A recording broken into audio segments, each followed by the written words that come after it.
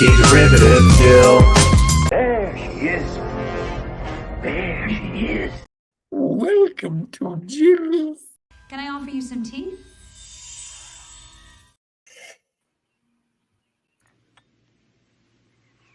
Good tea. Nice house. Would you make me some of that Plomeek soup? Hello and welcome to Plomeek Tea Time number 72, where we're going to save the president so that we can escape from New York. I had a really good time seeing this for the first time, but my biggest disappointment was that even though it's all over the posters and the promotional material, the Statue of Liberty's head is not seen strewn about the city. But this movie, it's a very subtle kind of movie that's more about the environment and letting the destruction and the violence and the anger and the fear tell most of the story. And I have Pleasant Valley Picker CA here to thank for having seen this movie. His birthday was on Wednesday, so this is effectively his birthday movie pick. Happy birth week, PvP. Oh, thank you, Jill. Call me Snake. Sorry, I just had to do that. I know it's goofy, but thank you, Jill. Well, you're welcome. Oh, I love Snake. Actually, I have a clip. He's such a cool character, isn't he? I didn't get many clips. I wanted to get more, but I ran out of time. Oh no! But I did get this. Or oh, no audio. For once, Snake. There's no audio. He's quiet for Call once. me I didn't hear any. Snake. Well, is there? Did this one have audio? You gonna kill me now, Snake?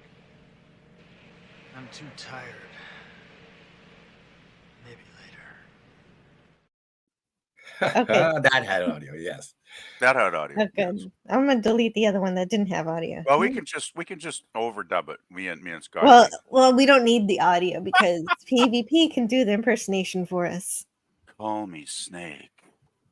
Perfect. I mean, I know it probably sucks, but I try. It's better than nothing. Okay, good enough. I think it's great. Oh, thank you. Oh. And don't call me Harold. Don't call me Harold. Yeah, that was a good one. You know, this movie's actually pretty funny. There's a lot of really funny bits in it. Yeah, and then he does call him Harold. Except, of course, happy birthday. Surely the best of times. Oh, thank you. Oh, that's so nice. You're welcome. And also, speaking of thanking people, I have to thank Taylor Swift, greater than Disney, Star Wars, and MCU, and Doctor Who. Definitely greater than Doctor Who these days. Thank you so much for the $1 super chat. And hey, raking in the coin. Oh yeah. So because Matt G really loves McDonald's, I added this to my super chat. Thank yous. Well, you've seen it before. You'll see it again. For you parents who don't speak Klingonese, he's saying, people of Earth, unite and bring your kids to McDonald's for a Star Trek meal. That's a regular hamburger, fries, soft drink, a McDonald and cookie sampler, and a Star Trek prize. Oh, yes, 5 different boxes based on Star Trek the Motion Picture. Action scenes, jokes, games. He says, take it from a father who knows. His kids love him. McDonald's Star Trek meal available for your kids now. There you go. But also, not just that, but we also had a super sticker from Eugene Bird. Thank you so much, Eugene Bird. Generous. Eugene Bird sent in a super sticker of a Bushiba with the trophy. You want to see? Yeah, see, that was generous. Look, that gold trophy. And is it that? Do I have to he's switch pretty over? proud of it. And look, there it is. Oh, there we go. Oh, now my comments are hiding behind my slide. Bring that over. Oh no, it's totally fine. Fortunately, of course, I am immune to its effect. I just realized that in that McDonald's commercial, they fire a phaser out of the torpedo tube. There is no truth in this art. Oh my God. I never even made that connection. Good observation, Scotty. I get the feeling Well, it's it is a fast food starship. yeah, it's just I don't think that guy's a real Klingon because I don't think a real Klingon would would shill for McDonald's. So I'm just saying, Well, Klingons don't Well, eat dead food. Yeah, they don't serve gawk. Yeah, they should start serving gawk at McDonald's. That would probably be really popular. But also, thank you again, Eugene Bird, for the super sticker. Why are you afraid of flying? Hey, Jill, so you never saw this before? You just watched this recently, did you? Yeah, last night. Wow. Last night. Wow. That's so cool. Yeah. Wow. Well, Gee, I speaking of always which, assumed. I just speaking of assumed which, you would have seen it before. well, if you think of a movie that I'm supposed to have seen, I probably actually haven't seen it. Sounds But like my list. Yeah. since we do have two other people on the panel who have seen it before last night, what's your very first experience, PvP, of this movie? Oh boy, that's a long time ago. This is what, 1981 was it when Well, this came? Escape from New York was released on July 10th, 1981. John Carpenter worked on the script with Nick Castle. He worked on the musical score with Alan Howarth, and he directed the film. Yeah, I would have been like in my early 20s then. So, I mean, I don't know why I wouldn't have gone to see this at the theater because it would have made sense, but I honestly don't remember seeing it back then at the theater. I might have, but that's so long ago, I may have just forgotten it. I'm pretty sure I did see it years ago, way back, when on the cable movie channel at some point. I definitely would have caught it on there, probably, at least a couple of times. But first viewing, it's really kind of hazy, actually. It's way back then. So Oh, so that is a first long time ago. experiences with the movie weren't that impressionable. Oh no, So I when did loved it it. become I when loved did it it, but become a special movie for you? well, it's pretty much from the first viewing. It's always been a special movie. I've always thought this is a great film. Like it's probably my favorite John Carpenter movie. Not that I've seen a lot of his films. I hate to say, I've still got lots of catching up to do on his films. But this is such a good film from beginning to end. I think it's pretty much flawless. So it was a favorite right from the first time I saw it because it was like, okay, it's just moving along at a nice pace. It's got interesting characters, good solid story, a great production values, cool special effects. Some really, it's just a really solid film. So yeah, I was impressed the first time I saw it. It was probably some point in the early 80s, I'm guessing. If not at a theater, it would have been on, as I say, the movie channel. But yeah, I've always loved this film. And it's one of those films I can actually rewatch over and over again, and it never gets dull. It's always good, just like the first time from beginning to end. It's enjoyable. And yeah, so I put this film quite high up, as far as my favorite films. Yeah, you're right about the plot. It's not overly complicated, and it's so easy to explain. New York is now a maximum security prison. Insurgents hijack Air Force One, crashing into New York.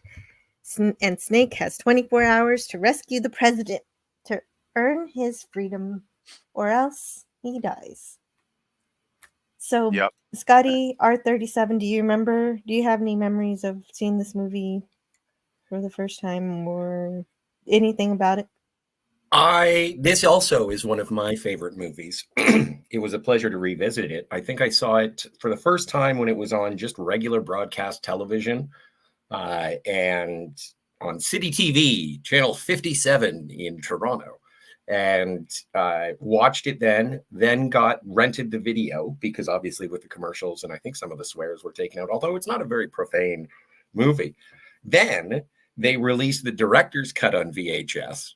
And so there is an extended scene showing how Snake gets caught in the first time, because I think he's robbing the Federal Reserve. And but there's like a 10-minute sequence that happens at the very beginning of the movie that was cut out, and then that was restored for the director's cut VHS. And then it stayed in rotation. I went to go see, I was too young to see it in theaters the first time. I did see Escape from LA, which is inferior to Escape from New York, but I still like it. I saw that in theaters. I hear it's terrible but fun and goofy. It is. Is that right? I Yes. haven't seen it. I was very disappointed when I saw LA. I didn't care for it. I found it kind of plodding. It didn't have the same pacing for me as this film does. And I just didn't find the story as interesting. I mean, I always love seeing Kurt Russell playing Snake. I wish they actually done, more Snake films if they'd been high quality as this one. But unfortunately, the second movie, for me personally, is kind of a bit of a dud. Though I have not, I only saw it once, and I have not rewatched in many years. So I probably should give it another chance. I'm guessing one of these days, actually, just to be fair. But yeah, Well, this it's is worth a better film, I think. it. Absolutely, absolutely, and it's worth it just to see the Kurt Russell reprise the role, as Oh, long yeah. as you go in with lowered expectations. But I did get Yeah. the incredible opportunity to go check it out at the Toronto International Film Festival Theater, the Bell Nice. Lightbox. Nice. And it was a 70 millimeter presentation, and Wow. it was huge. It was great. I loved that movie so much, and so it is definitely one of my favorites. Absolutely, I love Yeah, that. well, I probably didn't. If I did see this on a big screen, I've totally forgotten. I wish I could see this on a big theater screen, Like if they had it showing tomorrow, I'd run over there and buy a ticket, but unfortunately they're not. So, but yeah. Well, since this movie was written in 1976, it was right after the Watergate scandal, so I had no idea there was an actual real life political commentary behind it. Carpenter said the whole feeling of the nation was one of real cynicism about the president, and so that Good old Tricky that Dick had a thing. Nixon. 37th Sounds president good. of the United Richard States. Nixon, they called him Tricky Dick, Jill. That's how beloved he was back in the day, because he was kind of a tricky dick, Richard. Well, you know. and yeah, the funny thing is that now his so-called his scandal is nothing compared to what happens nowadays. Oh yeah, but it's Not that kind we're of going to get into interesting. that. But Well, when I was rewatching it, and I was reading some of the stuff you just mentioned about the Watergate scandal stuff that Carpenter kind of fed into the storyline. I was thinking to myself last night, it's amazing, isn't it, how history repeats itself, and we kind of tend to go around in circles in some ways. And it's like, yeah, that mistrust is still pretty current, it seems to me. So. I found that interesting that Carpenter was actually thinking about real life politics when he wrote the. some of the 70s and 80s sci-fi movies are coming true today. Yeah, scary. I Yeah. I wish I had seen that 10-minute bank robbery because I hear there's a cute little robot in it. Actually, the bank robbery is available. I think I think I've got the 2-disc DVDs somewhere around here, and I believe it's one of the bonus features. You could actually play the bank robbery Great. sequence before the main film. To tell you the truth, though, Jill, I don't think you're missing much. It doesn't really, in my opinion, it doesn't really fit in with the rest of the film, and I think Carpenter made a very wise choice to axe it and just start with the beginning we have here in the final cut of the film, because the bank sequence it kind of goes on a bit too long, I think, and it really doesn't add much to the story, to be honest. And we get all the background information about the robbery anyway, partway through the film, when Snake is speaking with Harold for the first time. There's a Oh couple yeah, lines of that's right. dialogue that cover And all of it, basically, Jill. that's true. You didn't All miss we much, learned all we but, need to know, which is that Harold is a slime. It's available though if you want to look it up. It's special features and stuff. You can find it. It's not that hard to find actually. Franco Walker says, please subscribe, hit the bell, share, hit the like, and select live chat. Yes, please do. So if you do enjoy some movie reviews and science fiction in general, please subscribe. Eugene Bird says, Matt G. Salutation wrenches Franco Walker, armed and lethal. Yes, Franco Walker is the best. And thank goodness Scotty R37 is in action. Yes, Eugene Bird. I'm happy to have seen, to see him too.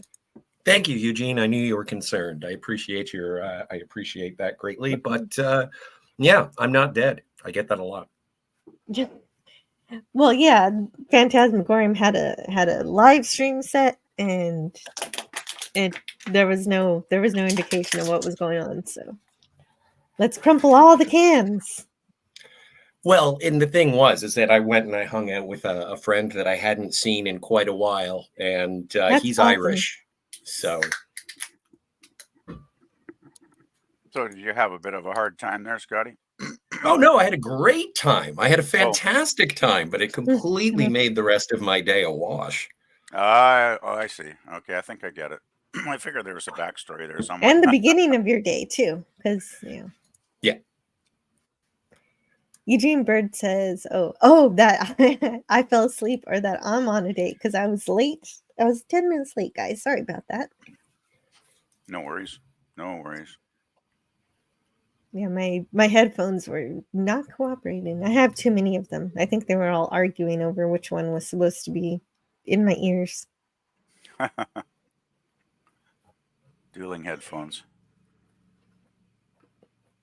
But it was fun because when I did go out, and I'm sorry, I'm going to keep telling this little story. It'll be very brief, but I went downtown, my town, and they were doing reshoots for the latest M. Night Shyamalan movie.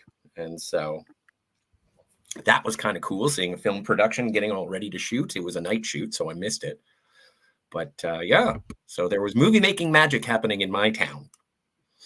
Nice. Well, I'm so glad you got to see an old friend and that he showed up. Yes. And that he showed up. What? Come on. Oh, people are absent. Yeah, it's gonna take me some time. I'll be okay. Okay. PvP, read this chat, please. Okay, I was just having my pancake there, but here we go. Oh, pancake. Yeah, I cooked a couple of pancakes because I thought I'd better eat something. Okay, here we go. Call me Snake. Call me Pliskin. Okay, so easy. That sounds like a 1-800 number. I'm getting a little too breathy there, I guess, wasn't I? Yes, okay. Just maybe a little more growl, less seduction. I think I was starting to sound like that Marilyn singing to the president bit, Exactly. But I like those two lines. How one line comes at the beginning of the movie, the other line comes at the end, because it tells you where he's at as a character. Doesn't it kind of denotes the hero's journey, so to speak? Because right, that he's free from the prison, so now he doesn't need to be called by his prison name, I guess. And he's kind of got to a point where he's starting to realize maybe he doesn't need that life anymore. Of course, we find out in the second movie maybe he does, but I think it's kind of a hopeful ending for him. Although if you tattoo it on your happy trail, you can't really get rid of the nickname, I don't think. Yeah, I think you're reading into it a little much. I think he just doesn't want to say to Hauk, because it's like at the beginning of the movie, Hauk is saying Pliskin, Pliskin, Pliskin. It's like, call me Snake. And then at the end, it's like Hauk finally says, okay, well, you've done a good job, so now I'm going to call you Snake. And he's like, F you, Hauk. You can call me Pliskin. So it's just verbally given Hauk the finger, the bird. Yeah. Okay. Yeah. Oh my God! So he's just basically being like a contradictory dick. Yes. He's still being the angry. That's my criminal interpretation. That's not a bad interpretation. I do like that this initial narration. The crime rate in the United States rises 400%. Voiced by Jamie Lee Curtis. It's true. Right. Yes. Who was in Halloween. She was directed by John Carpenter, I believe too. I believe her narration was uncredited, wasn't it? Yeah. Yes, it was uncredited, and yes, she was in Halloween, which is the movie that got John Carpenter's the attention that he needed to start making other movies. He still had trouble getting financing for this film, though. I was reading last night. He still had to, basically, I think he had to raise some money on his own, and then there was another company that came in and financed 50% or something. So he was able to finally get the funds together to do the film. But I think he was having a bit of a struggle because apparently the studios thought this film was too violent. A lot of the major studios just didn't want to have anything to do with it at Well, first. and So they thought it was weird, and I don't think this too movie is weird. weird at Yeah. all. I don't think it's No. weird at all. It But makes total sense to me. I think there's weird elements, but the weird stuff is kind of a lot of fun. So I kind of like the weird in this movie, actually. Well, yeah, the movie would be boring without the weird parts. Exactly. And Yeah. I think they're great. But Max Redstone throws a lot of Starship Enterprises all over the chat. Wow. But It's a Gorilla's fleet. chat got censored. Gorilla got censored? Yeah. I guess YouTube censored his chat in my chat. Oh, he said something naughty, did he? Penny is out grocery shopping. Hey, Penny. Hello, Penny. Driving her Enterprise. And yeah, so nobody's deliberately censoring you, Gorilla, except for Must be YouTube. the algorithm thing. And so Franco and Penny both send happy birthday celebrations to PvP. Oh, Happy thank you, Franco. birthday. Thank you, Franco. Thank you, Penny. And hello to Dan Leckie. Hey, Dan. Anybody remember Lee Van Cleef from The Master? That was a fun 80s show, says Booger414. Don't think I saw that one. Yeah, hey, Booger. I'm not familiar with it. Yeah, I'm not familiar with that show at all. No, but that sounds intriguing. But Lee Van Cleef does play Police Commissioner Bob Hawk. Hawk. Yeah, there's a mouthful. I remember him from the spaghetti westerns with Clint Eastwood, like The Good, the Bad, and the Ugly. He was classic as the bad guy in that one. He was great in that. Yeah. Hello, Kat. Hey, Kat. Hi, What Kat. did she say? So you made sure to be sober for this show, huh? Kat, come on. It's early in the day. I'd have to try really hard to get wasted for 1 You o'clock have, in the afternoon. I have. It's true. But I have to try really hard.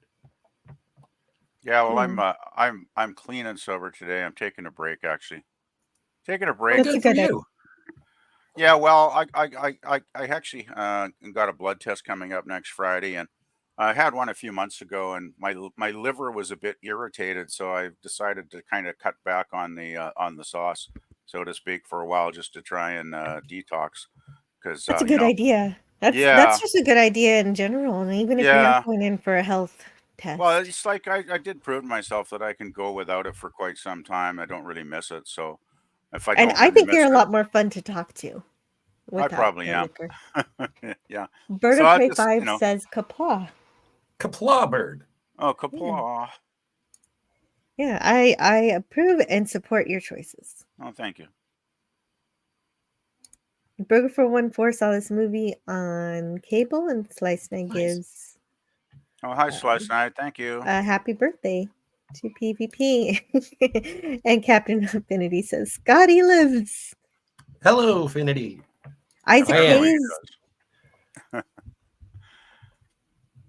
and Ernest Borgnine are wonderful in this movie. Well, Isaac Hayes, I know him from South Park. He plays Chef. He was also quite famous in music at the time, too, I believe. Yes, he also sings on South Park. I think he was a music producer as well, I think, way back in the day. When he won an Academy Award for Best Original Song for the theme from Shaft. That's it. Yeah, I remember that. Yeah, that's a great theme, by the way. Actually, Shaft's pretty good. Blaxploitation flick there, Jill, but if you ever want to see one of those, Shaft's probably a good one to start with because it's pretty entertaining. Of course. It's got Richard Spider-Man. Canadian Spider-Man says, happy birthday, belated birthday, PvP. Oh, thank you. Hey, Thank you, Spidey. LA is generally inferior to New York. And that's just geographically. We're not talking about the escape movies. It's New York is better than Los Angeles. But my husband likes LA better. I asked him about it. Oh, like the movie or the town? Yeah, the movie. Oh, okay. Oh, no accounting for taste. Oh, well. Uh, I have to see it first before I decide. Because sometimes I'll like a stupid movie. Well, it's got Michelle Forbes in it. So if you like Ensign Rowe, yeah, I really should give it a rewatch, I guess. Okay, so we heard PvP's impression. Can you do Yeah, one, go for it. Scotty? Go for it, Scotty. call me Snake, call me Pliskin, call me Snake. Thank you. You're welcome. And thank you, Max Redstone, for the $2 super chat. No, I got Actually, it over here. a Snake Plissken voice competition could be quite entertaining if you had like a whole bunch of Snake Plisskens on stage, all trying to give it their best impersonation of Snake. Well, I got we a little just bit of got it here. Got a little bit of 5 o'clock shadow. I need a wig so I can rock that 80s mullet. Oh, I'm sorry, 90s mullet. Yeah, I just got a haircut last week, so my hair's not long anymore. Oh, well. Just don't forget your eye patch. And apparently that was Kurt Russell's idea himself. He decided, hey, I should wear it. And also, I read last night that he had to take the patch off between takes because it was messing with his depth of perception because he was wearing it so much. Well, yeah. If you only have one eye, that does mess with your depth perception. Yeah, but it was actually starting to affect him, like when he was doing, because he did so much. I guess he tried to stay in character the whole time through the shoots of the film. So I guess he left the patch on a little too much, perhaps, was the problem. And then he realized, he's like, but thanks again to Max Redstone for the super chat. Kill, but I feel like celebrating. I don't. Love it. Love that clip. I wouldn't have wanted to get rid of the mariachi band either. It's funny who said it. I think it was Franco. It was like, They Live has turned into a documentary. And it's like, I thought we learned from all of the post-apocalyptic or dystopian sci-fi movies of the 80s so that we wouldn't follow in those footsteps. But apparently it's a template. It's something that we are bound to do. So I find it frustrating. Did they learn from Terminator, Scotty? It's like, it's No. like we're heading that direction right now, right? It's like, right. I remember when I first started hearing about AI and whatnot, and I was like, did nobody learn from Westworld? Come on. I know. It's sad, isn't it? That us common folk can learn from these films, but the powers that be seem to just use it as a template, which is really kind of scary in itself to think about. Well, there's still time to do it right, because what we have is an actual AI. It's machine learning. So there's a chance for us to instill the ethical routines that these artificial intelligences should have. We'll see if it actually comes to fruition. Well, yeah. If the people developing it had ethics, that would probably be a home run. But I'm not so Brookie sure. Love. That's right. I want to say hello to Brookie Love, 44. I haven't seen him before. Yeah, I think I went to go. And that's a new name, I believe. You went to go where? I went to go see Jon Stewart do stand-up comedy when he was still hosting The Daily Show. And one of I think his closing bit was, the last thing that the human race will say is, oh my God, it worked. And then everything will just be destroyed. Yeah, that makes sense. Jim's Landscape says happy birthday to PvP. Thank you, Jim. Thank you. Nobody understands Shaft but his women. Damn right. But I'm talking about Shaft, and we can dig it.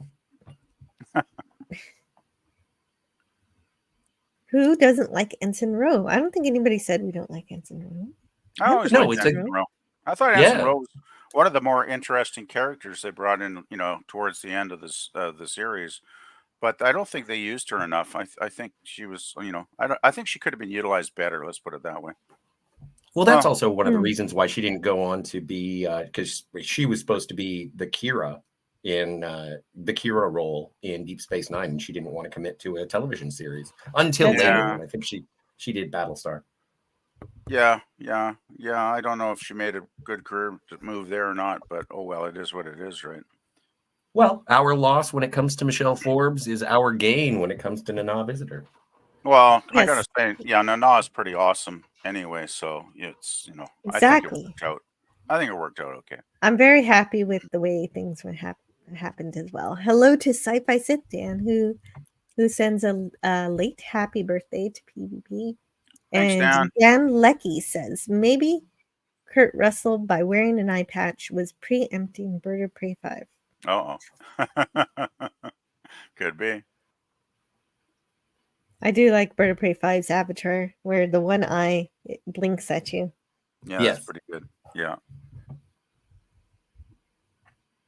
I'm And I just gonna think go and put my that kettle on catches us quickly. up. I'll be back in a minute. Just gonna put some water on to boil. Canadian Spider-Man says, if an asteroid hits, I'm taking it with my lightsaber in one hand and my NCC 1701C in the other hand. Nice. I hope. Those are good choices. Mhm. I wonder what color Canadian Spider-Man's lightsaber blade would be.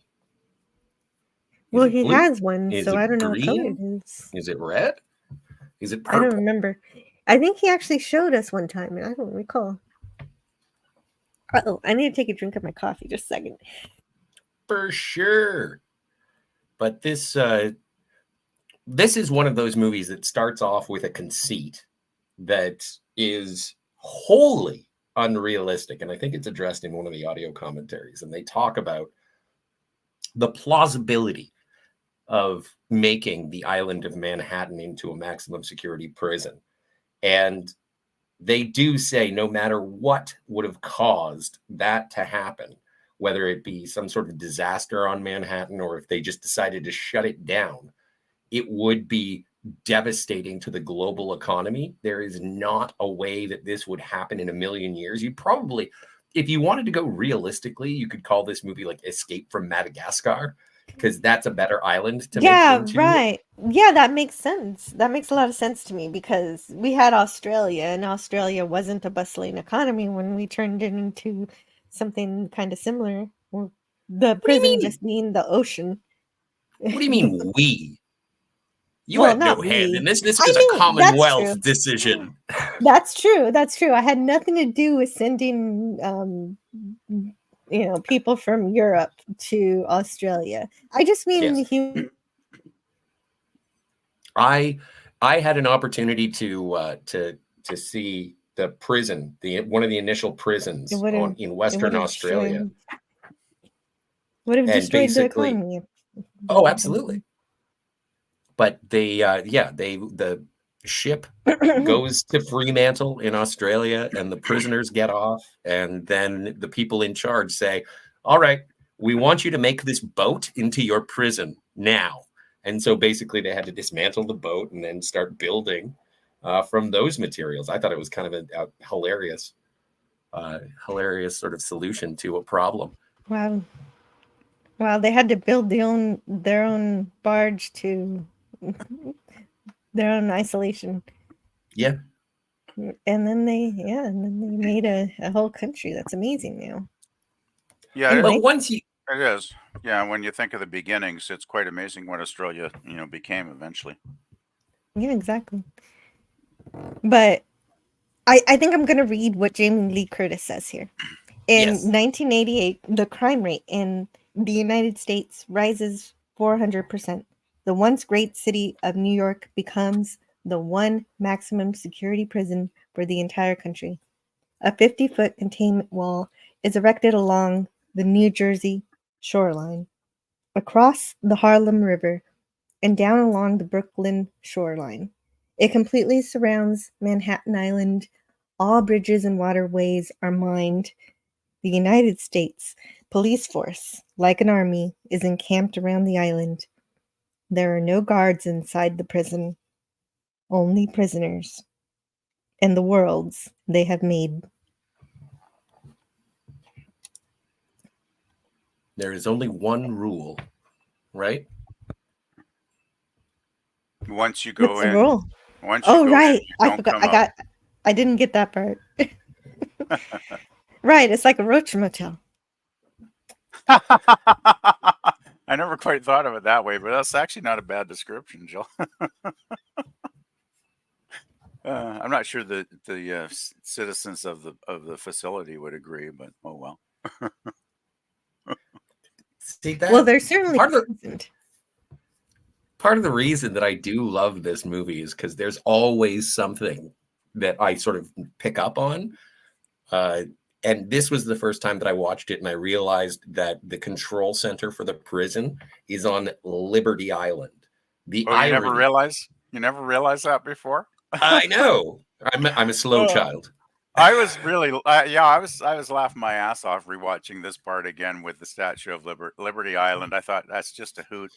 That's what I love about this film. It's dystopian and it's an action movie at its core, I suppose. But there's a lot of really nice little bits of humor that I really enjoy in this film, and that elevates the film to me. Takes it just because let's face it, a dystopian movie can be pretty grim and kind of get grating after a while, but there's these little elements of humor all through that sprinkled through the movie that kind of, for me, make it a better film. And Liberty Island is hilarious. Well, by the There way, it is. I did get it. I was reading about them actually filming around the Statue of Liberty, and I think it said that Carpenter's production company was the first company that got permission to actually film on Liberty Island. And I mean, I guess it was a bit of a feat back in the day to actually get permission to do that, but they actually did get to film on location around the statue. So that I thought that was pretty cool. It's really the only scene that's actually filmed in New York. And Yep. And yeah, they did have a little bit of an issue getting that permission because there was just a recent bombing nearby. There was a bombing, I think, So 3 months before or something, when I was reading up on it last night. Yeah. Well, and I don't want to be insensitive about it, but this is one of those things where you get to see the World Trade Center, and that's not like they've gone to lengths to try and remove World Trade Center references. Obviously, the very famous original teaser trailer for Spider-Man, the Simpsons episode where Homer has to use the bathroom in Tower B. Like, but I enjoy seeing the World Trade Center whenever I can, because I can't go see it live. Are you saying they removed? They can't remove the Trade Center from the Simpsons episode. No, they removed the entire episode. Oh, they removed what? Yeah, That's it's really not in great regular episode. syndication. Yeah, would you like Mountain Dew or crab juice? Are we supposed to just pretend that the World Trade Center never existed? I know it was a tragedy what happened to it, but it has a history, and so we're just saying, oh, it didn't exist now because something bad happened. It seems it seems disrespectful to actually erase it from history. That seems disrespectful to the memory of the people that work there. Actually, I think we should remember it, and they should leave it alone, and they should not censor these things. But sadly, that's the world we're living in. There seems to be more and more censorship all the time. It seems. Well, and I'm assuming it's exactly sort of like cultural sensitivity. That's what they were trying for, but I hate it when people nerf things. Yeah, I do. I hate it too. I think that's actually making the people who caused that tragedy, it's giving them kind of a victory, saying, oh, we destroyed your thing and now you're also destroying it from your own history. Look what we succeeded with. And so good point. There's man. No, my it big frustrates thing me is too. that it's like we're erasing our own history, which I think sucks. I don't think history should ever be erased. And well, let's face it, there's a lot of people in the entertainment business these days that would love to erase history in some ways if they could. I mean, they're actively working at it. Well, Canadian Spider-Man says they want to erase history. That way they can repeat it on us. Or they can put out a new version of history based on their prejudices and their belief systems, which I find even scarier. And yeah, and I understand it was a traumatic event for people, but I actually watched it live on the TV that day, Jill, and it was something to watch. I did too. I was in school. Yeah, I was they in had it high on. school. All the channels had it on all day long. It was really horrific. One of those few days. It's like Pearl Harbor or the assassination of JFK. It's one of those days that you do remember if you were there. And watching Canadian it on the Spider-Man. video. Oh, it was horrible. Canadian Spider-Man, The Thing was in 1982, and Escape from New York was 1981. Not to disagree, but just to specify. Kurt was on a roll back then, wasn't he? Oh, yeah. Wow. Well, it seems like we're all in agreement there. But even with that said, seeing the buildings does elicit an emotional response watching the movie nowadays versus when it was first released. And it definitely did hit me because it stands out among the skyline. It always takes over any image you see of New York. I went to New York when I was a little kid, when I was 12, and I have a lot of pictures of the World Trade Center because it's commanding. It had a presence. It really did kind of define the skyline of New York for the years that it was there, didn't it, Jill? Did. Spidey says, I was out of contact on the Great Barrier Reef getting my first diving license. Not bragging, but that's where I was. Yeah. It was. Dude, if I were you, I would brag. Yeah. Yeah, I was just in class. I was in school. I was let out early. Yeah. I've said it before and I'll say it again. That was my first day of university, and my academic career went as well as September 11th. Uh-oh. Damn. Oh gosh, that doesn't sound good, Scotty. No, that's the joke. Yeah. Well, we didn't have any homework that day. Well, that's good. Gee, nice of them not to make you do homework on that day, right, Jill? Mm-hmm. Oh boy. I do love the skyline though, and I remember, I'm sure it must have been on maybe one of my DVD's bonus features. They actually did build I think a scale model city of New York for this movie. They did. Yeah. Amazing. It was so good that it was reused in Blade Runner in some way. Okay. But yeah, I remember watching the video. Either the model or the matte paintings. There was a video of the crew working on constructing the New York, models at the buildings, and it's quite amazing just to see them at work and the detail they put into, building the model of New York City is just really, it's quite amazing actually, really excellent work. Hey, so Scotty, I have a question for you. Does PvP drop out for you now and then? No, I can hear him fine. Okay. I hope it's not dropping out because, all right. Well, I've paid like $90 for this darn headset, and I don't know about you guys, but the cables on my headset always seem to start to get twisted up after a while, like it's twisted up near the bottom where I plug it into the computer. But I mean, I don't notice any crackling or dropout on my end because that's why I got rid of my last headset, because it was the wire was starting to, crackle and stuff. So I got rid of that one. So I hope I think you sound fine. Okay. You sound fine now, but every once in a while you drop out. Now I'll let you know when it happens again to see if it's just me. I do pause. But that's fine. I do mute myself. So there are a couple of people who are trying to escape, and from New York. Cannot succeed. They are trying to escape from New York, but they cannot. They are instead they explode. They don't explode. It's not like spontaneous combustion. They are destroyed by the police force. Well, they get. I would say that the shot that is fired at the boat, it blows up the ship. Yeah, and blowing up is exploding, so they explode. Yes. Well, they were exploded by a missile, basically, that the helicopter shot at them. So I guess the very first thing I think of with this movie is how dark it is. Dark in lighting or dark in tone? Lighting. Oh, okay. Maybe both. There is I guess that kind of helps with the production though, because I remember reading when they got to the location shots of the city they used. It did help, I think, to create an environment, an atmosphere, so to speak, sort of a menacing quality. Because let's face it, if it was a bright blue sky, cheery day, I don't think it would have quite the same impact. I'm guessing, Yeah, the darkness does help with the tone for sure. It's almost like a character in the film. But I think Scotty wanted to mention something, but I keep Go saying for it. stuff. Well, no, I just find this to be one of the, well, first things first. In terms of the lighting, this is why I sort of enjoy the theater going experience. Being in a dark room watching a dark movie is still better lit than if you're watching it at home on your television. Like, being drawn into the darkness of the cinematography definitely adds to the mood and the tone of the film. Love it.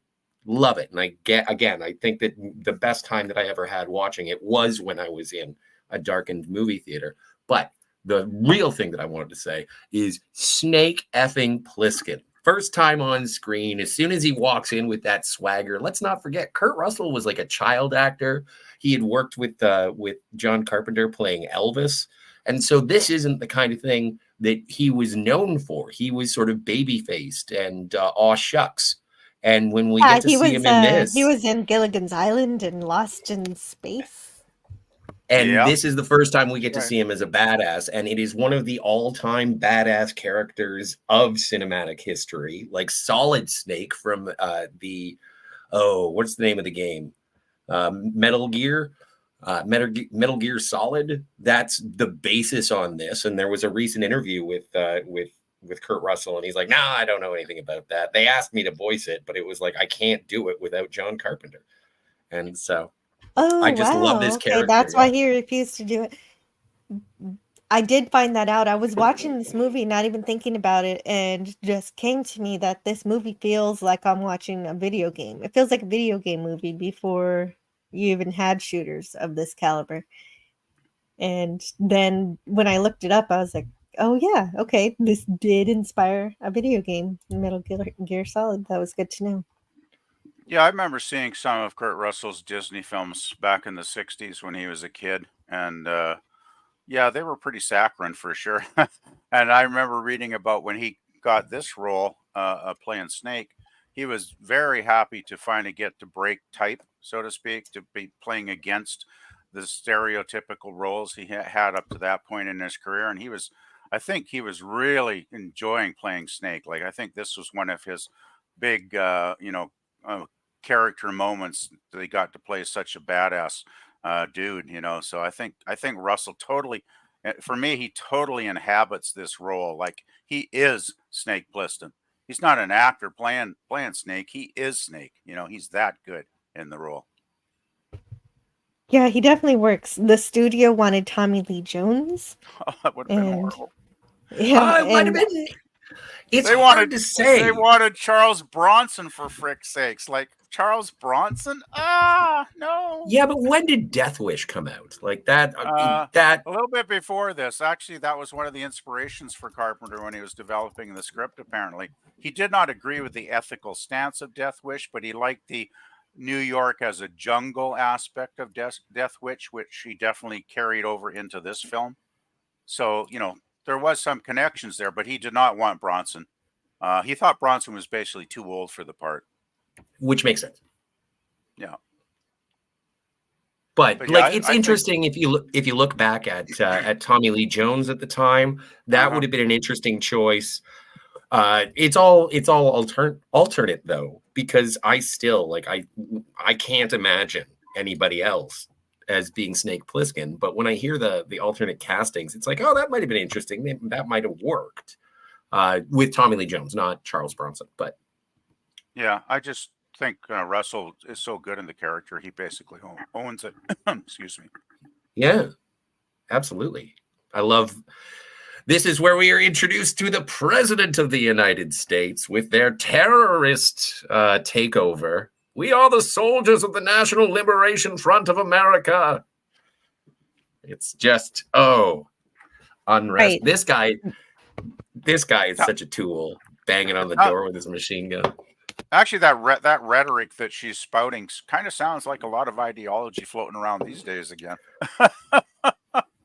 The racist police state. Deconstructionism, Yeah. Oh yeah. But we Well, get, yeah, but it's vague enough to where it doesn't overtake the plot or anything. And Yeah. Well, it's just But- like this is like some left-wing wacko organization kidnapping the president to try and murder him, basically, scenario, right? So, Yeah, It it's a makes sense. but it's a dystopia, and so you can see that there is a problem with the government if they're just Oh, hell yeah. dumping every yeah. single criminal in New York Well, like it's it's a like garbage can. yeah, it's like when we get to Cabby's character, I'm thinking, what did Cabby do that actually he deserves this fate? Like he seems like a pretty jovial kind of guy in the film, right? So, you know. I don't think Cabby did anything wrong. I think Cabby was a cabbie before they made it into a prison, and he didn't want to leave New York. Why would he want to leave New York? Everybody's Oh, coming to you New know York. what? That I actually was makes just sense. thinking. That actually makes sense. That really does. That really does make sense that some New Yorkers just didn't want to leave. That's a good point, Scotty. I never thought of that angle, but you could have a valid point there. But I Definitely. love Cabby. Yeah. Cabby's cool. But Donald Pleasance is as the president of the United States, and people were like, "How do you like? He's British.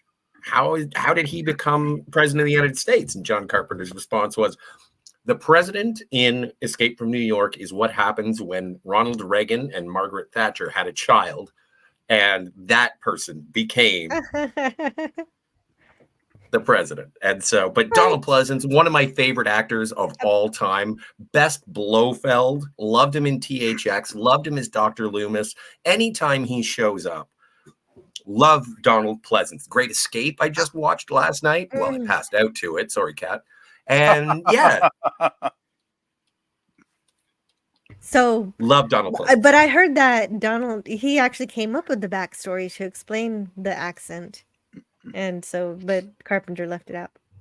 I wouldn't have minded it. Whatever he thought of was probably better than just picking a couple of politicians and saying they had a baby. That's silly.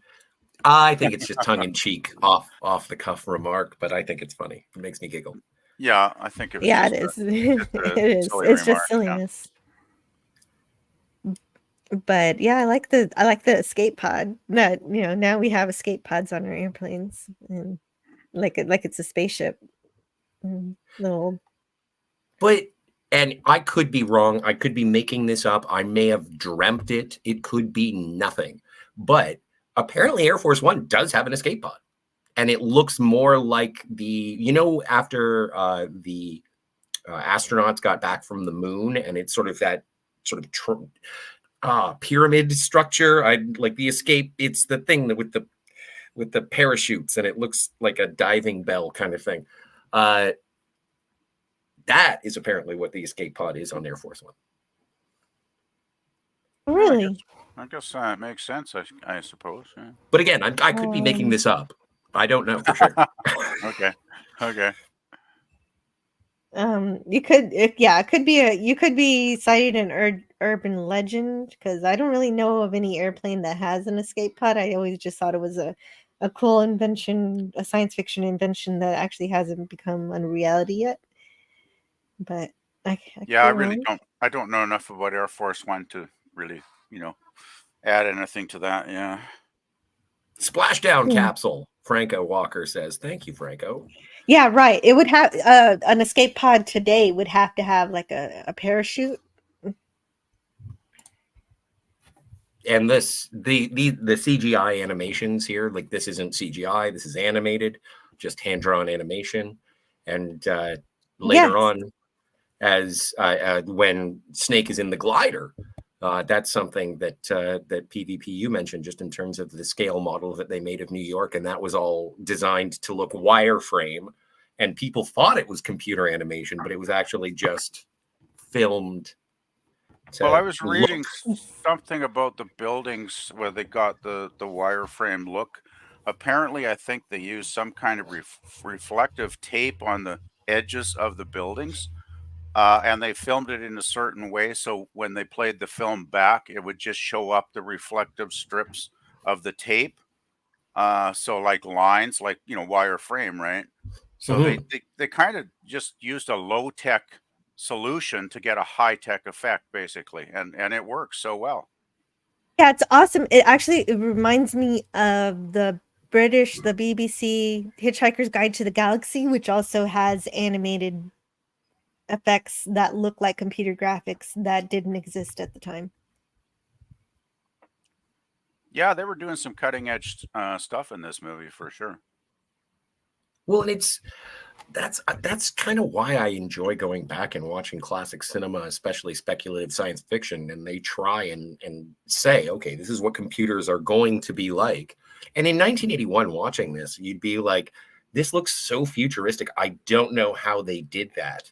And nowadays, you look at something and it's like, I don't know how they did that. And the person next to you in the theater says, computers, duh. Yeah, but they don't know Yeah. it wasn't done with computers. Well, no, but I mean in terms of modern filmmaking, because there is such a reliance on CGI.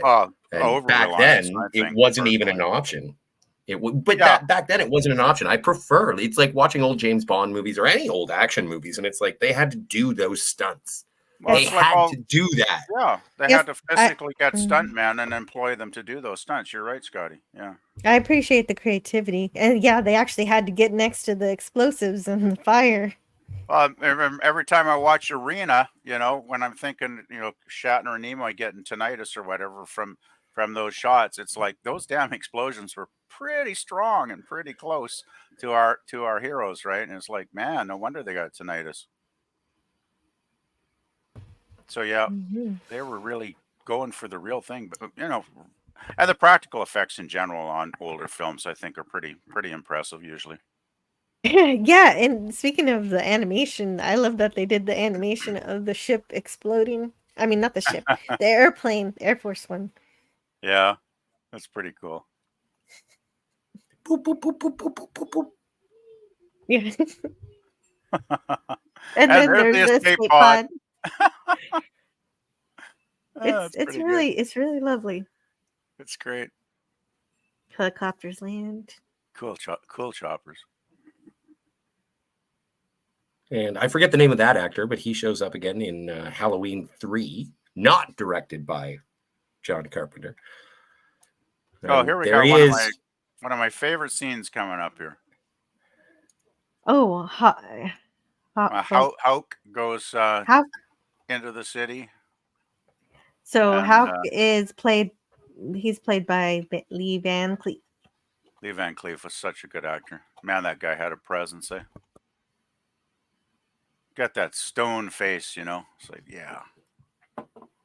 See, and that's the thing is that somebody in the chat said that he plays a really, really good bad guy. But that's part of the reason why I like For a Few Dollars More better than I like For a Few Dollars More is my favorite of the Dollars trilogy. And it's because Lee Van Cleef's a good guy. I like Lee Van Cleef. I think he could play, well, he's playing a good guy here, kind of, even though he's a bit of a jerk, but he's still playing basically, he's on the side of law. So he can play it either way, right, Scotty? He could play good or bad. Oh, for sure. He is representing a fascist government in this Yeah, but he's also doing his job. He's doing his job as best he can, right? So sure. It's like a two-sided coin kind of scenario. But if you could go back to that, back to the dude with the Billy Idol hair. I love that scene. He is so creepy. For so long, I thought this was Michael Biehn. The thing is, this scenario is supposed to take place in 1997, is when the film is set, I believe, right? And I'm thinking, okay, Billy Idol was big in the 80s. Looking at the age of this guy, I'm guessing he was an enormous Billy Idol fan in the 80s before he committed some horrendous crime and got incarcerated here. And he's like styled his entire look on Billy Idol after that, because I just love the hair that they gave this character. And I looked him up actually, because this character has kind of haunted my nightmares for years after originally seeing him, because I think he's a really freaky dude. And I looked him up. His name is Frank Doubleday, and he did quite a few films. This is probably his most iconic role. And I was actually reading a little bit of backstory on the website here, and there's a little quote from him. The name, get this, the name of the character, by the way, I don't think his name's ever mentioned in the film exactly, but the name of the character apparently is Romero. Now, I'm wondering if that's John Carpenter giving a tip of the hat to George Romero, because they are both kind of similar directors and they work with limited budgets and make great movies.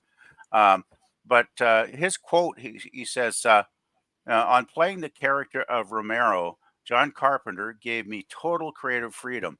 The voice and the look were my ideas. I did a lot of character work and worked on Romero through voice, costume, and movement. All my behavior was improvised. Once a character is created and is in one's skin, the behavior just comes naturally. If the character has been internalized, it all just happens.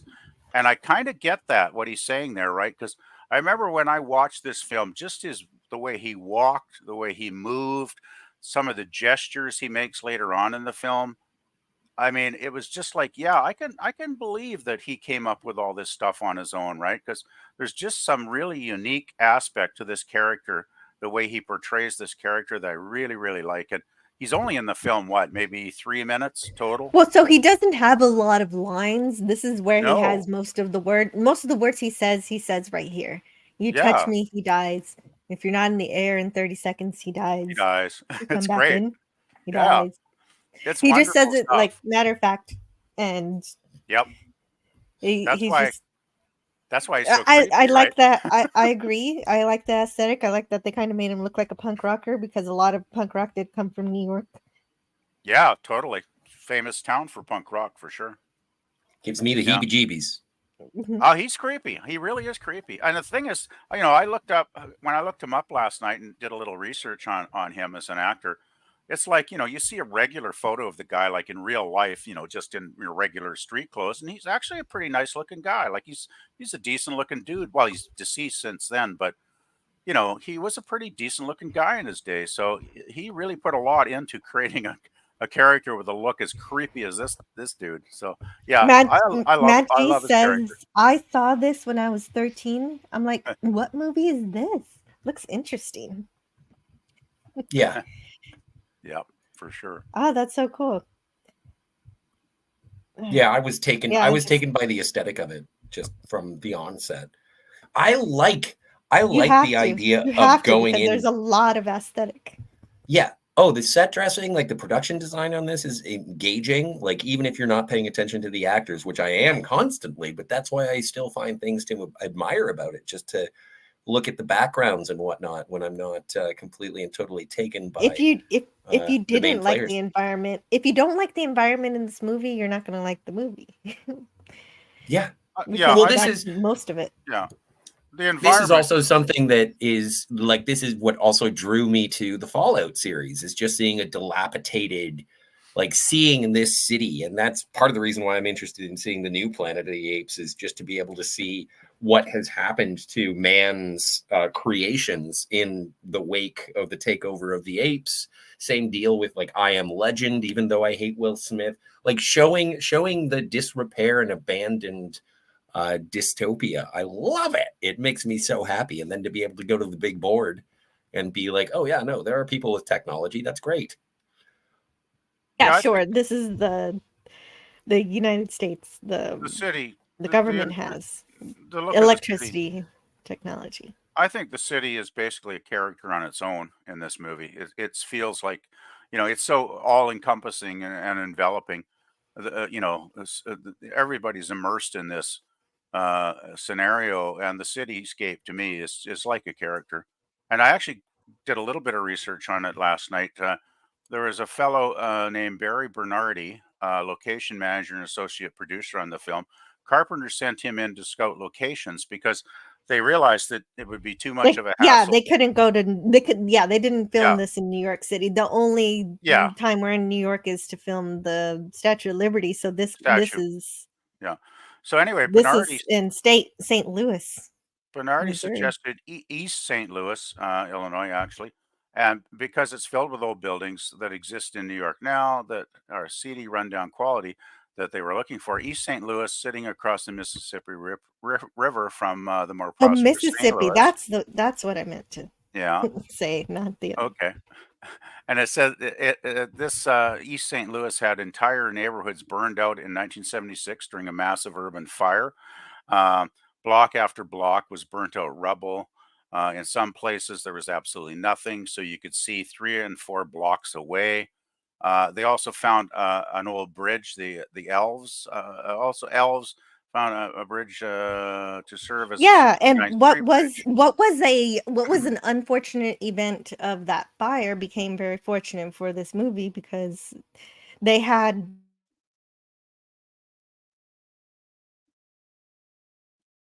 Oh, just looked a lot more rundown. oh, I thought your mic cut out for a second there. Yeah, it said they actually purchased the old Chain of Rocks Bridge, it's called here. They For put $1. I'll a buy that dollar. for $1. They bought it from the government, and then after the filming, they sold it back for a dollar to the government. I guess it was so the government wouldn't have any liability involved if there was, I guess an accident or something happening. So yeah, Definitely. it's quite interesting. It was a good thing. Well, bad for the people of East St. Louis, but good for the movie that there was so many burned out blocks available that they could just go in and basically set up and shoot. Though I did read somewhere that they would turn off the power for I think a 10 block radius during the shots when they were filming at night, which is interesting. I Yes, don't they know. convinced yeah, that's right. That's true. They convinced the city to turn off the lights. Yeah, And I so don't know if they anybody was used living around there, but hopefully not too close to that area. But yeah, they did actually. Hey, Joe. But yeah, boy, you couldn't recreate this with a set. I mean, there's no way you get the realism. well, that's right. They wanted to use a backlot, but it wouldn't have the same texture. Well, you wouldn't have the same feel of a street and all of the things. So they definitely wanted to really use a real on location set, and they figured it out. Yeah, and it works so well. Yeah, especially considering the budget. Very creative. $6 million, I think I read. Well, and it made $25 million, so that's pretty good profit. Yeah, they had a hit, basically a hit. I mean, I think if you can turn over that much, profit, you're probably doing something right. And so he raises his handcuffs as if he's trying to say, "Take these off," but I, lo- but he doesn't. He's not really saying anything except. I do love those cuffs though. Those are pretty funky looking cuffs, I gotta say. So Booger414 says, "I saw this movie before I was in any way politically aware. Like a lot of sci-fi, it is different to see now as an adult, especially when hearing all your research." Well, that's Yes, half the agreed. fun is doing the research before we review it. That's a big part of the fun is because I learned a lot actually reading up last night after I watched the film, reading I some sure different did too. some sites, Like, for right? So instance, Russell describes his character as a mercenary, and his style of fighting is a combination of Bruce Lee, the Exterminator, and Darth Vader with Eastwood's vocalness, hmm, is how Russell constructed his character. interesting. Mhm. Yeah, I And can that see all that matters to Snake is the next 60 seconds. just surviving. Yeah, I could see the Eastwood speech pattern kind of because Eastwood in his films often didn't talk too much. He would kind of pick his words, pick his sentences, quite sparingly. And I think Snake as a character kind of comes across that way too. Agreed. And he definitely, yeah, he doesn't talk as much as more than necessary. Yeah. But his reputation precedes him. Everybody seems to know him. Well, he was a hero, right? At one time, doesn't Hauk say he was decorated by the president, got some medal or something? 2 Purple Hearts. Yeah. And a partridge in a pear tree. But then he robbed the Federal Oh boy. Reserve Depository. Yeah, I guess he didn't get paid very, very well by the military if he has to, start robbing depositories. Right? But it's so indicative of the world, like just his backstory. That's why I like that they cut out the robbery on the depository, is simply because him being an enigma and just being told what he has done, you don't want to see your hero at the beginning of the movie failing. And so just here, like, he is in prison. He did get I don't caught, but know. the fact that I he's kind such of a like badass. I kind of like seeing my hero fail sometimes because that would make him succeeding later even more rewarding. I agree with Scotty though. I'm glad they removed that the whole robbery sequence at the start, because I watched it with the start of the bank or the depository robbery, and I mean, there was nothing wrong with it as a sequence. It was well filmed and everything, but I just felt it didn't really add enough to the film to actually, be in the film. And I think Carpenter made a wise choice. I'm not sure about this. Don't quote me on this, guys, but I seem to recall reading somewhere years ago that Carpenter actually did some test screenings of the film before it was in general release with the bank sequence, the robbery sequence at the start, and the audiences. He thought it was just confusing for the audience. They didn't really seem to be getting the setup. So he decided just to axe the entire sequence and just, give us the beginning that we actually get in the final cut here. So I think he And made a that good makes choice. sense. But Yeah. I like a good robot, and we missed out on a robot. Well, it's all available, Gil. It's easy enough to find. I am sure you'll track it down. Yeah, you can get it on YouTube. One of the things I like Yeah, here it is on that YouTube, isn't it? Yeah. one of the things that I like is that they mentioned that people in New York have been converting these cars from gasoline engines back to the steam engines because for lack of gasoline to actually run the engines, and I think that's pretty neat because before we did have gasoline powered cars, we did our first vehicles were steam powered, the very first engines that were um, you know separated, not a train, actually I don't know what to call it, just the first cars were steam engines, so that's really neat that they had to go back to that. No, the first self-propelled vehicles, I guess. Self-propelled, that's it. That's the word. Thank you, PvP. You're welcome. Horseless carriages. Yes, horseless carriages. Right, before we figured out the word automobile. I will take this autogyro. But it is like I love Snake's cynicism. I love his I don't give a fuck. I love everything about it, and it's something that unfortunately in the modern era, in 2024, I feel very much like Snake Plissken. It's just like, Well, he I don't doesn't care care. what you want to build. I don't care what you're trying to maintain. I don't like any of it, and I am pissed that I have to play. It's like we're living in Snake Plissken world now or something, eh, Scotty? Well, the smart ones are living in a Snake Plissken world. There are a lot of people who are still living in a Bob Hawk. Oh boy, yeah, it's a weird world. I like that one line. That's one of the early funny lines when he's getting set up here, when he's still at the table with Hulk, and Hulk is like, "Oh, the president, the president's, we need someone to rescue the president," and Snake is like, "The president of what?" It's like, that's not funny, Snake. I love that line. It's so good. It's really good. I love the little Well, he comedy bits doesn't in this care. You're movie. right. He doesn't care until he learns that he can receive a full pardon because he doesn't care about the president, but he does care about himself. So he'll do it Well, for a pardon. I remember when Hulk shows him the pardon, that gigantic document of that'll pardon him from all crimes in the United States. That's one loophole that I'll come and nitpick later on, but I don't want to give any spoilers at this point. No spoilers for a movie from 1981. Well, that has an extraordinary simple plot, but it gives us something to look forward to. I wonder what PvP is going to say later. Well, I'll get to it when we get to that part. I don't want to give it away. This is cool. I like the bracelet. The bracelet's awesome. Yeah, he only has 24 hours or he's going to die because he's tricked into thinking he's just getting these injections for diseases or something. And nope.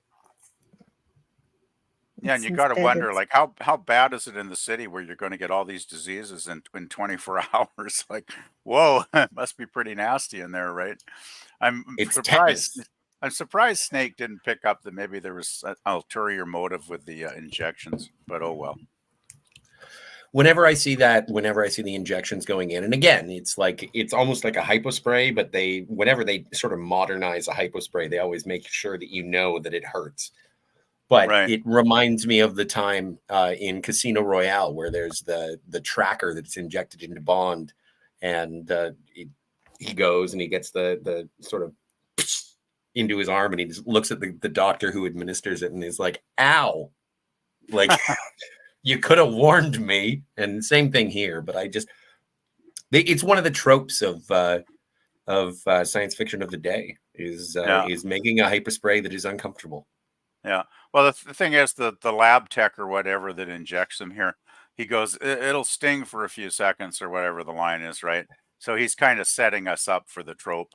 And then, of course, it's Kurt's, his acting ability here that sells it, because he's like, oh, that little jerking motion when he's injected, it's like, kind of thing. And it's like, yeah, that's realistic. I believe that, that he got injected. Well, yeah, and he the jumps. description, You're right. He jumps a little, pretty quick. Just enough to sell it, right, Jill? Like just enough. It's really good. but I love the description of this too. It's like, you've just been injected with explosives, nothing too big, just about the size of a pinhead. But you show up after 24 hours and poof, opens up your arteries. Yeah, just Love big that. enough to open up your arteries. Yeah.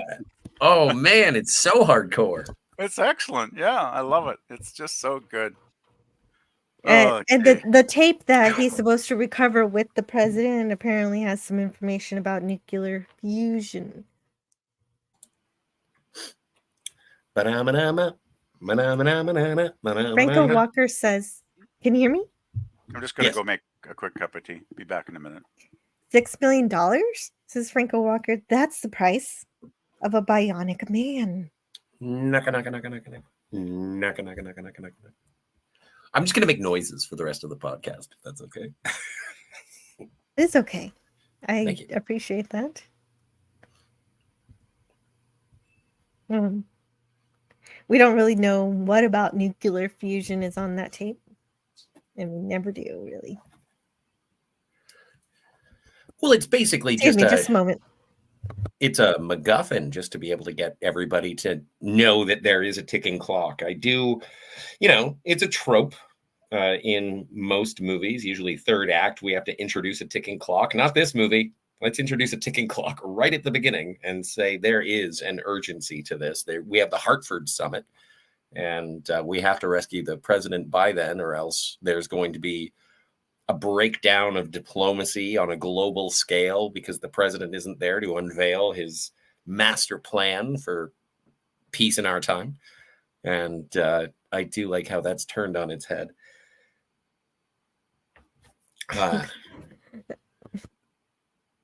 Booger says, there was a Doctor Who episode where I had to step away for a second. That's cool. The sixth Doctor met a mercenary who was a member of some order of knights, and that meant a lot to the Doctor. Ooh, I wonder if it was like the Knights Templar. If we're going to get into video game adaptation, if it was like an Assassin's Creed kind of thing. And Canadian Spider-Man says, that is pretty ingenious. Very wise use of explosives with minimal cleanup. Well, yes, I do adore. Yes. You adore microscopic capsules lodged into your arteries? That is what I adore, yes.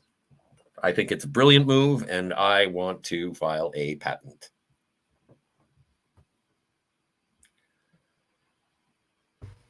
Yeah, so they're going to blow up his arteries. Oh my goodness.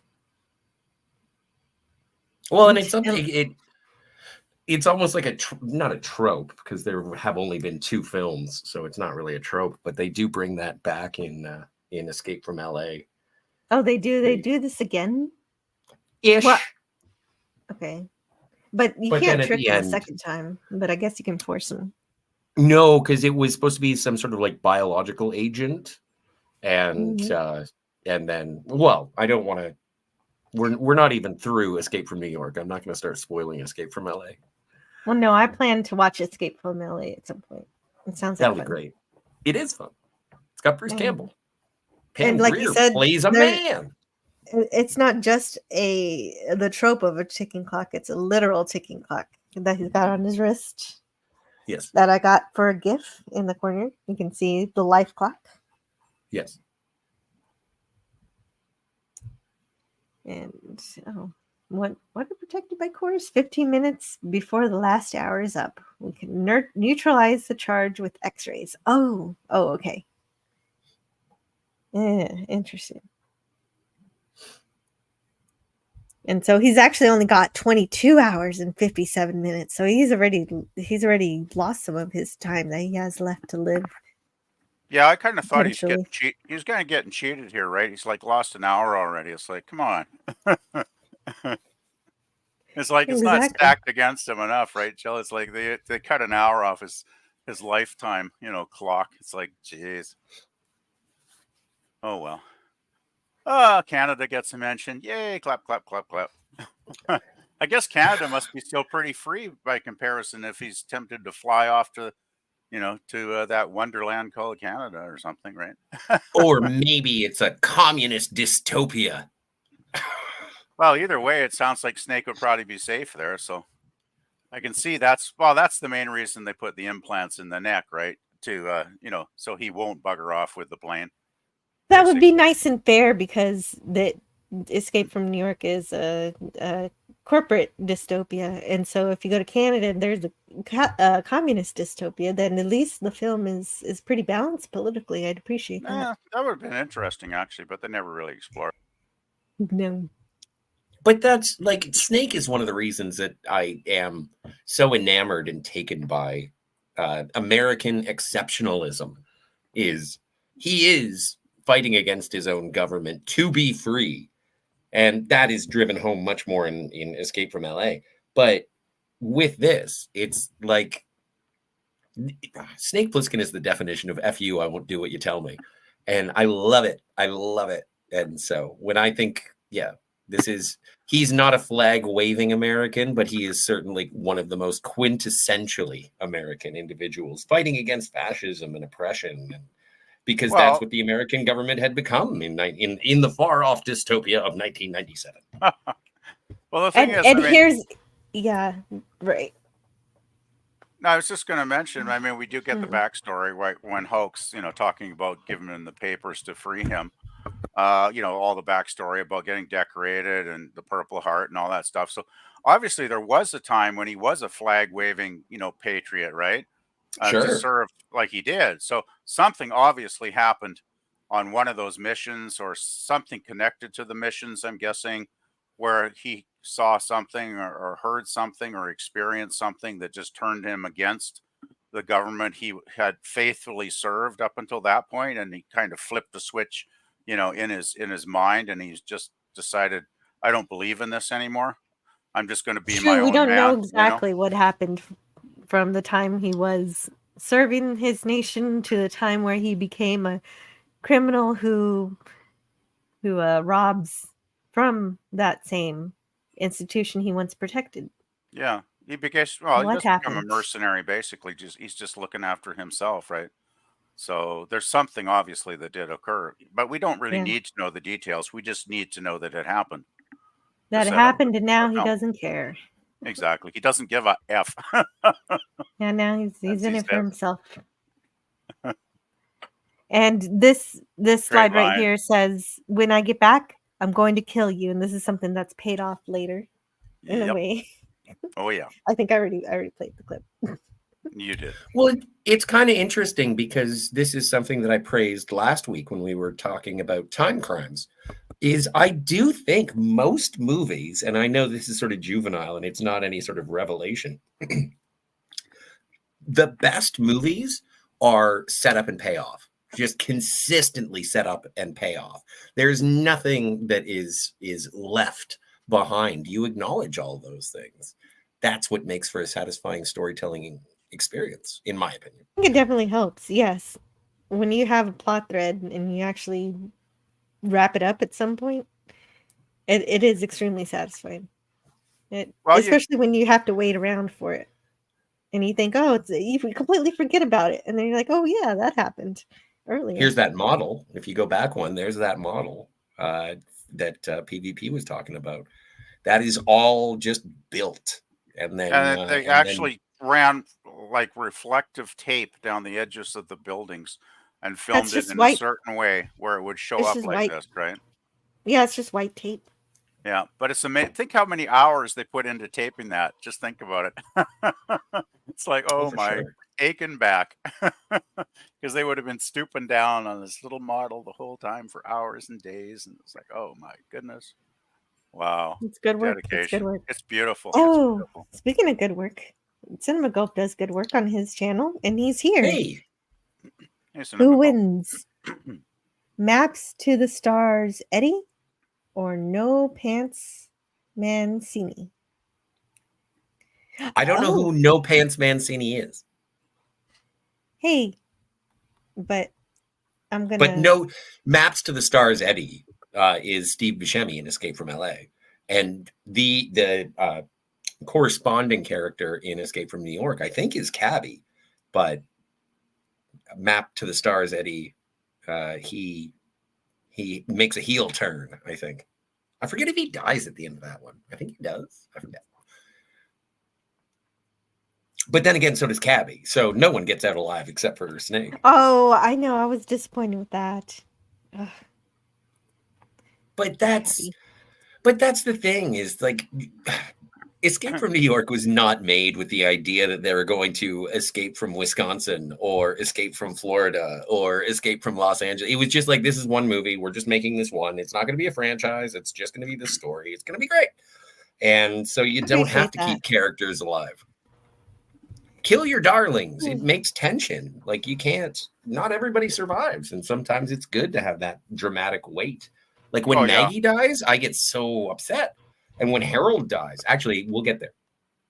Yeah, I like the. It's also a little cynical. It's also a little. You think, oh man, you just saved the president. Maybe the president's gonna save some of the people who helped him get out. And no. Well, There's no kind of all of our supporting appreciation. characters dying off, like a lot of them dying off, does hit home the fact that life has no value in this scenario. Like human life is just it's cheap, it's expendable. It doesn't really have any value in the current system that they're living within. Well, and they don't even give that much value to Snake because they give him this glider to fly. They don't even give him a real plane. He has to fly a glider.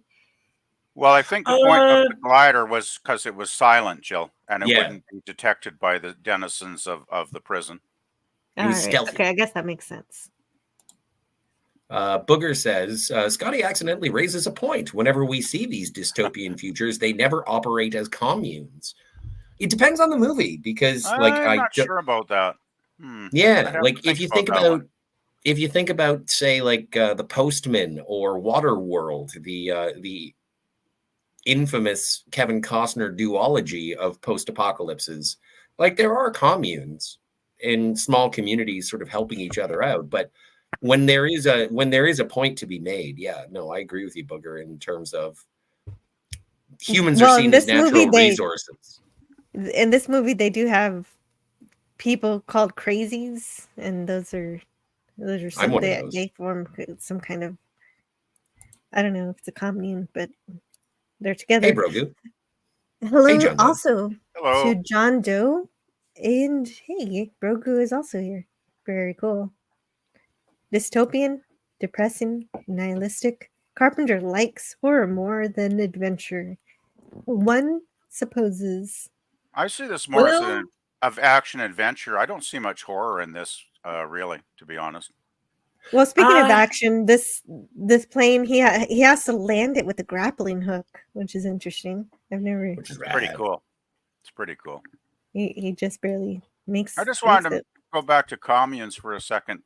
When hearing the word commune, it made me, for some reason, the film Zardoz popped into my mind because there is a part of that where where Sean Connery's character, what's his name? Is it Zed? I can't remember his name. I think it's Zed. Yeah. Or Zep. He wanders into some kind of weird, almost hippie-like commune towards the last part of the film, if I remember correctly. And it is Yes. very much like a commune, like a classic commune term of the word, kind of, right? You know, Scotty. So yeah.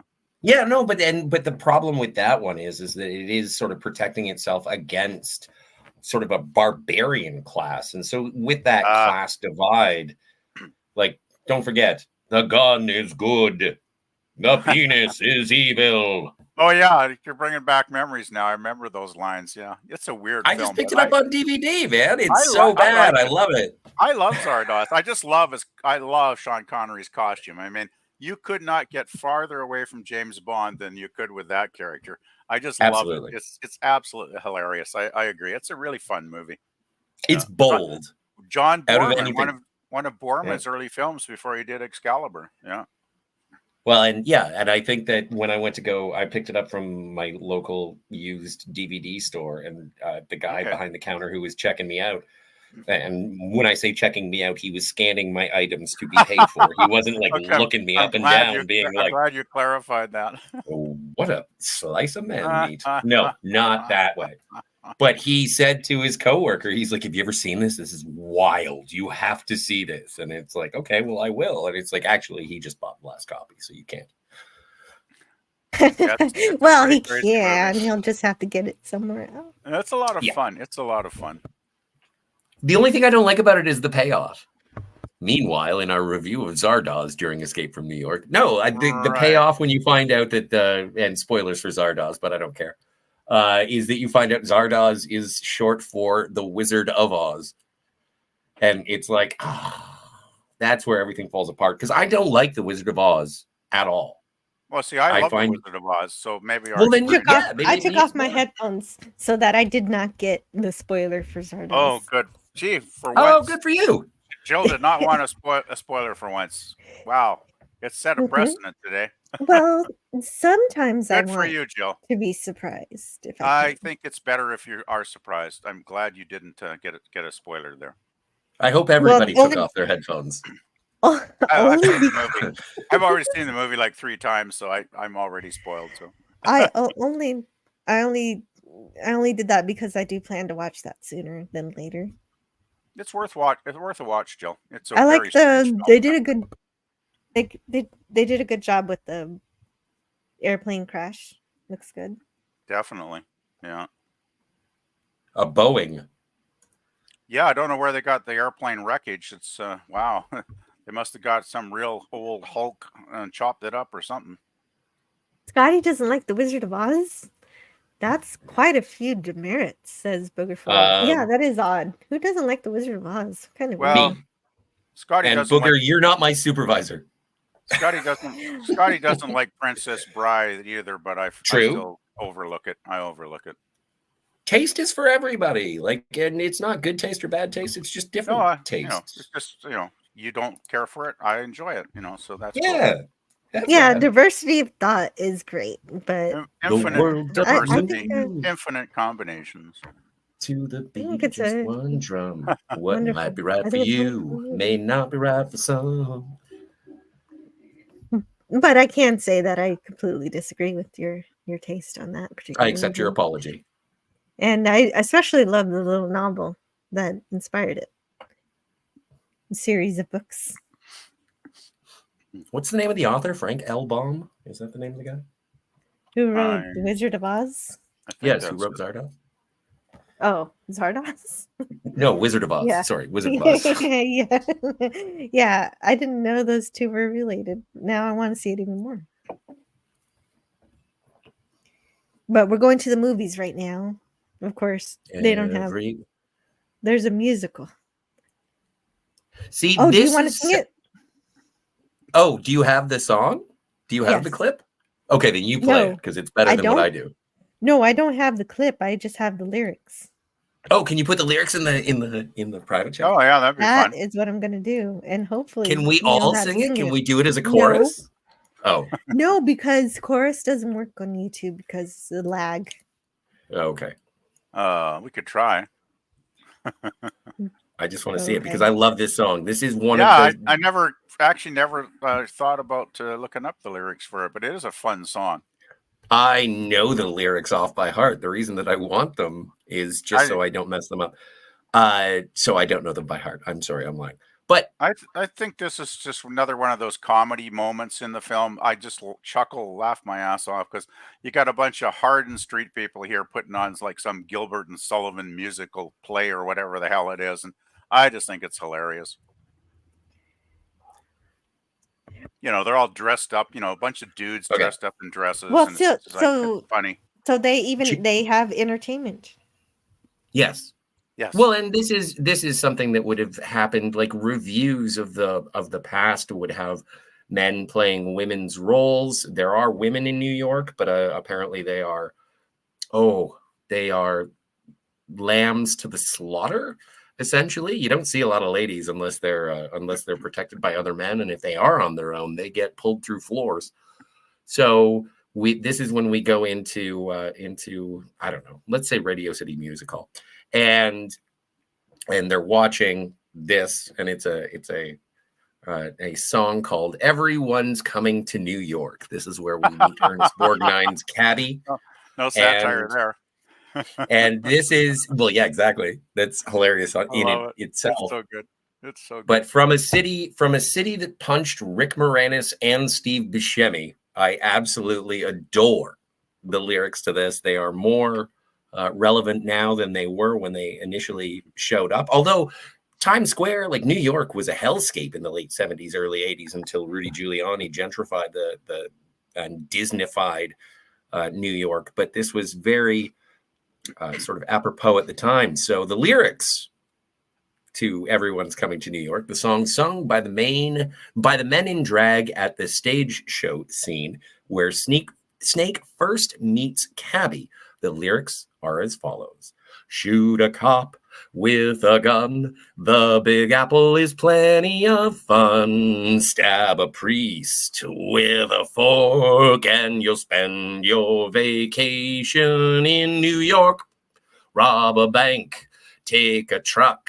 You can get here by stealing a buck. This is bliss, it's a lark, honey. Everyone's coming to New York, New York. No more Yankees, strike the word from your ears. Play the roulette, no more opera at the Met. This is hell, this is fate, but now this is your home and it's great. So rejoice, pop a cork, honey, everyone's coming to New York, New York. That is on my playlist, on my phone. It should be my ringtone. I love that song so much. It's hilariously good. I love that. Yeah, I agree. That's an awesome tune, Scotty. Well, fantastic. And the lyrics are just priceless. Well done, Scotty. Yeah, that was good, Scotty. You really carried the tune there. You have this memorized really well. And so since women, are kind of victims in this, so I would have to go in drag in order to see the performance in drag. Jill with a fake mustache. Yeah, right. If I were in New York, I would have to have. I might even go for a full beard. Who knows? Hello to Tommy and the Guinea Pig Collective. Great to see you. Hey, Tommy. And hey, Tommy. Franco Walker claps for your performance. Cheers. Oh, you don't want to go down there, Snake. Not at this time of night. It's dangerous for a fellow like you. Musicals keep trouble at bay in River City. Oh, we got trouble right here in River City. That's trouble with a capital T, and that rhymes with P, and it stands for pool. Oh, hey, hello to Sentai Ranger Donnie. I didn't see you there. More phenomenal. He was looking me. Oh, he was looking you up and down. You are a handsome man. The man checking you out at the movie store. And thank you. Your movies out. Thank you, Brogu. I do cut a figure. Oh, speaking of baseball, you can read it. Speaking of baseball, my Seattle Mariners are in Baltimore ready to face the Orioles. beat the Orioles. I hope the Mariners are doing well. I used to cheer for the Mariners when they actually had a really good team about 25 years ago. Been a while, though. Hope they're doing well this season, though. Go Mariners. It seems like you got a lot of support there, Donnie, from the panel for the Mariners. Oh, yeah, I was a huge Mariners fan back in the late 90s, early 2000s. Great team they had then. Great team. Hey, and we got a Twitch viewer. Twitch. A real Twitch viewer. Usually it's just spam, but this time it's a real Twitch viewer named Diggs ETW1. Oh, there was something in this movie. I don't remember where it is, but I see FTW all over the place, and I know this is before For the Win was a thing. So what was FTW in this movie? Do you want to tell her PvP? I can't remember actually. You go fuck first, the world. FTW is fuck the world. Okay. Somehow I've forgotten that. Oh, okay. Well, thank you. You're what? No, don't thank me. Thank cynicism. I don't mind the cynicism in this movie. Like I hate it in Alien 3, but it makes sense in this movie because it's a prison. And I know Alien 3 was a prison too, but they were messing up some previous stuff I didn't like. Well, this has got a much better story too, so that helps. Like why do you need a scope on that machine gun? Well, I guess if you might want to shoot somebody a block away, it might be handy, I suppose. That gun, but you probably could shoot somebody 3 blocks away with that gun. But wouldn't the scope have to be machinery? The scope would have to be farther back so you can actually get your eye on it. Like it doesn't make sense for it to. It looks cool. Like I'm saying, in terms of production design, it looks great. That's probably the main reason, actually, Scotty, is it looks cool. Because he never uses the scope, does he? I don't think that's what I say. Well, he only has one eye. Yeah, I don't think he uses the scope anyway, so. Oh, but it's a hell of a gun. It is. It looks great. And Tommy and the Guinea Pig Collective says, please, everyone, always make sure you are still subbed to your favorite content creators. YouTube loves to play games. And are you saying you've been losing subscribers? Because I have been the past few days losing a few and not gaining. So I don't know. The not gaining is my fault, but the losing, I think, might be YouTube's fault. Huh. Gee, that's weird that you would. It's true that a few people might have chosen to unsubscribe, but I did. I don't know. Well, it's hard to please everybody, Well, just in case anybody needs Tommy's channel, I'll put his in the chat here since he's reminding us to subscribe. Go ahead and subscribe to Tommy and the Guinea Pig Collective. He's expert on toys and lots of other things. Oh, well, they unsubbed me here again, and I didn't do it. Oh, see, there's the proof. There's the proof right there. At least one of the subscribers I lost was unintentional. Because they think they're doing you a favor. YouTube thinks. Well, how are they doing anybody a favor? They're not doing you a favor, Jill. They're not doing Tommy a favor. Like, they're not doing either one of you a favor. Like, it doesn't make any sense to me. I don't know. It's like some weird algorithm thing or something, I'm guessing. It is. It's a weird algorithm thing. Well, wait, where are my notes? Where are your notes, Jill? Where are my notes? Well, see, because we're about to beat the cabbie, and I like this part. Oh, cabbie, yes. Cabbie's awesome. Ernest Borgnine, you Great legend. Actor. Yeah, Academy Award-winning actor. Won early in his career for Marty. As Best Actor. Great actor. Oh, and the cabbie, it's the first time he says, I thought you were dead. That's when the line, the running joke in the movie starts. Yes, it's excellent. Yes. And I was like, why does everyone not only know and revere Snake, but why did they also think that he's dead? And so the answer is that John Carpenter had a friend who knew a guy in Cleveland named Snake Plissken that everyone thought was dead. that's where Carpenter got the name from, and explains why everyone in the movie heard he was dead. But it's also, Wow. I think, a reference to a Western. Which Western was that? Forget which one. Oh, I'm not sure. I never knew Big that, Jake. Joe. Wow. Yeah, it's Where a. did you find that little bit of research?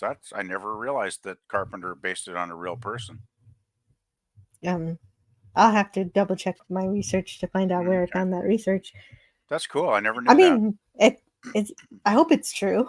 Now that you're Well, if questioning the source. it's cool. It sounds cool, even if it isn't true. So I'll go with it.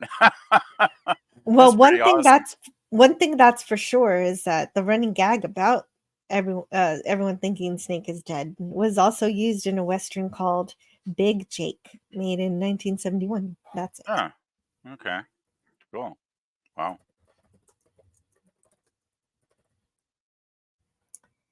And so, yeah.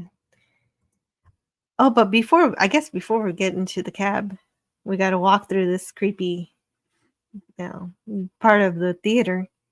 Yeah, that's really creepy. And Snake thinks that he's about, well, it's super awful because, like Scotty was saying, women aren't treated very well in this prison.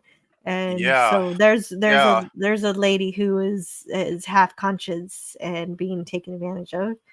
Yeah, it's pretty ugly scene. It's actually one of the few scenes in the movie that kind of makes me cringe a little bit. And I'm sure Carpenter put it in there just to make the audience wince because it kind of hammers home how brutal this prison culture is. And Well, not just his.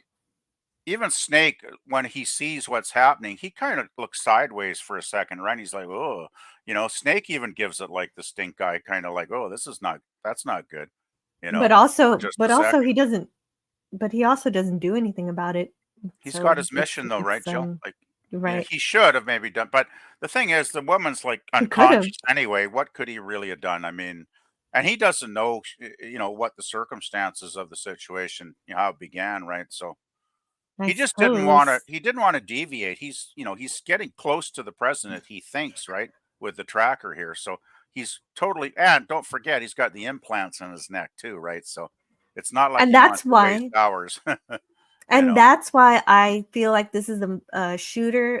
This feels like a video game shooter, but on rails because Mhm. nobody goes on any side quests. There's no time. There's no, for yeah, side quests. there's no time for. But yeah, this is cool. We're kind of thinking, oh wow, is he going to find the president? If you were first Right. watching it. Yeah. Yeah, You exactly. And well, before he gets there, he has to beat up some hobos who want his boots. know. Yeah, yeah, that's pretty. That's just kind of comical. The guy's going, nice boots, nice boots. Mhm. Just setting them up to be, mugged, of course. You know. Yeah, exactly. And then this tracker leads them to this guy beating somebody up who seems to be the president because he has the president's life tracker. And I think this part is funny, like you're saying. This is part of the humor of this movie if you watch it, Yeah, it's good. because this guy is so drunk.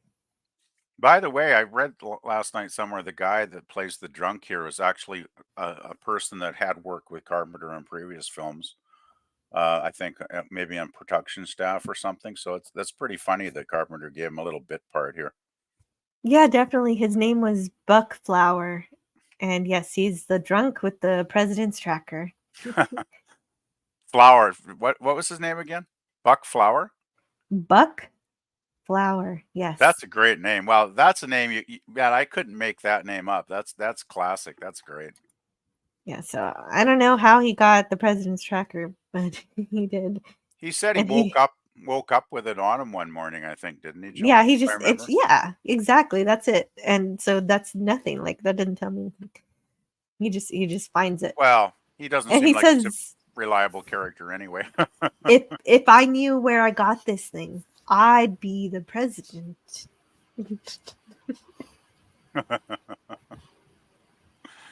Oh yeah. It's so good. But my favorite Yeah, is when I'm the president. I'm the president. well, I like how he sings "Hail to the Chief." I like this line too. Somebody had him for dinner. That's a good line. But they Well, won't. and all of that layering of, like, you get to see these feral zombies, like not actual zombies, but like feral roaming packs of criminals just doing heinous things all the time. Ugh, like the world, and to imply that there's cannibalism in the prison is just like, oh my God, maybe they did. Well, yeah, I think that makes sense because it doesn't seem like they have many drop-offs of food.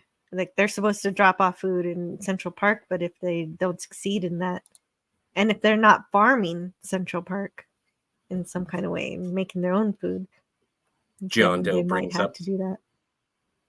John Doe brings up a good point, saying that guy is always in John Carpenter movies. He's the drunk hobo in They Live, who eventually becomes, in the thrall of the visitors or the ruling class, but also Buck Flower. He was also the drunk in Back to the Future, Part 1. What does the drunk do in Back to the Future? I don't remember. Crazy drunk pedestrians. Okay. Yeah, that's what he does. So but he always does. He had a limited range, I'm guessing, then, because he was always playing drunk guys. But if you see him in They Good at Live, it, though. Very good at it. when he finally gets recruited by the aliens in They Live, he's all erudite. He's like in a tuxedo, and so he is. No, but he was sort of like, whenever I watch an audio commentary, I'm not familiar with Buck Flower's filmography aside from Escape from New York and Back to the Future and They Live. But whenever anybody says, "Oh, there he is," it's the great Buck Flower, and it's like, oh, okay, I guess I like him, but I don't know why he is revered by the people who discuss him in all of the commentaries. Bob Zemeckis goes nuts for him. Maybe he's got a long career that I just haven't bothered looking him up because I never even knew his name till today, actually. Or maybe he just has a good personality, or he's just a fun guy to hire. Well, I mean, if he's worked, had such a long working relationship with John Carpenter, Carpenter must have liked the guy, right? So, he must have been, a good guy to work with, I'm guessing. So, Well, and someone in the chat said that John Carpenter loves his dystopias and his horror, but I do want to give him a little bit of credit for Starman, which is a very, very optimistic movie. Very optimistic movie. I agree. Yeah, that's a good movie. And then also, not necessarily a dystopia, but like it's a vampire movie, hence the clever title Vampires. But John Carpenter's Vampires is a Western, a great Western. I've never seen Ghosts of Mars. I want to. Still haven't seen it. Very early Jason Statham movie. Like I don't think I've seen a John Carpenter movie that I haven't liked. I think that they're all aces. Well, yeah, they're definitely unique. He definitely makes unique productions, whether you like them or not. There's something special about them. Especially, even this part where the movie completely slows down because Snake doesn't know what to do next. He kind of he's just sitting around. He's waiting to explode. I think he also just needs a break. Like that's why he grabs the chair and just sits down to rest for a minute, because he's been pretty much running his butt off ever since he landed, right? Trying to figure out what the hell he can do to survive this situation. So it's like almost like he takes a breather for just a minute, right? And then, of course, this happens, so he can't rest too long. But here's the crazies emerging. The crazies, the not zombies. I think if I had to live in a sewer, I'd probably go crazy too, actually. I would not want to. Well, your main food, would be rats or whatever. Rats and bugs and everything. Whatever's in the natural habitat of New York City. But is basically your food. It is mentioned coming up in a scene very soon that they are out of food at the end of the month, so that's why they're coming up to forage too, I'm guessing, for foodstuffs. So they might not just be eating rats, but they should be able to get some fish too from the harbor, and if they're not being blown up by the helicopters and trying to do so. Hey, I wasn't trying to escape; I was just fishing. Yeah, I mean, you think they wouldn't mind them fishing? It's not like they're going anywhere if they're fishing. I love this scene too. I love of the chock full of nuts, just as the crazies are emerging from the sewers. I love the chock full of nuts. That's another little bit of hilarity to me. I just chuckle every time I see that because it's timed perfectly with the crazies, right? The nuts are here, chock full of nuts. Yeah, I thought Well, I and was what- meeting a cool new character in the movie, and she Yeah. didn't last long. Oh, I love But I love the setup and the twist in this sequence. It's really Yes. good. And that's something that pops up in the audio commentary as well. It's like when Snake finds a companion or someone who is trying to be like, oh, help. Snake has no interest in this woman. Like, No. he doesn't know what is her angle, what is the deal with this lady. I don't even know her name. I don't know if they say it. I forget. No, they don't. She's just to me, she's just the girl in the chock full of nuts. She never gets a Well- name. She mentioned she's with some other street gang, but she got caught after dark, so that's why she's hiding out. However, she is the then wife of Kurt Russell, Season Hubley. Ooh. Oh, that makes I didn't know that. That makes a lot of more sense then as why she got in the film. And considering they got divorced, it's apropos that she was removed from the film very quickly. But that was something that they say. It's like, does Snake even have romantic liaisons? And both Kurt Russell and John Carpenter were like, no, Snake is asexual. He doesn't. You know what? Snake, I'm going to Snake argue doesn't that. fuck. Is what I don't think that he's preoccupied with relationships. I don't think he was looking to have one, but I think he did have some kind of care, because he doesn't just give her one cigarette. He tosses her the entire pack. Who does that? Good question. Yeah, because I interesting wouldn't. question. As a smoker, I would give her 2. Yeah, that would make more sense. You get 2 Where did you cigarettes, get but I'm going to need to keep the cap or the pack. But I enjoyed the cigarettes because it kind of helped build the world, the prison world. These are real. These are real. Yeah, cigarettes. you just get in, Snake, or you just Well, get and in, that's- or whatever she says. That's something that comes up again in Escape from LA, where it's like no smoking, no red meat. Like, they do get into this sort of authoritarian situation where it's like all these things that are bad for you, you cannot have, which is exactly what Tommy the Guinea Pig says in terms of they ate rats in Demolition Man. Oh yeah. In the Subterranean, the Edgar Friendlies, they all had rat burgers, and it was delicious. I want a beer and a burger, and it's like, do you see any cows down here, John Spartan? And it's like, no. What are the burgers made of? Rats. So this is a rat burger? Yes. Still good. No more cigarettes for you. No freezers, no fucking ice cream. Delicious. Yum. And thank you, Franco Walker, for Buck Flower's Wikipedia page. I will investigate Buck Flower. In fact, I'm going to do a Buck Flower film festival in the near future. That sounds like a fun shenanigans, actually. It would be a fun shenanigan. Another great, hilarious line that made me laugh. You're a cop. I'm an asshole. I love that line. It's so good. This was a line that I tried to get a clip for. I didn't get a chance to get a clip. It's so good. But yeah, that's hilarious. Yes. It explains everything. Yeah. Yeah, there's a little bit of self-loathing in Snake. I'm kind of get the feeling at times. He's not exactly. I don't know if he's very well, he's obviously not very satisfied with his life because look where he is. But I think he's starting. At moments he does regret some of his decisions in the past. Well, and she wants to make friends with him. That's but the cynicism. She wants to get out of the city, so but she she'd dies. do anything. She'd do anything to get out of there. And yeah, it doesn't does. matter anyway. Doesn't he say that it's like, I got a glider, you can come with me? I don't think he did. He does Maybe try not. to save her here for a second, though. Doesn't he not try to grab her for like just a second or Yes. two? Yeah. So there's a little bit of humanity still in Yes, Snake. that's what I was thinking. He threw her the entire pack, and he tried to save her from the floor eating her. Maybe he's just trying to get Oh. his cigarettes back, though, Jill. Oh, that could have been it. My What a waste. cigarettes. I need my cigarettes. Oh, that's probably not true, but No, it makes sense.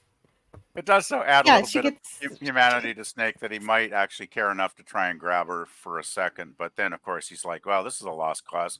I got to get the hell out of here. So, Yeah, well, she gets sucked through the floor. I guess you can't really fix that. I'm kind of, going back to the cannibal thing, I'm kind of guessing, is she going to be the next item on the food menu tonight for the crazies? Like, it's like, I scary. I really hope that they eat her, like, because the alternative is horrifying. Yeah, she's not going to have a good future, no matter what happens at this point. No. But it's just one of those things that it really, this is where when you're watching a typical film, this is when the love interest would show up. This is when Exactly. like Ray Don Chong from Commando shows up, or whatever your example is. And this is like, oh, okay, so now we're getting our secondary protagonist, and Snake's gonna be a good guy and save her from the horrible island of Manhattan. And the answer is actually no. She just dies. It's fine. That's what I like so much about this scene. It's like, the first time I saw it, I'm thinking, oh, they're not going to go with a love interest, are they? They're not going to go with the romance angle and slow the pace down and take away from the action and the fun. And then it's like Carpenter's like, you're right, we're not going to do that. She's dying. And I'm like, yes. She's gone from the movie really quickly. She does ask to be taken with him, but she doesn't convince him. But when she falls through the floor, he does try to save her. But it's too late. He leaves. Yeah, and so I think it's very effective. Move on. Very effective scene. Well, and Tommy the Guinea Pig says, if they ever did anything further with this franchise, I wish they would show us what happened during the Cleveland job. Yeah, it would be interesting. And Tommy goes on to say Wyatt Russell could play a younger Snake.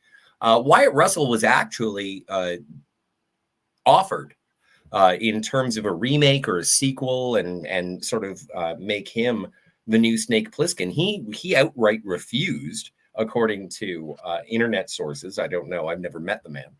And he said it was just basically career suicide to play Snake Plissken, his father's role. He didn't want to be a part of it. And I still adhere to what Kurt Russell said in terms of Snake Plissken is a co-creation between John Carpenter and Kurt Russell. And without those two informing voices making it so that character can come to life, I think that it would be folly. I don't want to see more. Now, that being said, if you would like to see a spiritual sequel to Escape from New York, Escape from LA, there was talk in 1997. I think that's when Escape from LA came out.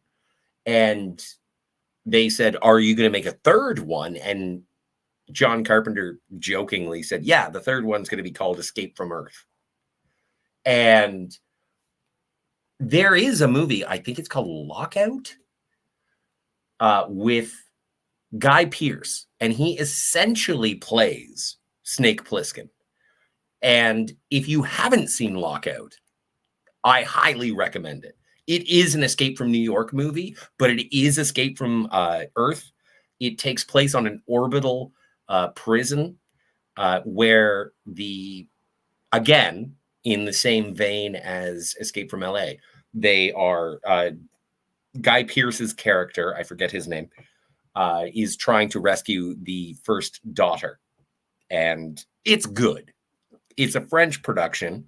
But if you haven't seen Lockout, that is very much in the same sort of vein as Escape from New York and Escape from LA. And quite frankly, Yeah. a Good to roaring know. good time. Yeah, I should check that Hmm. out because I always liked Guy Pearce too. Like I remember him in Memento, which I really liked that film a lot. And he's a damn good actor. Like he was really good in Memento, playing a guy with that memory loss thing. So he's a good actor. Yeah, I'll have to check that out. What was the name again?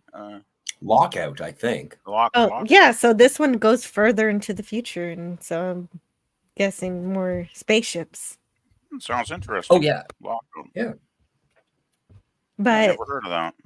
for now, we're still stuck in New York, and we're shooting Still. a hole in the wall so that we can bust through the wall.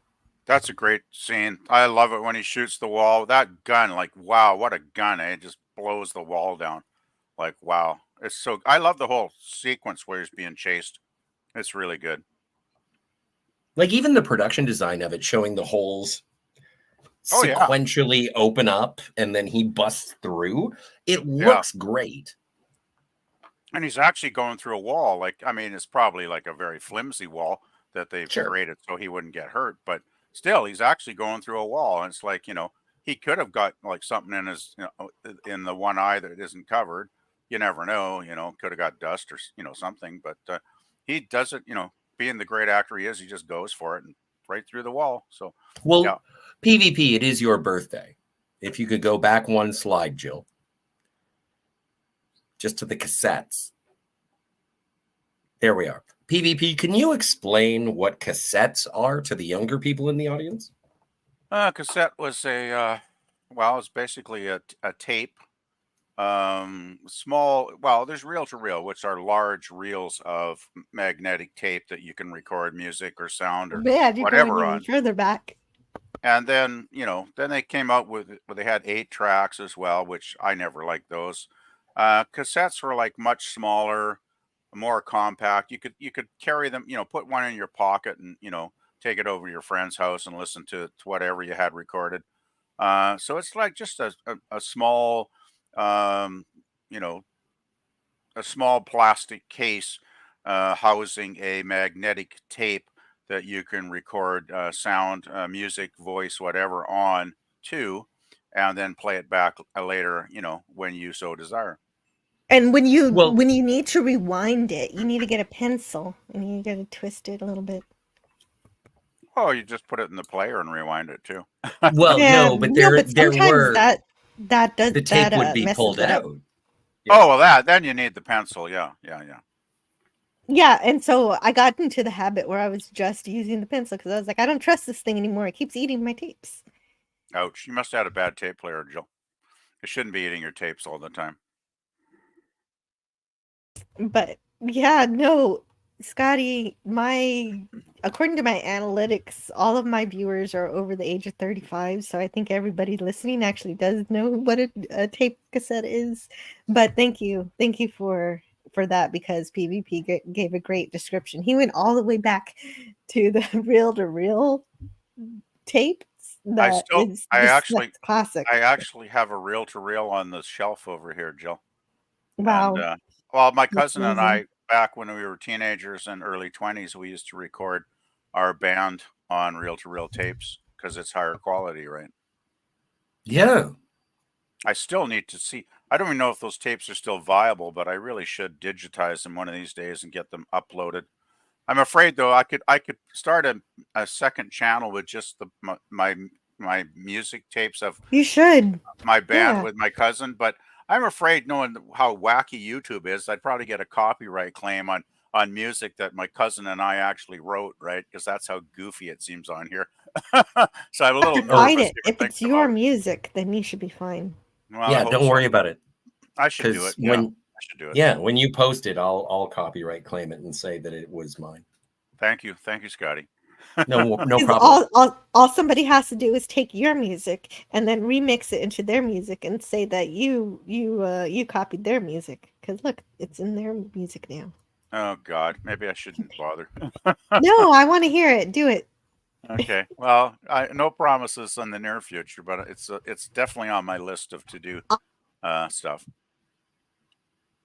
I love Hey, Cabby. she's Usually so I'm good. not down here myself, but I wanted to catch that show. Joe, yeah, it's great. He's like, this stuff is like Wanna be gold around walking. here. Just so happy. Like, I love Cabby so much just because everything, as you mentioned, Jill, not just the cinematography, but the entire world is so dark. And then you get this cheerful, rosy cheeked, happy man, just happy to be a cab driver, satisfied with his station in life. You know, I keep I don't wondering know. though, who pays them like to actually take a cab ride with this scenario? Like, does anybody actually have money to pay him? Or I does he don't think it. barter? You know, I don't. Well, It's probably barter. it's probably barter. He probably gets his Molotov cocktails. But like that's the thing is that when you are removed from society and it's just a horrible hellscape that you live in, you have to have something to do during the day. And I think Cabby is making the best of a bad situation. It's nice to see Sporf. Hey, Sporf. oh no, he's on fire! Ah! Sporf. Oh, SP4H. Hey, SP4H. No, I was Or thinking of Sporf. Eric's. Eric's is in flames. Oh no. He's fine. Duke Eric's, of New Eric's will be okay. York, #1. Oh, It's that is just- one of the most heartbreaking. I love Donald Pleasance's performance when he's shooting at the big man, the Duke. Mhm. But You're just the the casual way. Duke. It's just like, how many Molotov cocktails do you think he has prepared in his cab just to toss out of his window if he needs? Probably 3. got a few. Just 3. Yeah. 3 per day. Yes. He probably doesn't have to use them often because this is exceptional because he wanted to see the show. So that's the only reason he's down in a bad part of town at this time of day. So Yeah, probably, that's why he's packing. He's probably more careful most of the time, you know. Probably doesn't have to use them all the time. That's a good still. Tommy says, they have tried to hit me for music I wrote. The claims are retracted very fast. So Oh, yeah, good give to it know. give it a try, PvP.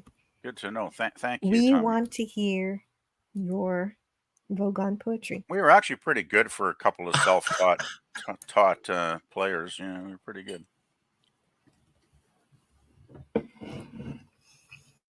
Now, where's the president? The Duke's got him. Everyone knows the Duke's got him. You don't want to go over there, Snake. I heard you were dead. Everybody heard he was dead. This is so. Oh, he goes to see Brain. This is where we get the late, great Harry Dean Stanton and Adrian Barbeau. Adrian What are we Barbeau. gonna do tonight? What are we going to do tonight, right? The same thing we do every night, Pliskin. But Escape from New York. Exactly. But no, Adrian Barbeau, I think that she was in a relationship with John Carpenter, and she was famously in The Fog. Very prolific actor.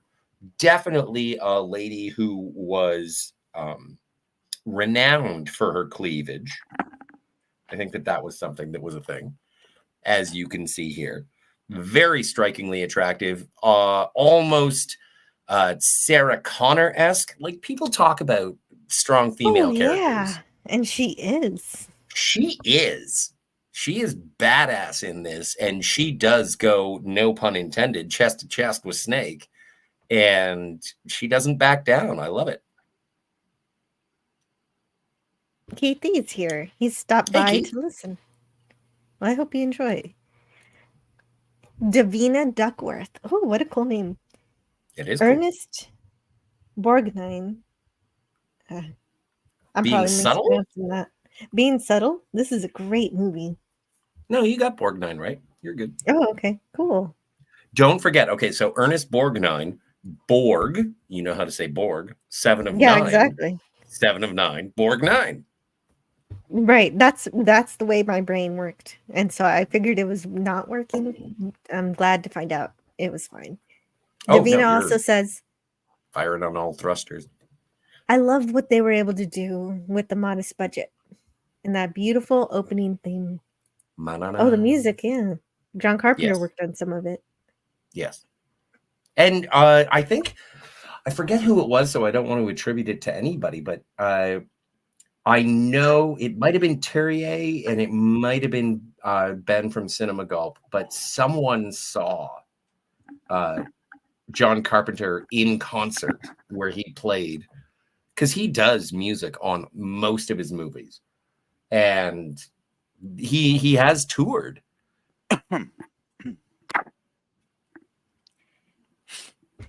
Oh boy. Oh, well, that's pretty cool. Well, I guess you can go to a concert and listen to him play. That's even Well, and on more YouTube, incredible. I think some of the videos, I think some of his work, his live work. There he is, Harry Dean Stanton, often credited as being the most naturalistic actor in the history of cinema. If you want naturalism, you hire Harry Dean Stanton. When you Long say time. naturalism, what does that mean exactly? It sounds like a film thingy that I don't know. Please explain. Well, it's just in terms of performance. Just like If you want someone who looks and responds like a real person and isn't hammy, isn't playing for the camera, but just actually inhabiting the character, Harry Dean Stanton. Oh, okay. Then it's exactly what I thought it meant. I thought Mhm. maybe it might be something else. Obviously, Yeah. with David Lynch, with John Carpenter, with Ridley Scott, and many, many others, John Hughes. Like, he is such a delight. Sadly passed away a while ago after a long and illustrious career. So I'm not upset. I am upset that he's gone, but I'm so thankful for what he contributed. Yeah, he was very prolific, wasn't he? Yes. Yeah, good actor, very good actor, very solid actor. As you say, not flashy, not chewing the scenery, just kind of playing the role of whatever character he had to play. And I often found his performances to be understated at times. Like he just very seldom went over the top in anything. He kept it quite low key a lot of the time. Mm-hmm. As I think he does overall with Brain in this movie. Well, he's not a very flamboyant character, for sure. No, he's not. Keith E says, I'm here just in time to hear cleavage. Yeah, we're just meeting Maggie. And Yeah. she has the cleavage. Yeah, Well, and Adrian Keith. Barbeau, very famous for her cleavage, for sure. Keith, hooray for cleavage.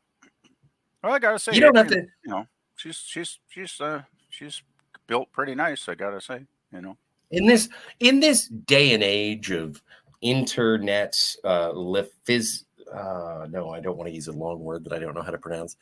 But in terms of this vulgar internet age where you can see hot and cold running boobies all the time, I appreciate a bygone era where it was cleavage was enough to get the young man's blood a-pumping.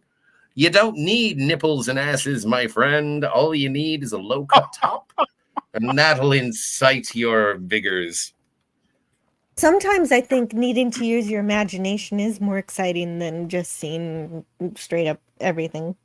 Yeah. And oh yeah, sometimes I think some of them, it can be the most exciting just to see a woman in, really sexy clothes, not naked. Like you just kind of use your imagination. It's like, oh boy, that looks interesting, What makes Maggie even more special is that she's more than just, Brian's, I don't know. They're saying that she's Brain. squeeze, but she's very clearly also his bodyguard. And she protects him. She's tough cookie. Yeah. I do In fact, if you look at this screenshot, I noticed she has a knife. She's coming up on Snake.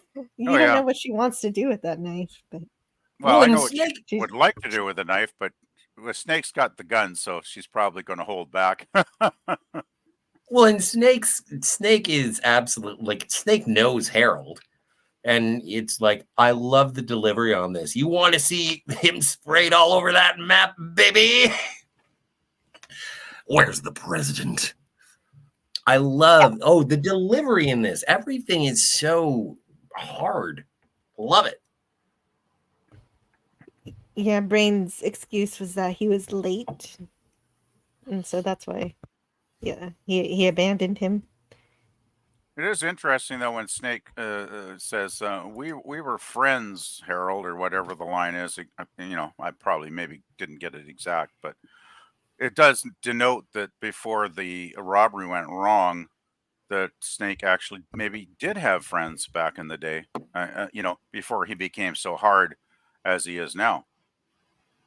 He says, "Well, because he let lost me his put trust, this. right? He lost his trust in Harold at that point. Yeah, he Obviously. says we were buddies, Harold. You Buddies, and that's the me word. and Fresno Bob. I wonder who Fresno Bob is. Yeah, you know what happened? Don't know what they did to Bob or whatever the line is. It's like I guess it Yeah, I didn't turn don't out know what they well. did to Bob. I think Bob's probably Oh, no Wasn't longer a with good us, thing. but poor I have Bob. to check. I have to check and find out. Fresno Bob, that's a pretty good name though. Whoa, look at Franco Walker's ASCII art. Is that that's an Adrian Barbeau? Barboob. Barboob. Poor Adrian. She gets. I think she's a very good actor. Like she kind of. It's like her boobs should not overshadow her fine acting abilities. I don't think they do. I think I they don't either. compliment. Compliment. That's a good word. Yes. And oh, Gavin Blackburn says his favorite Harry Dean Stanton was his cameo in Red Dawn. Avenge me. Sure, I'm not delivering that right.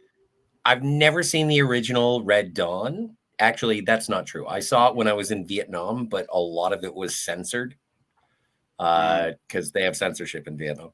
And but he was in the Avengers. He was in the first Avengers movie, which was shocking. He shows up for like one scene and then he's gone. He gives Bruce Banner pants, which I thought was hilarious.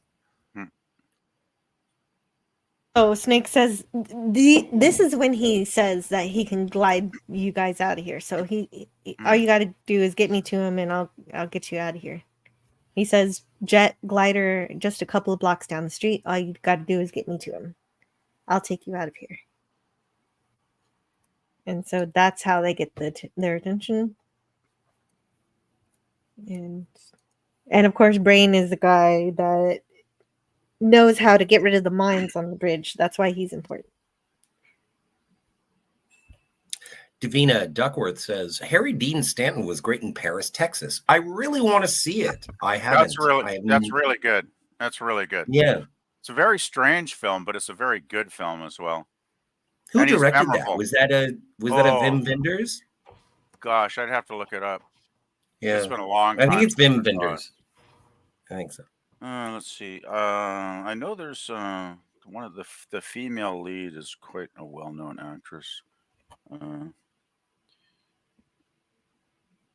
me see here. It's a very strange film, though. I think it starts off with him wandering through the desert at the start of the film, like, and he looks like he's just been having a really hard time. Yeah, Harry's the star of the film. It's got Natasha Kinski, Dean Stockwell. Yes. Dean Stockwell, remember that fellow? Yes, I have a lovely Ziggy hand link from Mark D with a C because of it is a Wim Wenders film, actually. Because of you, because of Jill. Oh, that's nice. But also because of Dean Stockwell. Presents, gosh. Oh, written by Sam Shepard. I think I've seen his name on a few screenplays over the years.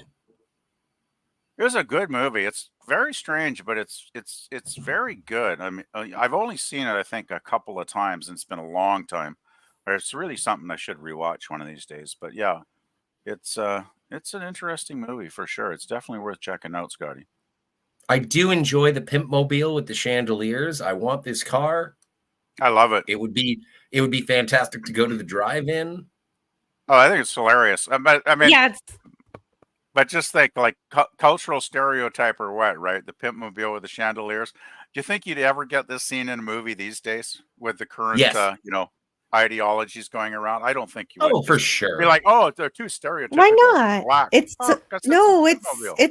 It's so ostentatious. It's great. Yeah, I don't know. Exactly. I don't know if woke Hollywood would go for this. I really don't. I I don't think they that this would. has anything to I do don't. with woke Hollywood. I think that this is just a sign of avarice. This is just a symbol of your position in life, and I don't think it is Oh, attributed to race or it's culture. showy.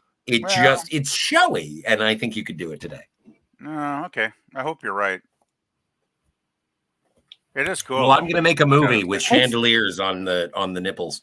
SP4H says this can't be Brain. Where's Pinky? Another thing that I like about Brain's little fortress there is that it's in an old library and he is reading a book. And so if I were stuck in Well, a Jill, dystopic place, I would be in the library. will you indulge me for just one moment? Oh. It's Maggie and the Brain. Maggie and the Brain. One is a genius, the other's insane. So I think that Maggie is Pinky. Well, there you go. Thank you. Thank you, Davina. We found Pinky. Maggie. You know, Yes. another movie that Harry Dean Stanton was in I really like is Repo Man. Have you guys ever seen that one? Dude, I've been told so many times to see that movie. I've never seen it. Yeah, it's the one. Let's see. It's got Harry's the star once again, and it's got Emilio Estevez in the movie as well.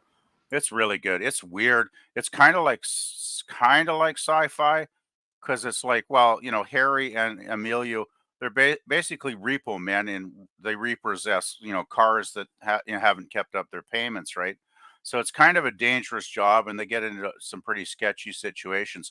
But there's also this subplot of some kind of an alien being in the trunk of a car that keeps reappearing through the film, and it gets very strange. It's very good though, but it's a weird movie, but it's kind of semi sci-fi.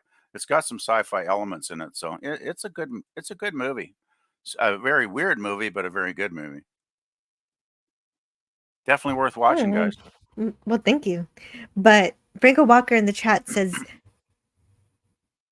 Brain and brain, what is brain? Oh boy. so yes, a man should remember his past. Kansas City, 4 years ago, you ran out on me. You left me sitting there. And Brain's excuse is that he was late. Snake says, we were buddies, Harold.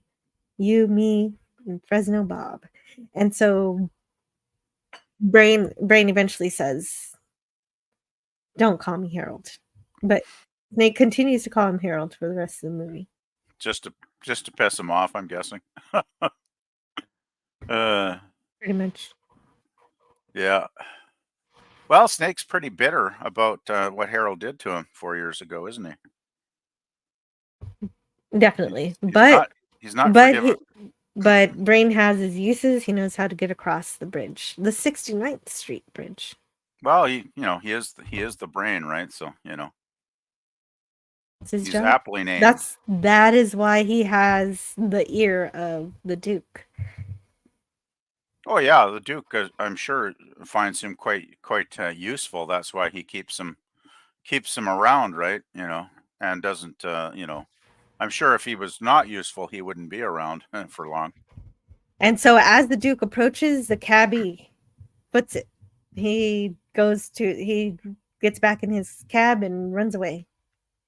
Yeah, that's the one point in the film where Cabby was a little bit of a scumbag, a little bit. But I guess he's just saving his own butt. He's pretty scared of the Duke, so I guess that makes sense. He was, and he makes up for it later. That's true. That's one of the things that is paid off. Actually, I'll mention the Cabby later when we get to that scene, because I have a question for you. And so this is the Duke's car is an old Chrysler, of course, as Scotty mentions, with chandeliers suspended over the headlights. It's a very cool car. I got to say, it is pretty. Well, that's another thing that made me laugh. It's another little bit of humor. Oh, okay. Is it a Chrysler? I'm not sure. I'm not that much of a car guy to be an expert on, you know, what car that is, but it's either a Chrysler or a Cadillac. Could be a Caddy, yeah. Because this one here says 77 Cadillac Fleetwood sedan. Let me see. I'm going to bring up a picture. Not that I care all that much. Yeah, that one's it. It's a Cadillac. Okay, that makes yeah, sense. Yeah. Cadillacs were, I think, generally pretty humongous cars, and that's pretty good size. So. Yeah, so I'd say this one is a pretty good match. Yeah, it's pretty close, isn't it? The same kind of configuration, the front and the grille, and yeah, I'd say that's pretty close. Maybe a different model of a different year, slightly different. This one looks a little more boxy on the front, but it's basically got a very similar configuration. So I'll It's the go with same it. year. I'd go with it.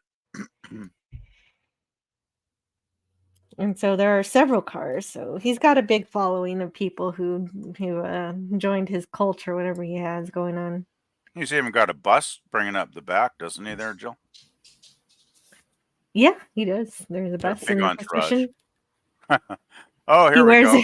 He wears a cowboy hat, sunglasses. And... That's pretty cool. Yeah. And there's old the Duke. Frank Doubleday making his appearance again. He's a number one. Those gloves feel like something a Klingon would wear. Yeah, I wouldn't want to get punched in the face by those gloves. He looks more like a Kazon, to be fair. Kazon. Well, yeah, he looks better than a Kazon. Kazons don't look as tough as he does. Well, and Kazons are pussies, so yeah. Sorry about the swear. Exactly. No, but I agree. It's Friday. Wait, you can have a few. Thank you. Just keep it. Yeah, no, I understand. Reel it in. Brain and brain. What is brain?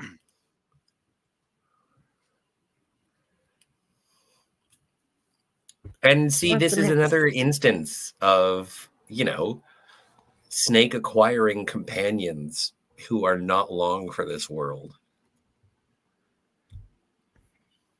Yeah. Franco Walker, I want to say I absolutely feel you. You reach me in the immortal words of the way to Eden. But a car is a car to me. I am not much of a car guy. Yeah, there's only one. I'm driving my 1993 old wreck, but it still runs well. So to me, a car is transportation and nothing much else, really. Yeah, ditto. Sometimes I call my car an escape pod. Just helps me get away from things. Hey, I was just looking up Isaac Hayes here. Boy, singer, songwriter, actor. Do you realize he co-wrote the song Soul Man? Oh, wow. Soul Man. Yeah, he co-wrote that. Sam and Dave. With, written by Hayes and Porter was his co-writer. First performed by Sam and Dave and recognized as one of the most influential songs of the past 50 years. Agreed. I guess whenever this was, it's a great song, isn't it? Yeah, wow. I never knew he did 70. That. Wow. He was Soul Man came out in what? 68? Sam and Dave got to be 60s. Sam and Dave, I'm thinking. Yeah. Yeah. Because then didn't the Blues Brothers redo it in their movie? I'm thinking. I think they did in the Blues Brothers movie, didn't they? It's been a while since I've seen the Blues Brothers, unfortunately. I'm not sure 100%. Like, don't quote me, but I think it might have been in that movie as well. But yeah, theme from Shaft. Grammy Award winning. Yeah. Singer, musician, songwriter, composer, actor, activist. Like, man, this guy was, pretty busy during his lifetime. Very impressive. Yeah, I was looking for that clip, but I guess I can't find it. Anyway. Well, that's good. And Broadway ain't what it used to be. Oh, boy. This is a good sequence. Right, where they have to drive through a wall of cars. Oh, yeah. And a whole bunch of very angry people. Yeah, very angry. Cannibals. They're not people. They're not really very happy. They're not very nice. Oh, but everything seemed so lovely in this New York. I don't think I'd ever want to escape. Have you guys ever been to New York City? No, I have not. One time. when I was a kid. I wouldn't mind going someday, but I don't know if I'll ever get the chance. I don't know if I want to. Well, I think I went at a good time in, Well, in the 90s. The main reason I'd want to go is I'd want to go and see all the art galleries because there's a lot of famous paintings and stuff there. So that would be my Sure. motivation. Like I would just spend hours, days in the art galleries because I'm sure there's so many galleries in New York City. Like it's probably more galleries than any other place in North America, I would guess. So I would go there and see all the great classic, masterworks. Right? That'd be awesome. Davina Duckworth in the chat says, "Does New York City look like this now?" And as two people who have on this panel have never been to New York, I can confidently say yes. Yeah, I went there in the 90s, so I don't know now. I think maybe I don't know. I don't know if it matches now. I would imagine it looks more like it now than it did then. I'll be right back just a moment. I need to attend to a young person. I think that one of the things that the main reason that I would be drawn to going to New York is the food. I would love. Oh yeah. I've heard New York pizza is the best in the world, and I've heard New York hot dogs are the best in the world. And so that is the main reason. I don't think I'd have to spend any more than a weekend, maybe some like film locations. Now, this was Escape from New York was filmed in St. Louis, if I'm not mistaken. But East St. Louis, I think it said. Yeah. And so I think that I'd probably go check out the Hook and Ladder from Ghostbusters. Obviously, I'd want to see 30 Rockefeller Center. I don't, but New York doesn't have a draw for me. It just doesn't tickle my fancy. Yeah, I would mainly, as I say, go for the art. That's what I'd want to see. I could spend days just wandering around the art museums. I've had opportunities in other American cities now that we are restricted to the two Canadians on, but you've been to like Seattle. I've been in Seattle, oh geez, probably half a dozen times. Been up the Space Needle probably 3 times. I've been in the Space Needle. Yeah, it's pretty tall, isn't it? It's taller than you imagine when you see pictures. It doesn't look as tall as it actually is when you walk up to it. It's a pretty tall building. I think it's taller than the Eiffel Tower, if I remember correctly. It's tall. And it's cool. I actually ate, a friend and I actually ate at the restaurant there one time. Which was quite nice because you sit at a table and you see the restaurant revolves, right? So you see the cityscape change, which is pretty cool. Yeah, I like Seattle. I don't know what it's like now. I hear bad things about all the crazy stuff going on with the protests and stuff. So I think Seattle's probably gone downhill, like it seems a lot of cities have. But back when I went, it was probably back in the 80s. When I was like, early 20s kind of thing.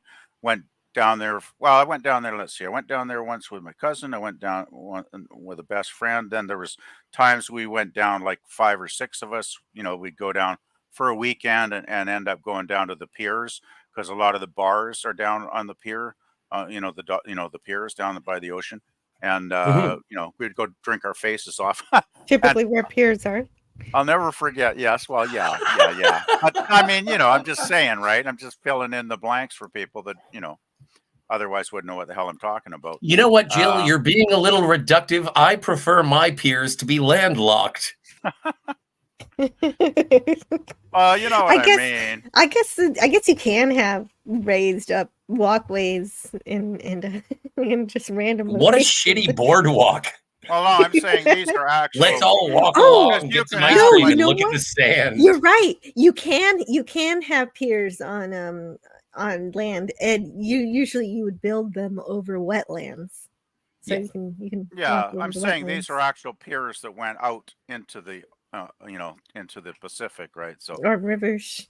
And I'll never forget one time. The best time I remember as far as going and partying, we went to one bar that was pretty nice bar back then, and we had traveler's checks, right? We had like $50 traveler's checks. Yeah, so that's money. That's money. You exchange money for these traveler's checks. So That's if you right. lose them, your money's insured.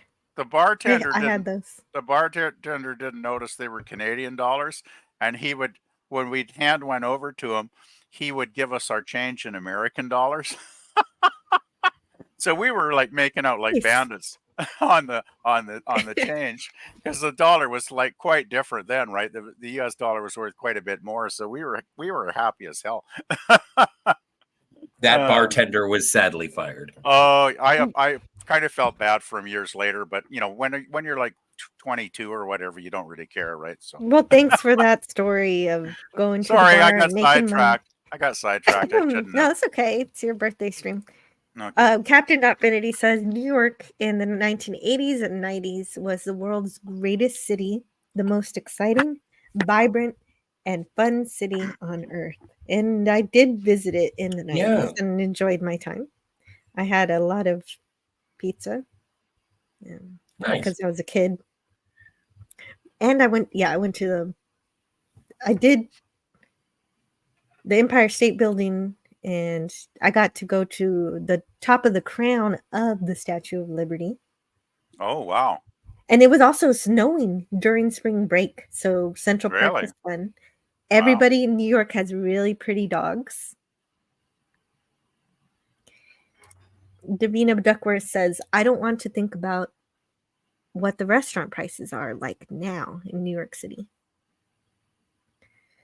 I consider my peers on the panelists. Oh, I consider my peers as the panelists on the Jill Show. Oh, Keith, you're better than me. Don't lower yourself to my level. Tiger Stripe says, y'all are still going. I visited Seattle twice in the 90s, went to conventions, and went to a club or two. Went to that club that Nirvana played many times. Went to see the fish fly. Fun.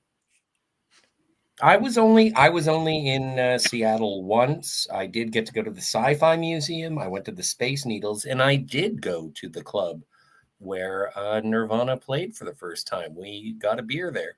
It was You went crazy. there too. Yeah. No, what a great. I enjoy that city. One of friends of the channel, Robert Meyer Burnett. I think he grew up there, and he went to high school, and I thought it was so. I've always been taken by American architecture, the marble, the way that everything is made. There was a pride in the construction of the United States that it struck me, and it makes my heart swell. And so, yeah, Seattle's a great town, no matter who's in it now.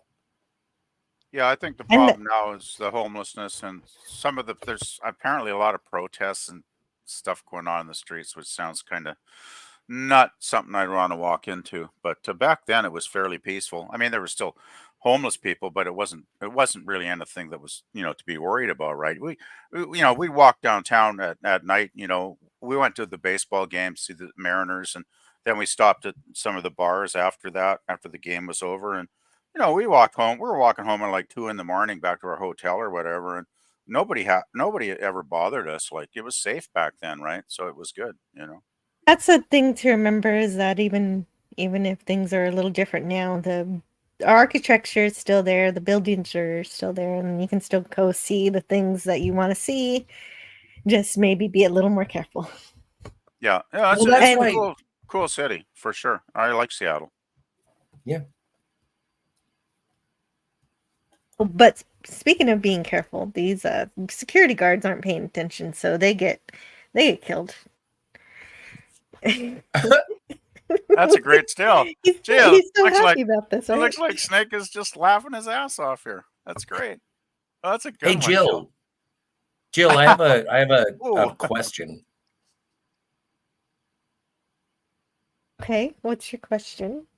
So, is 4 o'clock the cutoff? Is that when you turn into a pumpkin? Not today. Not today. Nice. School is almost over, and the smaller one is. I didn't send her to school today. she had her graduation on Tuesday, so really I don't need to send her back, but I think I'm gonna send her back for 3 more days next week. But today she's home, so I don't have to go pick her up. And my son got out early because he had field day, but it was rainy today, so I don't really know how that went. I'll ask him in a little bit. Okay. I just wanted to make sure. I didn't know if we were barreling down towards an end. Oh, But if I were great. barreling, I would have barreled. Like I would have smashed through the ending so quick. Yeah. Oh, good. I So we wouldn't have got had some. time. I would We have got had to ex- have a second. we got extra time then. That's good. I can go put my kettle on again. Yeah, you could. Yeah, I'm just Oh, the I wish tea. I I'm wish. I'm the tea granny today. I'll tell you that. Mm. Well, Oh, yeah, I'm gonna need like 15 minutes. well, you could have that, and so while we're just picking up the president now, so you should be back in time for the cool stuff. Okay. So I'll be back in a sec. Love your body, Larry. Very good.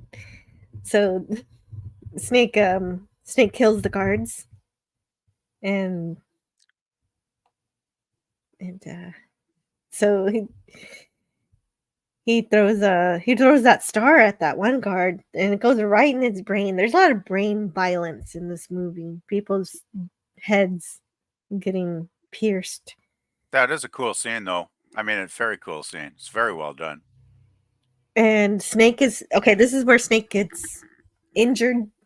For the rest of the movie, he has a limp because Got the right here, arrow. Yeah. he's got an arrow, a crossbow arrow stuck in his Ouch. leg. Ow, yeah. Ugh, especially if somebody grabs it and twists it like the Duke does. Yeah, really. Not nice. But the president still has his briefcase.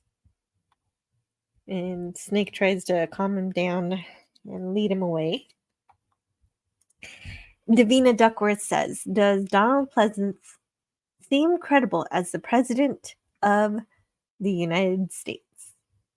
It is a little odd since he does have a British accent. And Funny thing, I don't really notice it. Maybe being Canadian, but I don't know. I don't really notice him as overly British sounding. yeah. But the only requirement to be president, like I don't know the rules of the dystopic future United States, but the only rules to be the president here is that you're born here and you're over the age of 35. So people vote for you. Yeah, I don't know. It didn't take me out of the movie. I didn't really think about it much, really, because it's not like he's in the movie a lot anyway, really. Yeah, and we're a melting pot, so we can have all sorts of accents here who could be president. Yeah, I don't know. So it's not it doesn't take me out of the movie either because it doesn't bother me because anyone born here could be president. So I mean, I've heard English what your accent accent far is. more pronounced than any. I just didn't even think about him having an accent, really. Mm-hmm. Me neither. Yeah, and things don't work out. We get to see more of the Duke, played by Isaac Hayes, in this scene. They have a scuffle. Yeah, it's not good. Yeah, Snake gets jumped. And yeah, there's Brain and Maggie. And Yeah. it looks like Brain is not being very loyal to Snake. They were friends, but I guess they're still not friends. I think it's about self-preservation, basically, Jill. Everybody's just trying to save their butts, right? Mm-hmm. I do like Isaac Hayes. Did you pick up Yes. Isaac Hayes' eye twitch all through the movie? I did. I think that's really cool little thing that he added to the character, because I don't know. I doubt that was written into the script at all. It's probably something that maybe Isaac came up on his own, or maybe Carpenter, kind of, worked on it with him. But I love the I guess it's the right eye twitch. I think it is, and I think it's really cool. Like it kind of gives him kind of a little extra evil persona. Like this guy's a little sketchy. Like this Twitch, to me, suggests there's a back history there where he's gone through some pretty ugly stuff and he's developed that little, that little twitch, that little, sort of, I don't know, just adds a bit to the character for me. Well, definitely an actor can how they perform and whatever little nuances they throw in there can really add to Nuance, that's the how you word I feel was about. looking for. Yeah, I think he's really good. Like I think Isaac Hayes is very menacing as the Duke. Very menacing. Well, he definitely knocks out he knocks out Snake. Then he And says, "I thought you were dead." right, everybody says that. Like when they hear Uh, his name, "Oh, you're Snake. I've heard of you." it, Oh, I thought you were dead. I love it. You're- It's so good. Yeah. and he smacks him with the crowbar, and that's the end of Yeah. that's Ouch. the end of this scene. Poor Snake.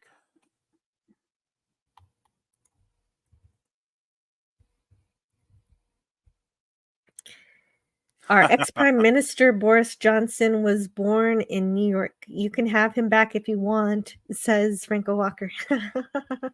No, thanks. You can keep him. Master life clock. Okay, so it's at 12 hours. Pretty good.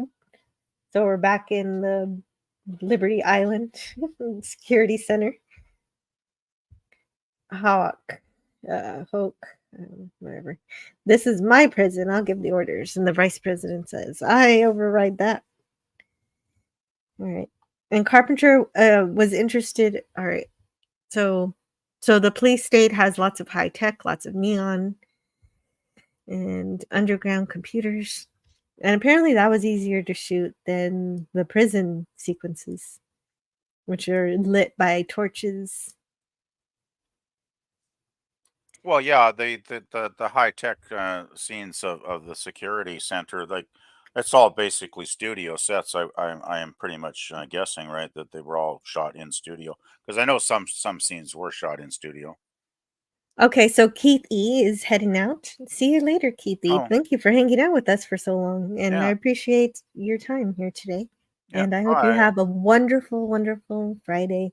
And so you do something fun today. Do something new, or maybe something they've done before that you've enjoyed before. I don't know. Hope you figure it out. These dudes are pretty cool. Yeah, good costume. Talk about an eclectic bunch, though, right? Like these guys Well, are it feels like there was just like a very. random, like it feels like these guys just played dress up. Like they're just like, here's a bunch of clothes, you guys have fun, and Yeah, put something together. I almost get the feeling John Carpenter is like, okay, let's get crazy here. Let's get these guys, like, they just grabbed whatever they could find in the city and they thought, oh, yeah, that'll look cool. And they just like, slapped it on. Like, is this guy's vest or shirt or whatever the hell is that bottle? That's bottle caps, right? It's covered in bottle caps. Those, yeah, those are bottle caps. Well spotted. Yeah, he made his own kind of modern male. Yeah, You know, it's like like chainmail kind of effect, right? yeah, like chainmail, except for with bottle caps. That's It's exactly what hilarious. it Well, is.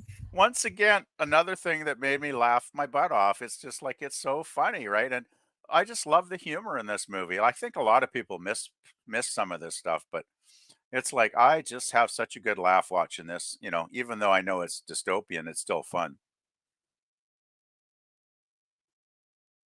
Yeah, there's a lot of creativity that is Yes, sprinkled through it. for sure.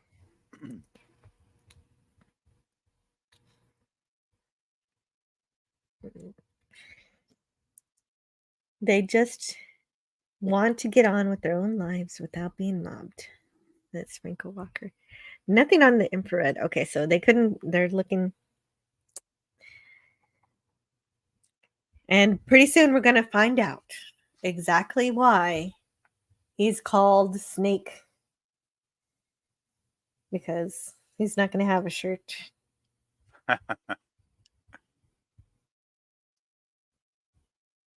Oh, did I not get a screenshot of it?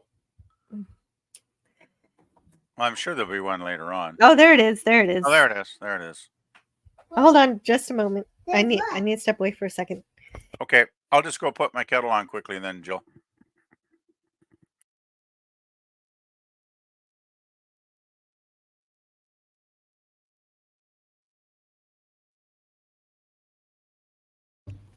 Okay, Davina Duckworth says, caught them on the way to a breakdance gig.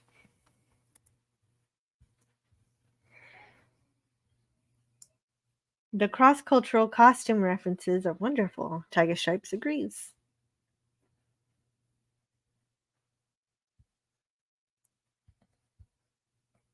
The ship is rudderless.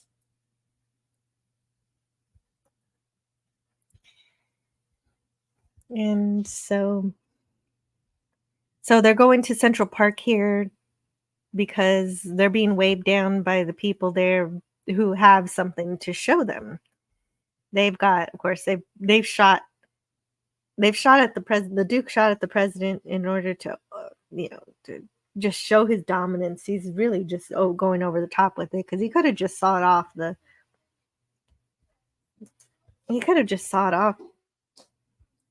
the suitcase that was carrying the tape and the information and everything. But he decided to play a game where he was actually shooting at the president. Doesn't actually kill him, but it's pretty crazy. But they put something in.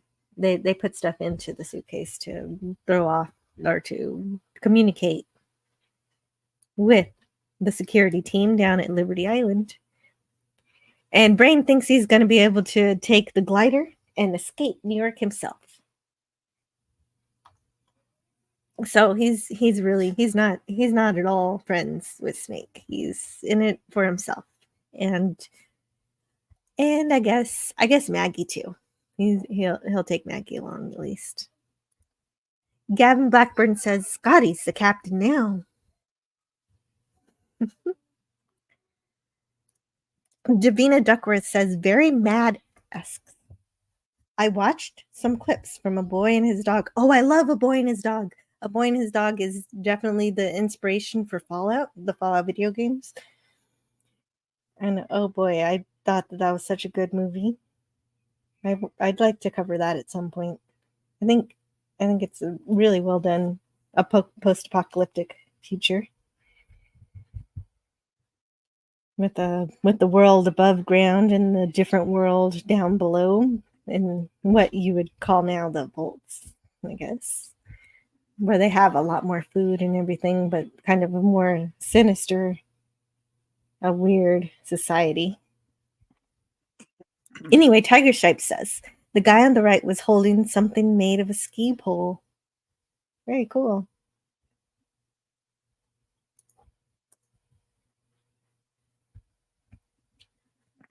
And Brian, with all his maps and everything, he thinks he knows what he's doing. He knows where all the mines are, so he's the navigator of sorts of our adventure because he knows what he's doing. Well, he thinks he knows what he's doing with regard to how he thinks he's got it all planned out, right? But this is the shot I wanted, where he's called the snake because it disappears into his pants. And yeah, he has a stomach. You can imagine where the snake ends. Yeah, Pretty you sure. can. Yeah, that's I once again I kind of get a laugh out of this because it's like kind of a joke, snake. Yeah, right. Yeah, snake, like a double we meaning. know what the snake is now. It's a double headed. Not just a tattoo. It's a snake with two heads. Yeah, it's not. Yeah, it's not just a tattoo. Yeah, it's pretty funny. It is. I suspect the costume designers were also inspired by punk rock. The clothes. Yeah, right. Just like torn up clothes, just remade and refastened together. Just random assortments of whatever. There's so many echoes of like this is what 81, I guess. So there's echoes of like 70s disco, Village People kind of vibe on some of these dudes. Definitely a punk rock vibe for sure. So it's kind of a mixture of influences when I look at these guys, actually. And the movie also takes a different feel because right now Snake lost his life clock, so it's no longer on his wrist. Ah, right. He doesn't know how much time he has left. And now he's being made to wrestle. So it's wrestling time.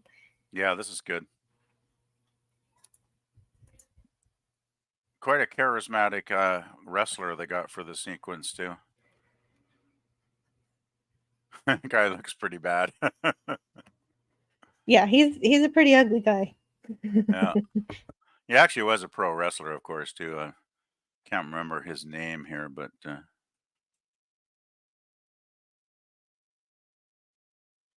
let's see.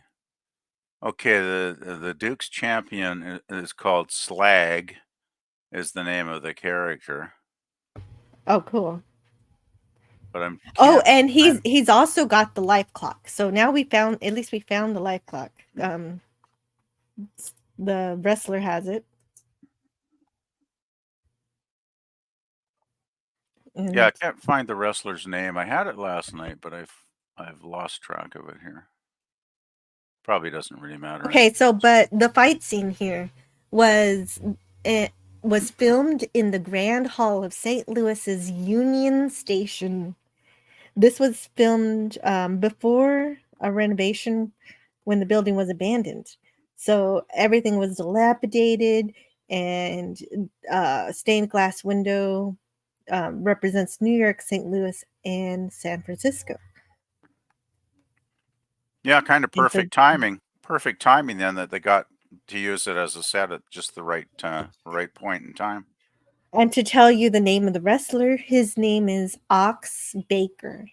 Ox, and yeah, that's it. I and remember. Also at the same, so Classic Comics also tells us this. The wrestler is called Ox Thank you, Baker. Classic Comics. I had looked that up last night, but I lost track of it. Yeah, you're incredible.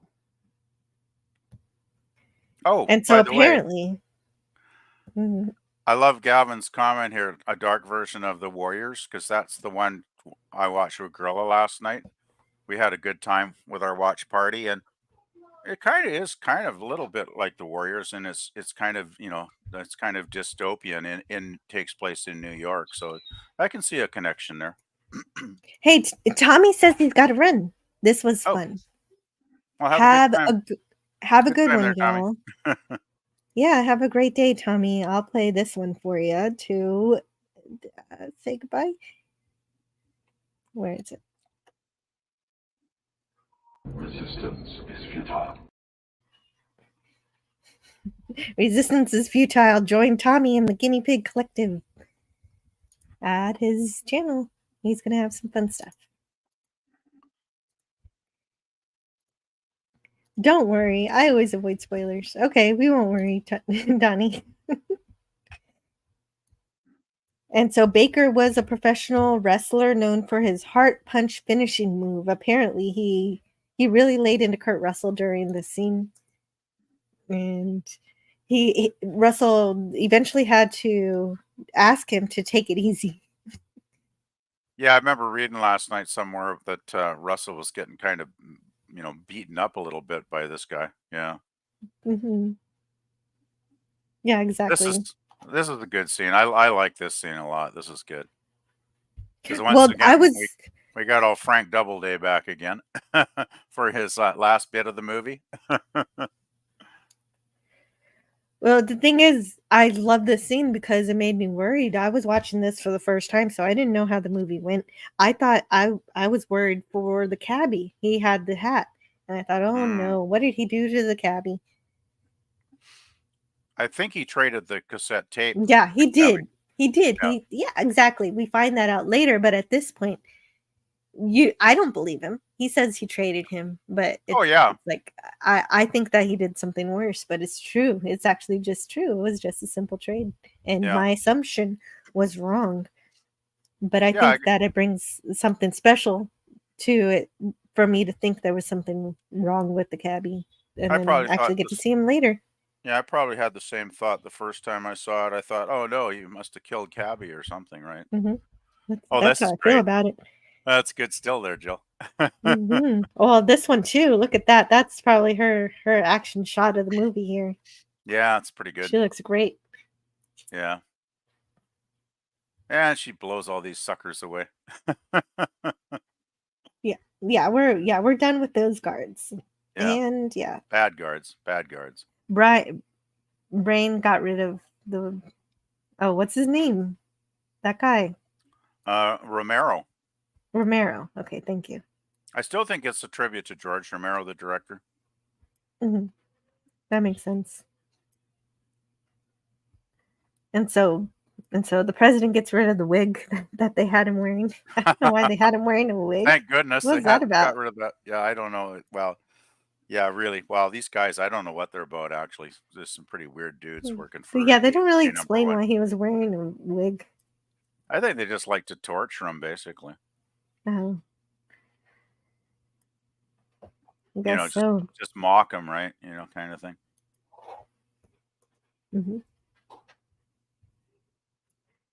Oh, and they had so when we see that these guys die, we find out that they had a pinball table. So yeah, they at might some as well have point. been playing pinball because they sure were useless as guards. That's for sure. The one thing that's a little, I don't know, a little bit of a plot loophole. It's like, how does she, walk around packing that kind of heat, right? Like, What's wrong with that? Well, wouldn't they have taken it away from her, like when she showed up with Brain? I mean, She hid Maggie. it like. I mean, that's quite a big gun, though. You think somebody would have noticed it, right? Like, one of these dudes. Everybody had. Well, aren't they distracted? Maybe they're just the security is just not really very tight here. Yeah, I mean, I'm glad she had the gun, but I just always kind of wondered how she, how they didn't confiscate it, because I would have thought, the Duke would have wanted, her disarmed, right? Just so Yeah, there's probably. But maybe that's the magic of being a lady. You don't really notice when we're armed. Could be. You just underestimate. So are you saying everybody was just like paying attention to some of Maggie's other attributes, Jill? Yeah. Possibly. Yeah. So why not? I'll go with that. Sure, I'll go with that. Go with that. They were distracted by her cleavage and they didn't notice her giant gun. That's right. Works for me. And so we get to the part of the battle where they're fighting with trash can lid shields. Oh. And a baseball bat with nails sticking out of it. That's gotta hurt. So talk about parts of this movie that remind you of Fallout 4. One of my favorite melee weapons is a baseball bat that has barbed wire all over it. And this is how Snake defeat whatever his name is, this guy. Wrestler. I wonder how they shot this scene, because it actually looked like it stuck to the back of his head, but obviously they didn't drive like a 6-inch nail into his brain, so they must have figured out a way to fake it somehow. But it's a very convincing practical effect when Snake, hits him in the back of the head with the bat. Very well done. That's wonderful. And Snake gets his life watch back, so we can tell how much time he has left. Only an hour and 34 minutes are left. And he gets it off of that dude there. That's the dude that has the life watch. Well, I knew somebody had it. Because he was keeping time or whatever at the side of the ring, that guy. So Well, he's got it now. Yeah, good thing too, because he's getting short on time. And there was a guy who was eavesdropping earlier, so he knows that the president has been taken by Brain.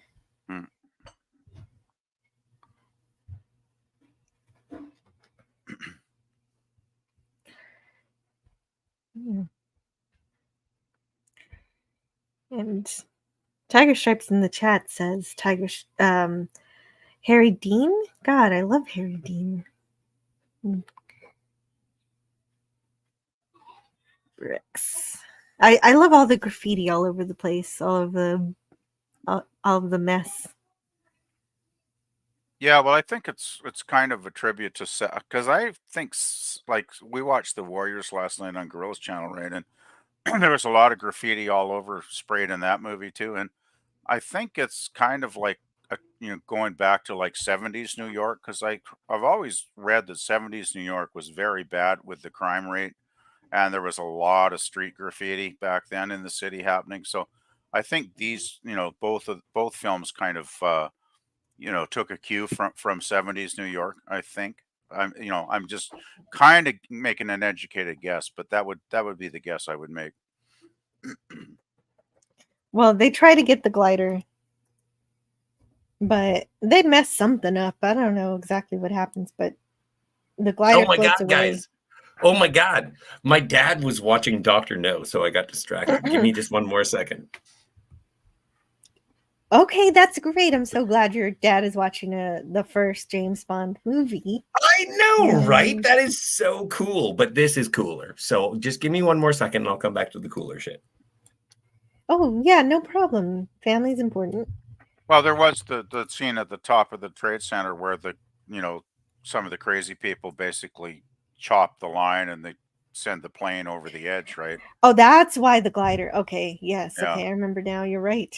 Which I thought was kind of odd because if I was one of those crazy people, I would think, hey, I can escape on this thing. Right, exactly. You know? You'd think they'd actually try to use it, not destroy it. You think like half a dozen of them or whatever would have climbed in and just tried to fly away, but nope, they don't. So it's like, oh well. Mhm. So then we go to And plan so, B. yeah, and so Brain again says, "I thought you were dead." Yeah, you and everybody else. That's a running joke in this movie. It really It's works. really great joke, yeah. And so apparently he they were going to use this car, but they can't because there's Yeah. gangsters hiding in it. Yeah, car trouble. Yeah, right, exactly. And it looks like it's the end of our heroes here, or well, anti-heroes. Well, yeah, it does look like it. But none of it is wasted. The thing is, and this is part of the reason that I love this, is that there is so much sacrifice. Like so many people unnecessarily die. And at the end of it, Snake is just like, everything that these people died for is absolute bullpucky. Like, you are the dumbest people. You think you're in charge? I love... It's an amazing contrast that we're talking about Escape from New York, and my dad is watching James Bond. James Bond is a cop, and Snake Plissken is a criminal. And both so cool. I love the power of storytelling. Well, James Bond is stopping a guy from, a bad guy who's trying to stop a rocket launch or something like that. But if you think about it, like if James Bond reinforces the establishment and Snake Plissken thumbs his nose at it, and it's just both are really cool, very compelling based on the worlds in which that they are created. But it's just like, whose side are you on? What if James Bond existed in the Escape from New York era? Whose side are you on? What if Plissken is the Bond villain, or at least the henchman? Anyway, just ideas. That is an idea. It's kind of interesting, except that Plissken is not really a villain or a hero. He's kind of an anti-hero. So because he's being manipulated by a system that failed him in some way and turned him to crime somehow. We don't really know how it happened. He used to be good, and now he doesn't give a shit. So I agree with Tiger Stripes in this particular instance, but this is not a James Bond stream. What a lot of bullshit, Scotty. True story. And this is why Rennie L is correct, is that there should always be a shut up Wesley. button. There is a Shut Up Wesley button. You want to play the Shut Up Wesley? Yeah, I can, but you know what? A lot of the time, Scotty, some of the most interesting conversations come up because of your derailing. You get me to think about things that I wouldn't have otherwise, even if it doesn't turn out to be anything that makes any sense. It's a fun journey. I just wanted to add on what Scotty was saying that I don't think it matters if you've got James Bond being a hero of the system, or if you've got Snake Plissken being an anti-hero, not really giving a damn about the system, just trying to save his ass, basically. They're both well-written characters, and that's what matters, is the quality of the writing, no matter what kind of character you have. If they're well written and they're well defined and they're believable on some level, and the audience can get into the character, and believe in what's presented to them, and go with it and enjoy it, that's what it's all about. It's about the quality of the writing, and if you don't have the writing, then nothing else really matters, right? So and I think that there is something else that matters. Is I don't think that Snake Plissken is a very well written character. I think No, that you have to insert a lot of the ideas onto him performance, costume design, and whatnot. I would say that Snake Plissken is a very simply written character, a very basically written character, because John Carpenter probably didn't think that he needed to embellish it too much, because he trusted Kurt Russell to be the quality of actor that could come in and develop the role, because they co-developed the character from what I've read. So he trusted Kurt to come in, develop the character with him to a level where basically Kurt Russell was inhabiting Snake Plissken, and I think he does in this film very successfully. So I don't think you needed to overwrite the character in this case. Well, we discussed earlier how there were different casting options for Snake, and I still think Tommy Lee Jones, that fascinates me, because 1981 Tommy Lee Jones, he would have probably killed it. But the thing is that I think he would have been more brutish.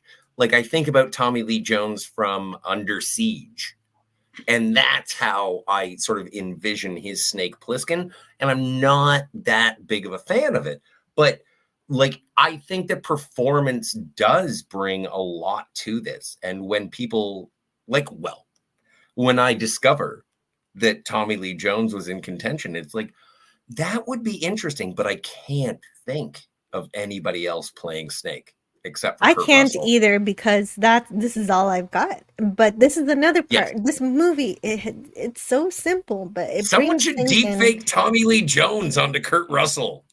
So this movie brings things in early in the movie, and then it shows it to you again. So that it doesn't like, for instance, they mention. No, there's no flashbacks. I mean, earlier in the movie, we get to learn about how they turn cars from gasoline powered to steam powered. And I thought, wow, that's a great idea. And so here we actually get to see it. We actually get to see a steam powered something. Nice. It's something. It's a steam powered something. And Snake pulls out his gun and shoots it. And this is how they escape. At the same time, Maggie from New York. Oh no, they escaped from the Duke of York. The Duke of York, the Royal Duke of York.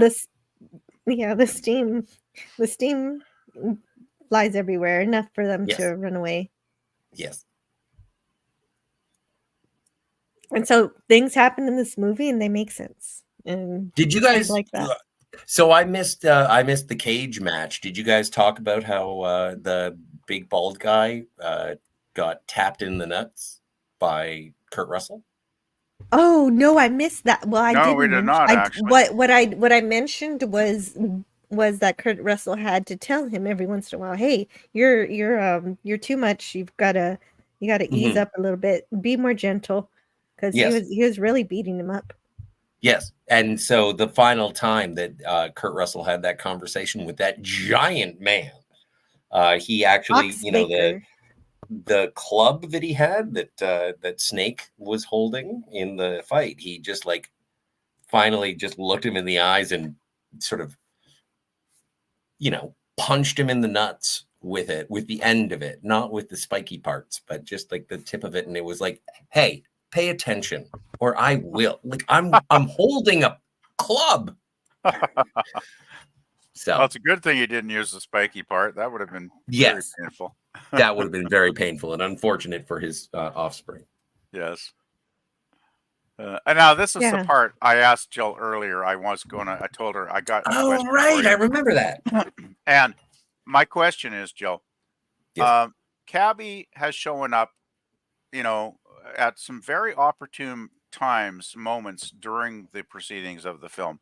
And once again, out of nowhere, somehow by, I don't know, magical powers or radar, he just knows. Serendipity. It's serendipity. I love that you said that. He just knows to be at the right place at the right time, the right moment in time. My question is Cabby like a magical being or calm down. An angelic character sent by the heavens to protect our crew? Because you gotta admit, I understand. It's pretty convenient, right? When he shows up like several times out of nowhere. I understand what you're saying, and I get where you're coming from. However, as a person who has a joke too. Well, no, and I enjoy it, but there's some whimsy to it, and so I kind of want to follow the path. But like there is something to a person who is in the service industry who can anticipate your needs. And whether it be a bartender showing up when your beer is just about finished, or whether it be you walk out of wherever you were and your cab driver that like I've had a cab driver that is like, you need me, you call me. And he gave me his personal card and it was like, okay, fine. I can sort of overrule the cab system. But I think Cabby, this here Cabby, I think he's really good at his job. And he likes Snake, impressed by Snake, and is going to make sure that he's available. So I don't think that it's magical. I don't think it's magical. I think that Cabby is reliant on a good customer. I think he's got a hell of a sixth sense, though, to know exactly when to show up when he's needed. Like very impressive. I agree. But waiters, bartenders. I mean, he didn't call. Hotel.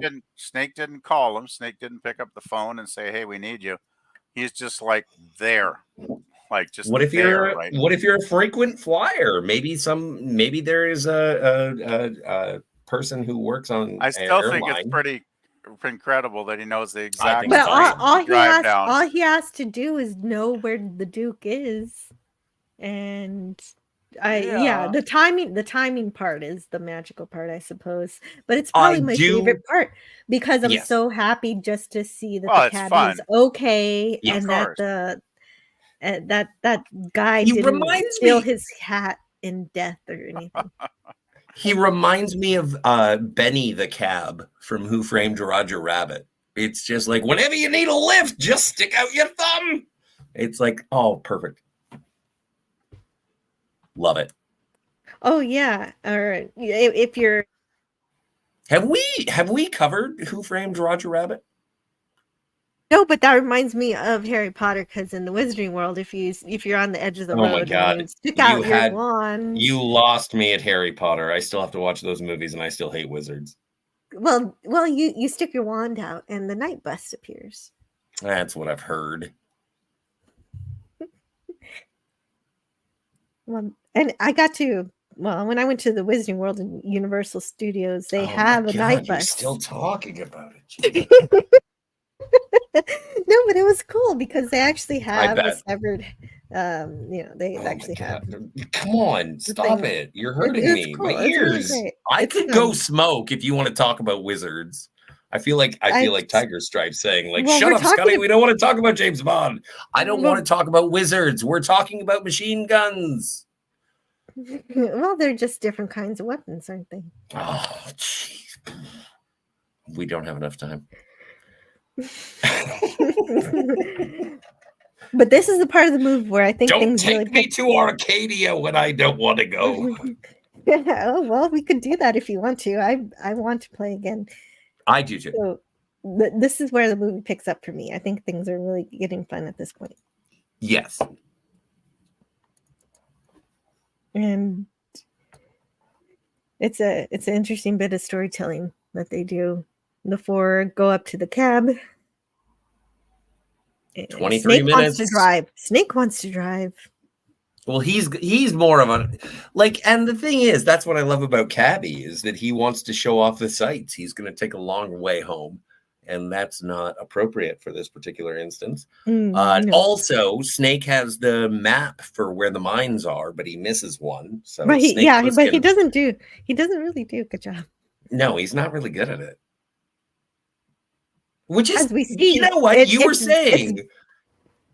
Like you said earlier, when I was like, I didn't want to start off the movie with our hero failing, and you were like, I love seeing heroes fail, and here you go, a hero fail. Yeah, well, no, I think a hero is more believable when they're not perfect, and Snake is definitely not perfect.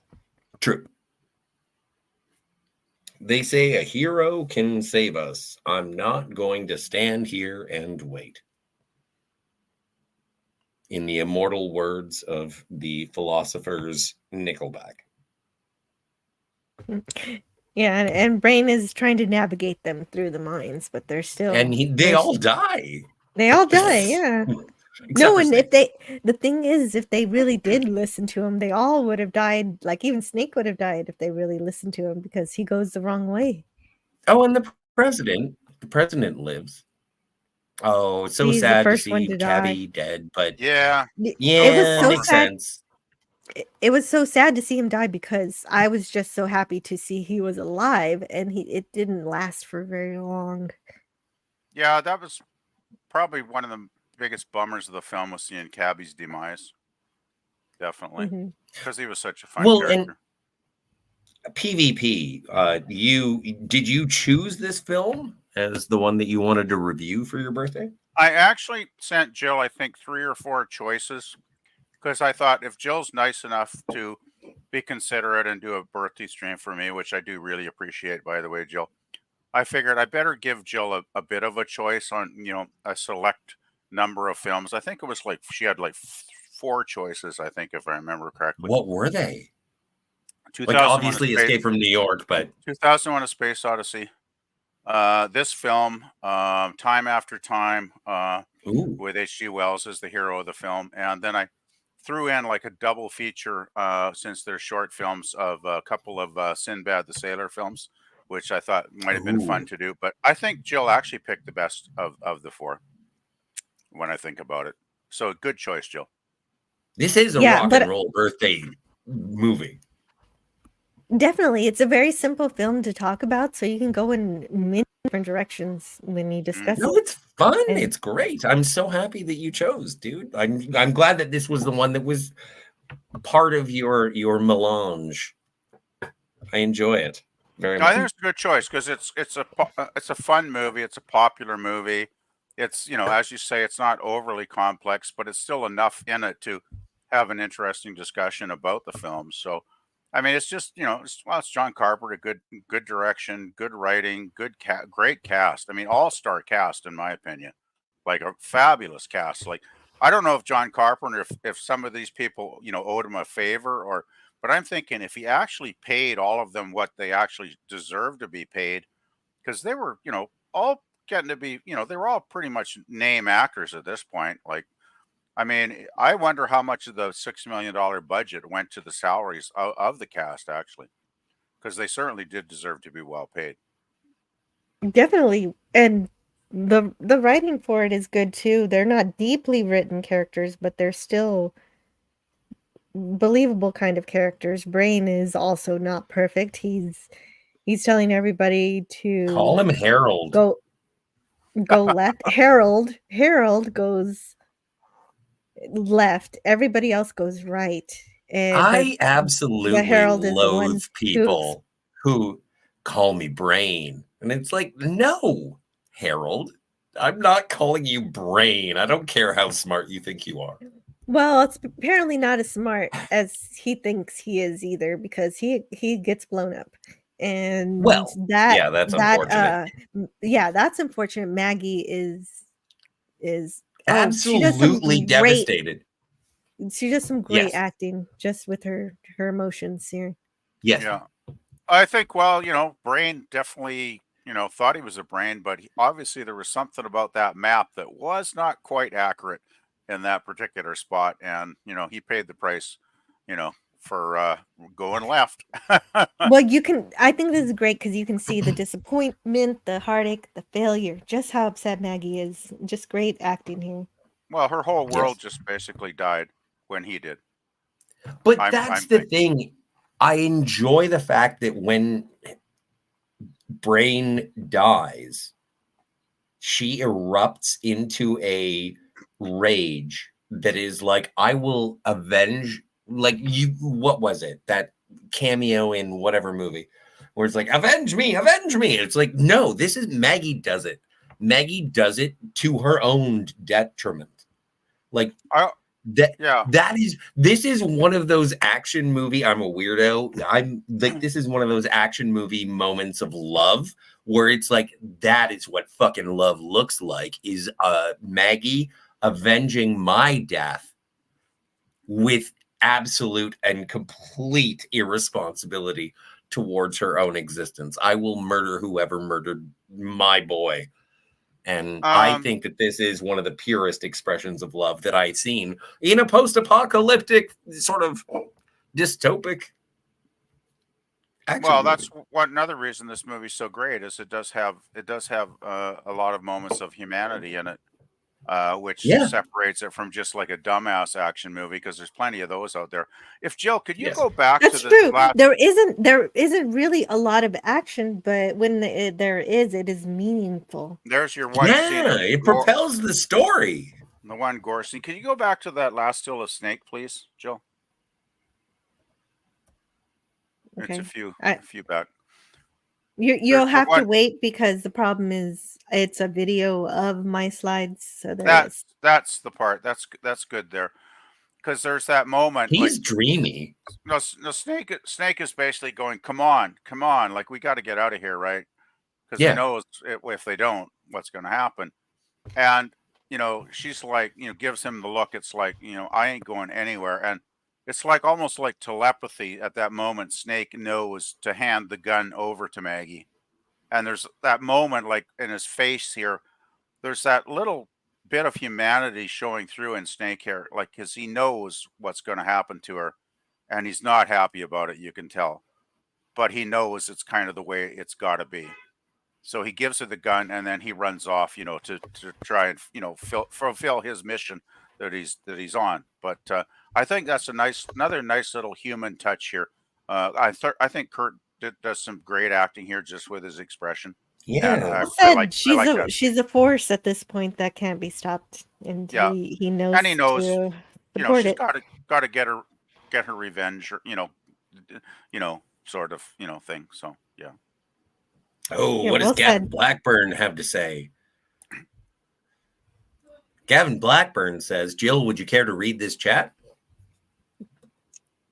Sure. Maggie says, he tasks me, and I shall have him.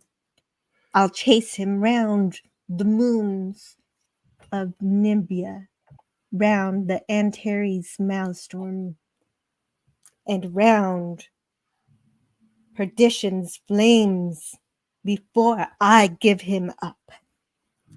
Bravo. Clip that. Somebody clip that.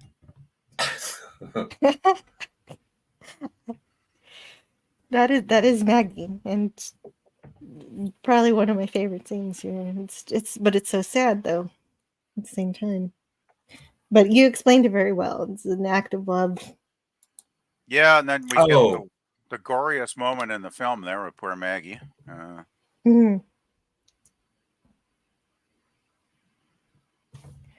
Oh, I had to make my screen big to read that. Oh, you know what? This is so great, because at the end of the movie, you remember that that Lee Van Cleef is in it again, and you're like, "Yay, he's back!" Yeah, he shows up now and then. Yeah. No, the thing is, he doesn't He's have like to. he is the Dean Stockwell. He is just sort of like the he is best supporting actor of Escape from New York, I would say. And it's a tough call because you got Donald Pleasance, you've got Isaac Hayes. There are a lot that you got, but my favorite supporting actor in Escape from New York is Lee Van Cleef. Please come up and accept your award, Lee. Oh, I'm sorry. I'm just being told that Lee Van Cleef has been very much passed away for a long time. Okay, well, the president is being rescued. This is the best. We only got $1.33 until the president shoots the Duke. Is this not one of your favorite on-screen executions of all time? Well, it's poetic, and just like the whole movie, he echoes what he said earlier. He's echoing the torture that he was enduring earlier. Yep. Thank you, Gavin Blackburn, for... Thank you, Gavin Blackburn. Oh, wow. Thank you, Gavin Blackburn, for the super sticker. What's the super sticker of this little See, city? sending the super sticker right when the president shoots the Duke? Boss move, yo. Way to go, Gavin. Yeah, and it's a little cityscape. So he sent us New York. You're the Duke. You're the Duke. You're #1. Yeah, Gavin Blackburn is #1. I can't believe you didn't get this clip. That's crazy talk. By the way, no, it's hard to get clips for this movie. I would have had to clip them myself, and I didn't have time. Sorry. Fair enough. Yeah, no, it's okay. By the way, I gotta prioritize things. You showed up at your live stream. Can you guys hear me at all? Yes. Yes. What's I up? thought maybe I was muted. Well, I was just going to No. say, doesn't the president of the United States technically commit murder in this scene? Yes. Okay, just wanted to clarify. So? I just thought it was interesting, like the guy that represents, law and order at the top, supposedly, president of the USA, is committing murder because, okay, one's, the Duke is an asshole, of course, but yes. he was still cut off his finger. He was still he was tried, he was convicted, he was sentenced, and that's why he's in New York. So he's already, gone through the due process of being found an asshole and got what he deserves. And then, but so the president really, shouldn't be committing murder. That's just my. I disagree with you wholeheartedly. I think that the president of the United States should blow that person away. Well, I just thought it's technically wrong. Yeah, no. If somebody cuts off my finger, makes a great scene, though. Makes a great scene. I got to get. Technically, you're right, but what would you do if you encountered the person who tied you to a wall and started firing? Threatened your life. I'd probably kill the fucker, yeah. But it's still technically a crime that the president committed. But But this is he could pardon. But he could pardon himself.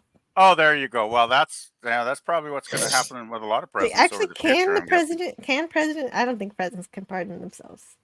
No, you're usually in the case of Nixon, he was pardoned by Gerald Ford, his vice president at the time, who then became president, as best played by Chevy Chase. And that's why Nixon got to fly away in the helicopter that day. Well, he got a free helicopter. That's not a bad deal. Well, he was the ex-president at that point, I guess. He is certainly. And also, hey, rest his soul. Moving on.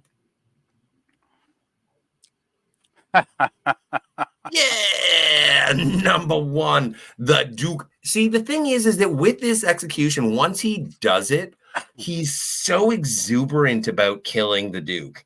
And then at the end, like you say, should he be like sort of tried for murder? He I didn't say he should be tried. I just said he technically committed a crime. Was my point. Yeah, no, I'm not saying he didn't. Uh, but I'm just saying that the performance of Donald Pleasance at the end of it Right. is like Oh, it's great. he is upset. He's Well, upset that you yeah. just killed the guy. Yeah, I'd be Even upset. though as president of the United States, you're going to be killing a lot of people through the stroke of a pen, as opposed to actually pulling the trigger yourself. Hey, here we go. Let's make sure those explosions don't go off in your neck there, Snake. Yeah, they already zapped him with the X-rays, so he should be fine. So they zapped him a couple Yes. seconds before, so he probably had like 4 seconds left when they zapped his neck with the X-rays. So pretty close. Pretty close. Pretty close. But that's Excused, tension. That's great. Gavin says the president is excused on grounds of temporary insanity. Yes. And in the Reagan era, that was 8 years. Temporary. No, I'm actually a big fan of Ronald Reagan, so I don't need to be. I'm just being contrary for the sake of it. Honestly, I was hoping more from the president too. After all this, after getting all this really? help. You thought Yeah. he'd be grateful? The entire movie is anti-establishment. I know, as soon as the president is brought back to the safety and comfort, then he's absolutely going to be like, well, I'm the most powerful man in the world right now, so you can go eat a bag of dicks.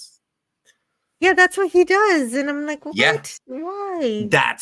But this has established my entire idea of authority. Like, you can help them, but as soon as they get to be in a position of more power, they will exert that power over you. I have no regard for authority, except for Kat. Well, she gets mad. You can help them, but as soon as they no longer have a use for you, you're disposable. Yeah.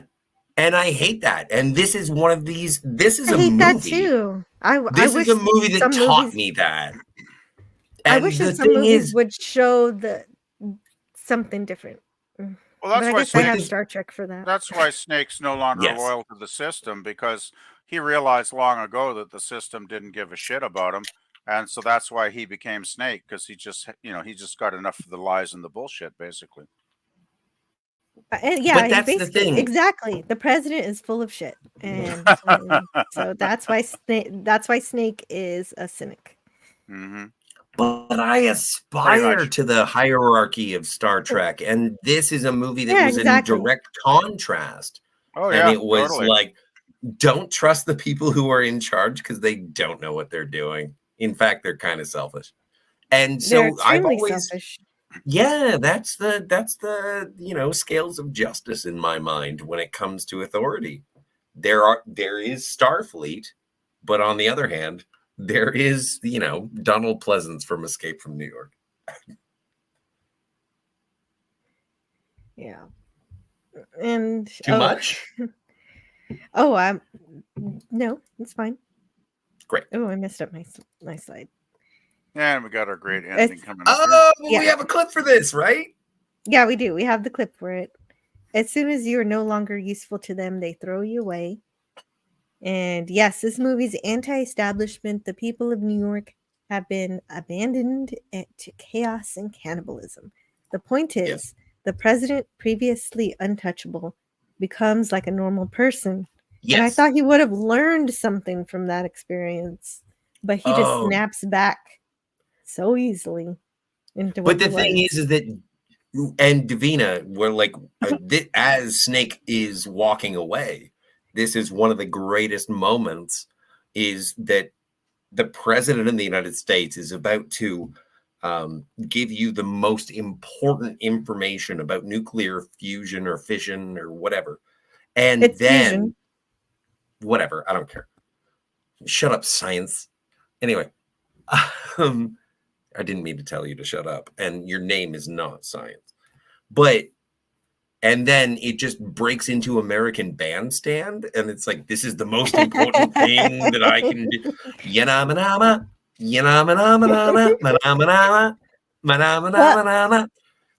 what? Well, yeah. And I wonder if the president wasn't such a jerk and actually showed some compassion, whether Snake would have given him the right tape. It is interesting, isn't it, Jill? Like, I wondered about that too, but of course we'll never know, I guess, will we? But it is an interesting question. Like, would he have actually done, done the right, quote, the right thing? But that's one of the things that I love about Snake, and it's like he does the thing that he is tasked with, and then when he has to respond to the thing that he is tasked with, he's like, I know it's stupid, I don't like it, but I gotta do it, or else these things will explode in my head. And so I just, it's a servitude situation, and I like his response to it. Yeah, he didn't have a choice. But when he did have a choice, he had a little bit of a choice, and he destroys the real tape that has the right information. Yes. Now, do you guys, I don't know how old everyone is. Happy birthday, PvP. But do you remember playing like a Commodore 64 and using like cassette tapes for the computer situations? I had a primitive computer. Well, it was almost more. Well, yeah, I guess it was a computer that did. Well, did you have to use a cassette? Yes, yes. It was a piece of crap. I gotta say, it was pretty useless. But it was not a Commodore. I can't remember the brand it was, but yeah, it was pretty crappy. Yeah. Early technology. You Jill, couldn't do we have much a with it. joiner. It's about as useful as the Yeah, brick, really. Welcome to the panel to Real Wave Nation Gaming. Is it a coincidence that you're showing up when we're talking about Commodore gaming with cassette tapes? No, Do you have a story about that? I did not, never seen this, but something about the 80s, you can't match it. So you've never seen Escape from New but York? I'm young. Yeah, but I'm younger. No, you're fine. You're fine. I'm envious. No, I was more Top Gun and more that side of movies. Top Gun's great. It is. Oh no! So if you've never seen it, it's great. I look forward to your Check first it out. viewing. Good. Yeah. Should I see this some point? Definitely. Yes. Check it out. definitely. It's a classic. I just saw it for the first time myself. I never saw it before. Mm-hmm. But, figured I had a second hop in. But well, Real Wade. It's PvP's birthday. Would you care to extend a birthday wish? I'm not happy birthday. There you go. I'm like, I could do it, and then I'm like, my voice isn't the best, anyways. Sound great to me. It's across. You gonna kill me now, Snake? I'm too tired. Maybe I need to get an eye patch. Okay, call me crazy. Why does it look like you're crazy? What's the video game? Oh, Metal Gear Solid. It looks like Metal Gear. This movie inspired the creator of Metal Gear Solid. It is a direct That's what I thought. Inspiration. So I've heard of it. Like, I've never seen it, but like I know of it. Besides that, of course, but And that's vaguely how I felt. I knew this movie too when I was watching it. I was like, this feels like a video game, and that's why. What year did it come out? 1981. Where's it? Is there anywhere? 1781. Who streams this? Like, I mean, like Hulu or, I don't know, man. Where you can watch this? I'm a physical media guy, so I watched my Blu-ray. Well, I tried it. No, you're good. I was like, it made me think. Well, you can watch it. It's you can rent or buy it on Prime Video. Usually is where I get mine. Well, and YouTube does video rentals as well. True. Yeah. So, eventually it'll probably cycle through Hulu and everything. some point. No, man, but if you haven't seen it, it's a great time. And you know what? It's short. It's only like an hour and 39 minutes. So you're Yeah, but fine. was that okay? Serious question: was that long for back Sure. in the 80s? No, that was typical. Hour and a half. That's what you went to go see a B movie. And Escape from New York is very much a B movie. Why did that guy look like someone, not him, but the other guy? What? Lee Van Cleef? Why did he look like No, RoboCop? no, he looks like he's from RoboCop. Like No, one that of the you know what? characters. He does look like Clarence Boddicker, but it's not Oh, the same okay, actor. not Yeah. totally exactly, but it gives you, you know. Oh, vibes Yeah. for sure. When you see bald guys in the 80s, they're usually villains. It wasn't until the revolutionary experience of Star Trek: The Next Generation where people who were bald were accepted into the galaxy. Well, at that point, you didn't care that you didn't have hair. Oh, shut up, Gene. That was the whole point. By the way, you can rent this movie on YouTube if you want to. It's available on YouTube if for rent. And then it's probably like a $4.99 at most. I'm not sure what it would be. I don't see a price here, but I can check it. Let's see. That's fine. Well, if you check Yeah, it, it's you going to be got in it. You nailed Canadian it, dollars. Scotty. $4.99 Canadian here. Yeah.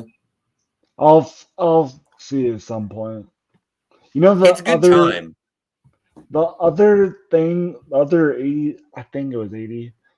And that's still my favorite 80s. I hope it's 80s. I could be wrong. Was Stallone versus Snipes. Demolition Man 80s or Oh, yeah. Yeah, that's the 80s. And, you have to know how to use the 3 seashells. in that See, movie. I've seen that multiple times. I just for some reason always like I knew of it, like heard of it. I just never saw this before. I didn't mean to derail too much. No, it's okay. But The that's movie's also over, so you don't have to Oh, is worry. it over? Yeah, Wasn't we're that watching the worse? credits, man. Oh, You can't derail what? anything. I think we Sorry, covered it all. I literally got home Special from work. thanks to the Orient Express. Oh, Call these me were the Steve. first chats. These were the first chats that got deleted by YouTube. Shooter8323 started saying "Call me Snake," and Aegis Flow says "A number 1." How the heck do those deserve to get deleted? That makes no sense to me. I don't know. YouTube Sometimes they get does just it. timed out. See, that's great. I love that Wait, skyline. what do you mean deleted off of what do you mean? Well, sometimes Of people the oh. sometimes people add comments to I your did stream not hear the early. question. Sometimes Oh, people add I thought you comments meant the to. movie, Oh like my god. like something else. I didn't realize. I should have. Oh, I've been up No, early this morning. live stream. Sometimes people add comments to your live stream early and YouTube deletes them by the time you go live, your first comments. That's why I like to take screen caps of any comments I find early Mhm. because I know See, it's probably yeah, Like that's why I stopped using the hard R N word. well, thank you, because I hey, would have to fire Yes. you if you did. I the funny know. thing is, That's like, why I stopped. Jill, the funny Mm, thing is, congratulations. I did a stream on what day was I think it was Wednesday, and I'm like, long story to keep it short, obviously. I said I was gonna start at a certain time. Got home late, didn't realize I had a bunch of chat, so I'm like, oh, till I turn on my laptop.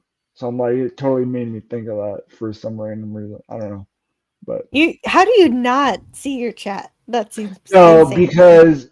because I wasn't on I was out of the house, so I just turned on my computer, booted up StreamYard because I was gonna start opening it up to the thing, and whoop, and saw I didn't check YouTube at all most of the Wednesday night because I was like, I don't know why I didn't normally do, but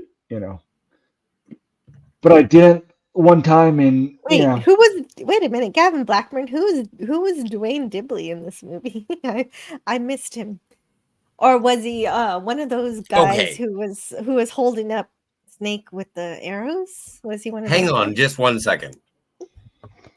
Jill, Yes. you have struggled with pronunciation of names as long as I've known you. And I don't mean that as a detriment. I only mean that as an observation. And it's fine.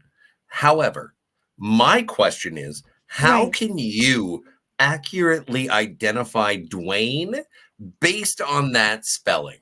Duane. And you're like, oh no, that's Dwayne.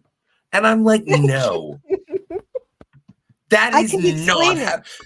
Like, I think that's like Doan. That's how that word is pronounced. It's Doan. Hey, Scotty, I can explain.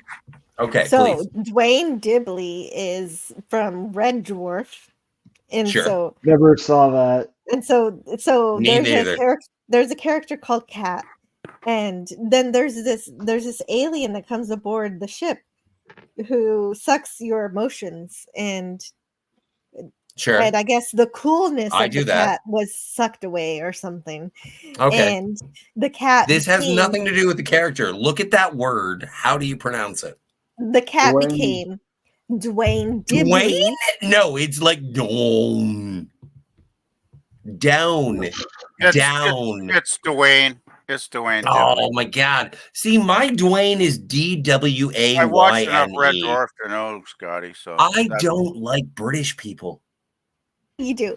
You know, you always think it's a joke to say you don't like something you actually do like, or things that you don't actually That is group true. people together and dislike them because they're a group. Except for the British. I don't think that it's true. I don't know. You're not telling the truth. I'm not. I am being facetious and lying. I Yeah, apologize for the facetiousness. But these jokes are not particularly funny because they're not. You really don't find them funny? Then I'll stop. No. Okay. Not. Yeah, well, my mom was born in England, so I'm technically 50% British, I guess. So yeah. Well, you're Canadian. You're like 75% British. I was born here, but still, my ancestry is 50%. I would say British. you're 75. Aren't we all technically at some point down the road? No, I was more Demolition Man, and that's like Rocky movies. But Demolition Man is such an extension of Escape from New York. Like, I honestly like kind of. I didn't realize at the time, but looking now back on it, I'm like, wow, did they really time travel to now? When you really think of it. Oh yeah. Well, Demolition Man is also kind of a bit inspired by A Brave New World. Yes. In a way, also. Star Trek, but also, is there a book? Well, A Brave New World by Aldous Huxley. Never and heard of it, I think no. Demolition Man is the never heard of it. Is the only way. It is the only way that A Brave New World has been brought to film successfully, because they've tried to do A Brave New World movies and they are no good. I kind of think like Demolition Man is probably the best adaptation of Brave New World. Yes, agreed. And you realize I've never seen any Alien movies because I will never watch them. You've never seen movies with aliens? No, I mean like the Weaver Alien, like Alien vs Predator, like that sort of Alien. Any reason, or you just don't care? No, I'm not a horror fanatic. I kind of did it to myself in my teenage years. Is that why it really hurt? I have to step away for just a second. I'll be right back. I promise. Absolutely. I was over at I don't know. It's just I'm never now. I will watch the older like black and white mummies, then Dracula. The black and white mummies. It sounds like watching Golden Girls. No, and the Fraser mummy. That's my favorite. The Fraser mummy? Yeah, like Fraser mummy series. Wes Cagle asks in the chat, PvP, is your birthday today or was it yesterday? It was on Wednesday, actually. Yeah, Thanks for hump asking, day. Wes Cagle. Just funny, it's like 2 birthday streams, I guess, today. Besides, so that's where I was. That's why I was a little bit later than I thought I would be. Well, I do have a question for PvP. He is the at least closest birthday boy. What would you, if you were to give Escape from New York a rating out of 10, what would you rate Escape from New York? Oh, I give it a 10. I think it's Wow. flawless. I think it's flawless from beginning to end. I mean, you know, there's nothing I think that I'd want to add to this film, and neither is there anything I'd want to subtract from this film. Because for me, pretty much every scene, every sequence works towards moving the film and the story along and advancing it, Scotty. So to me, the definition of a masterpiece is something that you cannot add to, nor can you subtract from to improve it, because it's pretty much perfect the way it is. It's tight. It's good. I'm gonna give it a 9. That's a good rating. But yeah, it's up there. It's up there. Great I film. want to give it a 10, but I don't think it's a perfect movie. Can I say it? I have never seen it, and my rough estimate would be 5 out of 10. So what would Well, you're you gonna can't give it a really 5? give it a rating if Well, you've never seen that's it. fine. I don't care. I'm just saying I felt like I had to give it a rating. Yeah, you're fine. Hey, Don't worry about it. If it makes you feel better, it would be a 10 out of a B movie. Wes Cagle gives it a 9.7 out of 10. Ooh, Nice. that's a good rating as well. Okay, I'll say for a B movie, it's top tier. But Wade, Wade, real Wade. The thing is that any combination. I forget names. I'm not picky. Everybody. May I call you Wade? Yeah, that's what everybody calls me mostly. I'm not picky. I'm used to it. So, but the thing is that like I am so familiar with people who have not watched things and they just automatically don't like them. And so if you haven't seen it and you don't like this, that's fine. I will deal with that sort of position as I do. But it's it's a common thing. It's like I haven't seen it, I don't like it, and it's like okay, well then you're a fucking moron. Now I wait a minute. I will watch RoboCop. Which one? You just How many are there? Yeah, I don't like the redone one. I don't like the. You got to be a dick sometimes. Hey, what year did they redo RoboCop? I can't think of the modern. I don't know. It was bad. No, although it did. Was that the one with Michael Keaton? That was the best part. Yes. Now I like it. Like, okay, the only thing about that one that I like was Michael Keaton.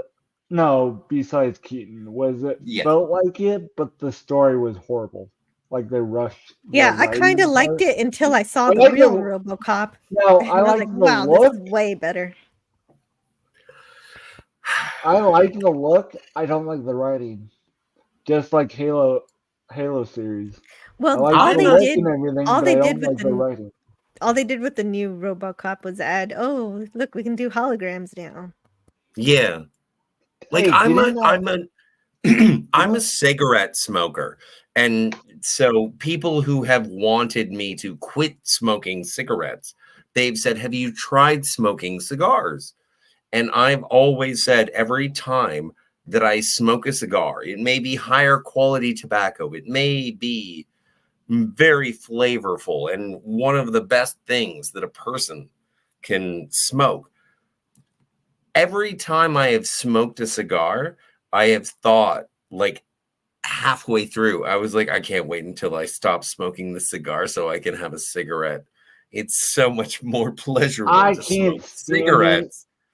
And so, like, I know it's a higher budget. I know it's a better cast or whatever. What your argument, like, not your argument. I'm just saying the general your. No, I get where people hated. Don't get me wrong. I would but I'm rather saying, hang out in 1987 than deal with the remake. I'm just saying, for like, honestly, if you put the graphics in the whatever year it came out. Now, the only one the only RoboCop that I will never watch besides that one is was it RoboCop 3? I gotta look up which one it is. RoboCop 3, I've never seen. I've never seen RoboCop 3. Are we talking about Escape from New York?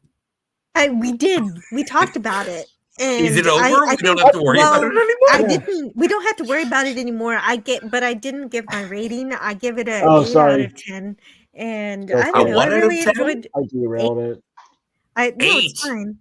I give. Sorry, Jill. Yeah, no, I really enjoyed. What are your criticisms? What do you not like? I about Escape from New York. I appreciate the fact all the effort they went into making the atmosphere, making you really feel like New York was a prison that somebody just abandoned and everyone just turned it to shit because they were not provided, they're not provided enough food. If the prisoners are running out of food, then of course everybody's going to go insane. And so I do appreciate the atmosphere of it, but it feels like it drags a little bit. You're pulling out your chair, you're sitting around. It's just like in the middle. Yeah, and it's just a few things like that, but it's still a lot of fun. The 8 doesn't mean I don't like it. I really do like it. I like dystopian futures, and I hope that we don't have them. I hope that the dystopian futures are not predictive. I am also an advocate for dystopian futures. But I like utopian futures are better because they're more difficult to craft and get a good story out of. But that's why you like Arcadia. Yeah, that's why I like Stark and Arcadia. Yeah. Jill, the weird thing I like Starfleet. Yeah. I looked up all the RoboCops.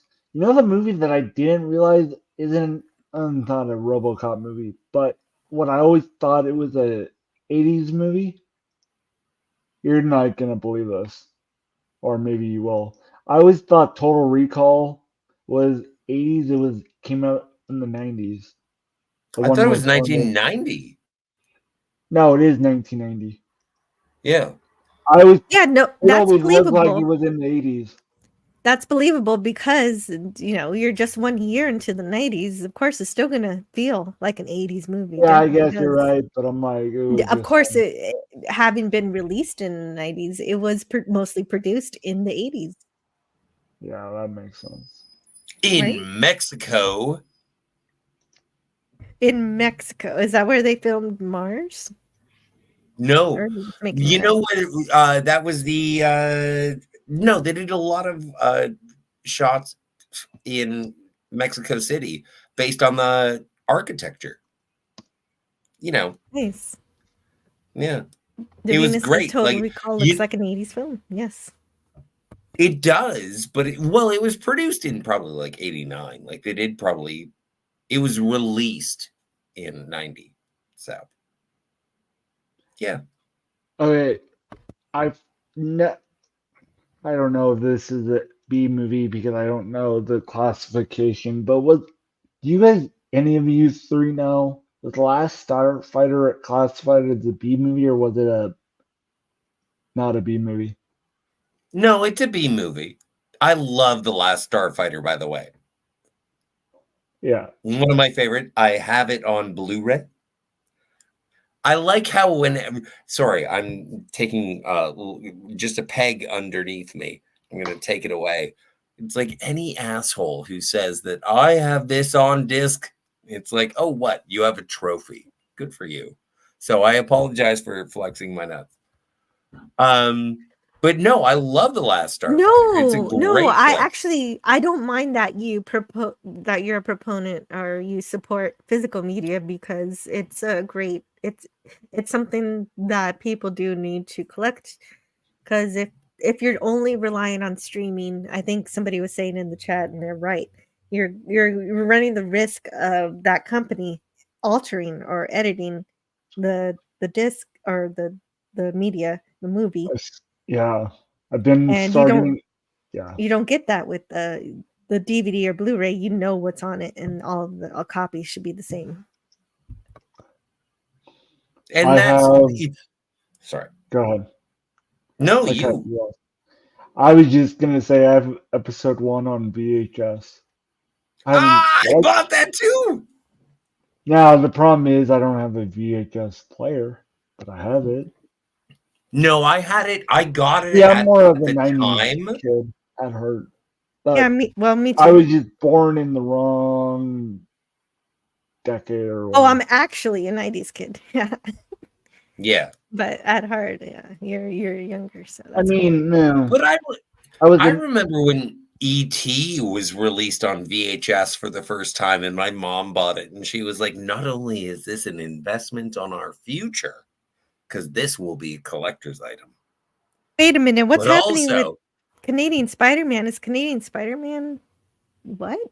Smoked what happened to bear Canadian pepperoni? Spider-Man? I don't know what's going on with Canadian Smoked Spider-Man. duck? Why is he just listing food items?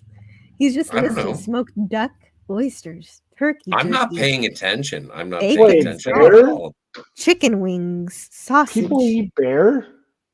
I've I mean, never it's eaten skinnier bear. after all, but still. Yeah, I have Scotty, do had- Canadians eat bear? Yes, you I can. didn't know that. It's very I've never heard of gamey. this. It's not a tasty meat. But I mean, it's no salmon, different than venison, alligator. venison is deer, and then beef, of course. I'll eat And the then shit you out got of a cow alligator. any day of the week. Then you got alligator. I've had alligator. I think I've had it once. It's the other white meat. Yeah, but I don't eat fish. It has to be breaded. I mean, I guess it doesn't have Sounds to. but- racist. Not Really? really. He's How is making that a joke that how is it that- doesn't. I don't know. breaded. It's just a color joke. It's just a It- color Oh. joke. Don't worry, sir. I was like trying to go. I'm like, where are we going with this? He's I'm not I like, only like serious. brown things. Okay, Anyway. now we need this one. Sir, I know this may finish me as an acting ensign, but Shut up, Wesley. Oh, the spirit of Rennie is with us. The You know spirit of what? Rennie I'm gonna saves me. get crucified for this, but I like Oh, no. Picard over Kirk. That just shows my age. Oh, I Now, used to as well. hold on. I'm not saying the Picard like the newer show, but I mean as a captain.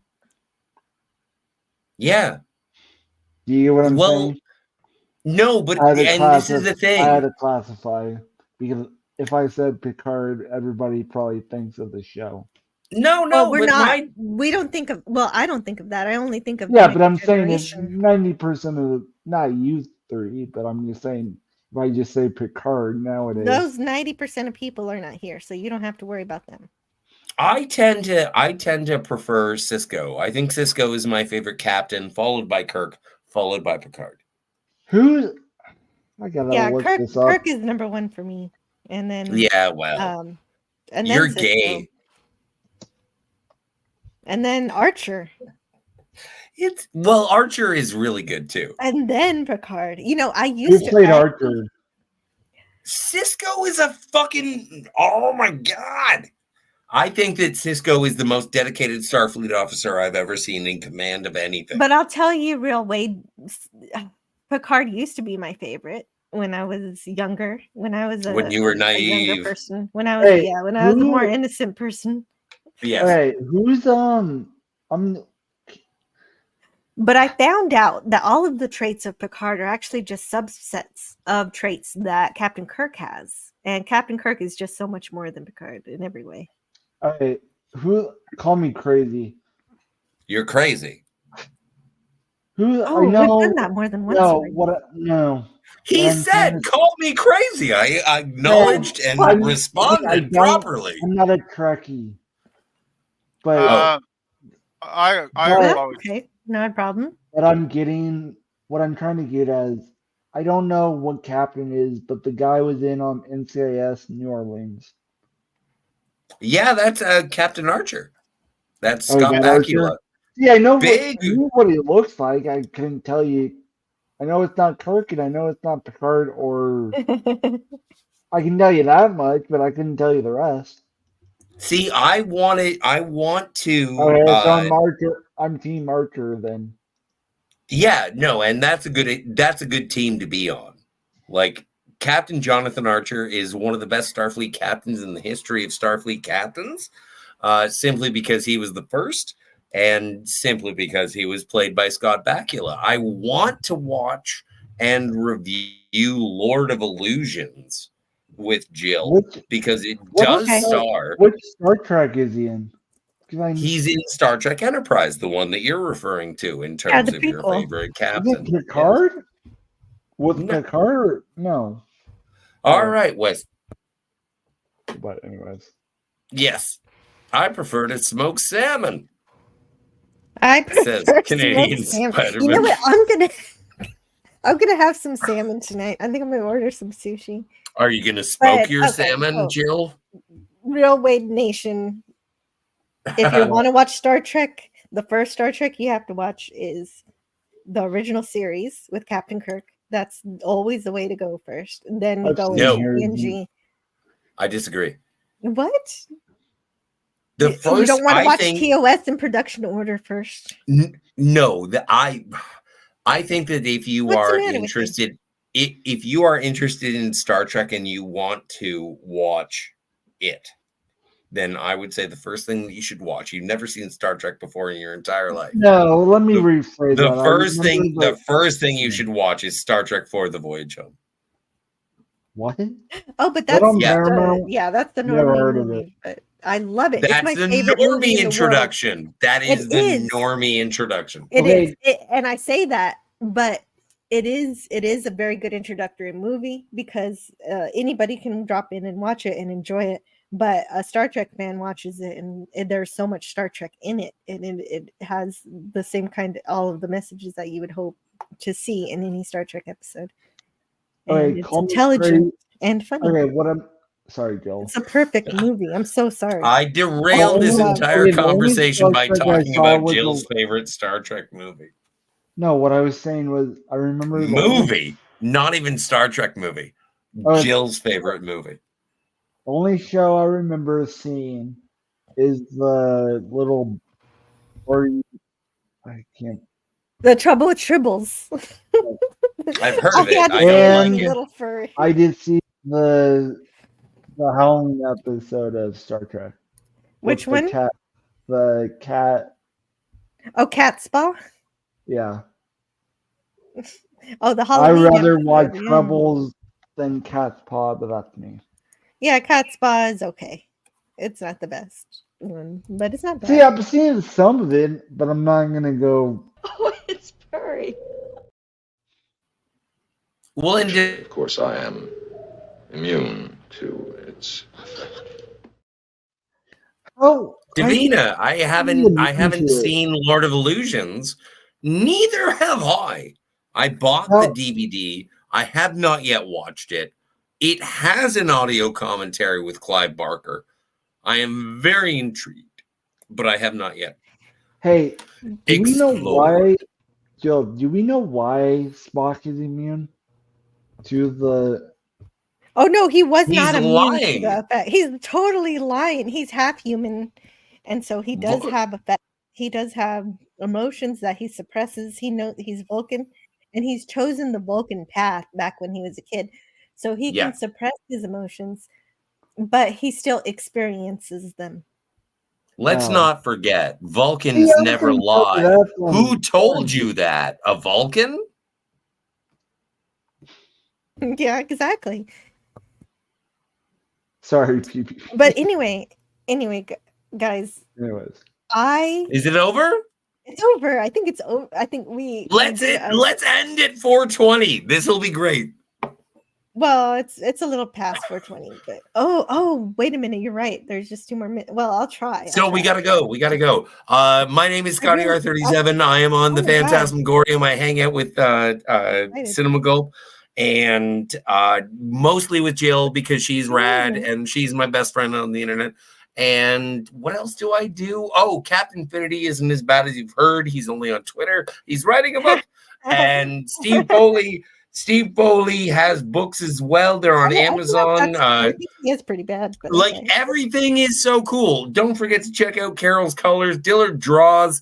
Twin Flicks doing his Blu-ray HD comparisons. Anyway, that's me. I am Scotty R37, and I am the coolest person that you've ever heard.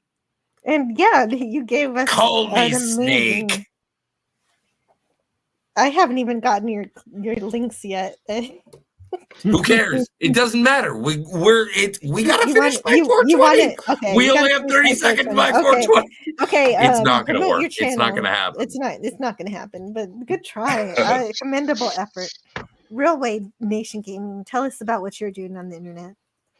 Okay, so I was gonna do a stream on my own on Sunday, but I will be with hopefully Tony at 11 p.m. Eastern, so 10 Central. When? On Sunday. Oh, on Sunday. Sunday. Gotcha. Cool. So if in case for some, it's either me or someone else. I just still haven't heard if it's me for sure. In case he, for some reason, it changes, I will be not on the logo for that. But it'll be, look for this logo. It'll be I will be playing game and just chilling.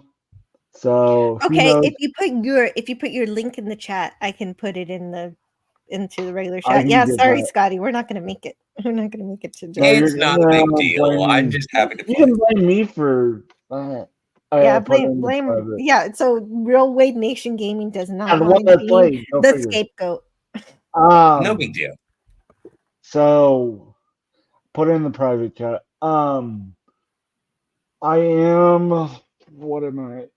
51 from 1.5 K on this. The bottom one is technically third. So if you go to the red, you can get to all three of them. Three of the channels.